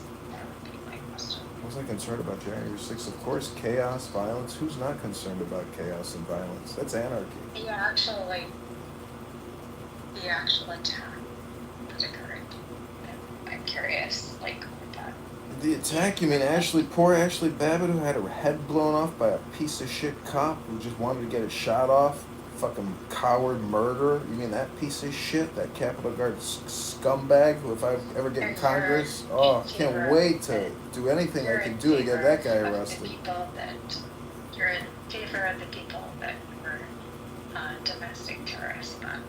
Yeah, that Capitol Guard police officer is a real domestic terrorist. Cocksucker blew that poor girl's head off. Ashley Babbitt. Say her name, Dismal. Ashley Babbitt. Okay, so, yeah, you and I are parting ways here. You mean to tell me you didn't see the video? You didn't see the video of that cop blowing her fucking head off? I couldn't believe it when I saw the video. Holy shit, he shot her fucking head right off. She was just trying to get through a window. She's being crushed by a crowd. Poor Ashley Babbitt had her head blown off. Boom! Bye-bye, Ashley. Look at the root It's a cause. dismal situation. You don't look at the root cause, and that is unfortunate for you, which means that you wouldn't be a good lawmaker. Dismal, do you think she deserved to die? I think that anybody that is unfortunately put into a situation like that, yeah, I mean, the unfortunate thing, I would look at the root cause. Like, why did this happen? It wasn't because of it. It wasn't because. No, it wasn't. No, when he pulled the trigger, that's how the bullet hit her face. But the actual root cause would be more like Vote Trump to stop the bullshit. like why did this happen? Like, what was the upset that occurred? And the upset would have been, unfortunately, like Donald Trump. I hate saying his name. Dismal, what do you think about the idea that some people want January 6th to be a national holiday? And we call it Ashley Babbitt Day. Are you fucking kidding me? No. What do you think? Would you support that? No. I think it's... What if it became a federal holiday and you got the day off? I think it's a relatively dismal day. And no. What would you do if it was a day that paid off? What would you do on that day? How would you celebrate? I wouldn't celebrate that day. It'd be a little less. It'd be a week after New Year's, January 6th. I mean, the New Year's just setting in, and here we are with a patriotic holiday called Ashley Babbitt Day. I think that would be ridiculous, and I think we would need to reinvestigate, re-examine, why did that? What happened at that time? She was murdered. No. There was also she's still alive? There was also a Capitol policeman that lost his life to sir. Yeah, he was unfit and he had a heart attack. Dismal, I'd like to change topics from January 6th to a more positive mojo vibration. I feel like it's getting late and we should all, go to sleep with great dreams and happy thoughts as opposed to chaos and anarchy that you like to bring up.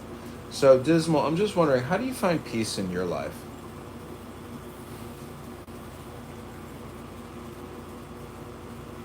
I think with strawberries or cherries or something. Probably the only peace. Man, the way I find peace, you gotta get some more money, fuck more hoes. Shit don't stop people do.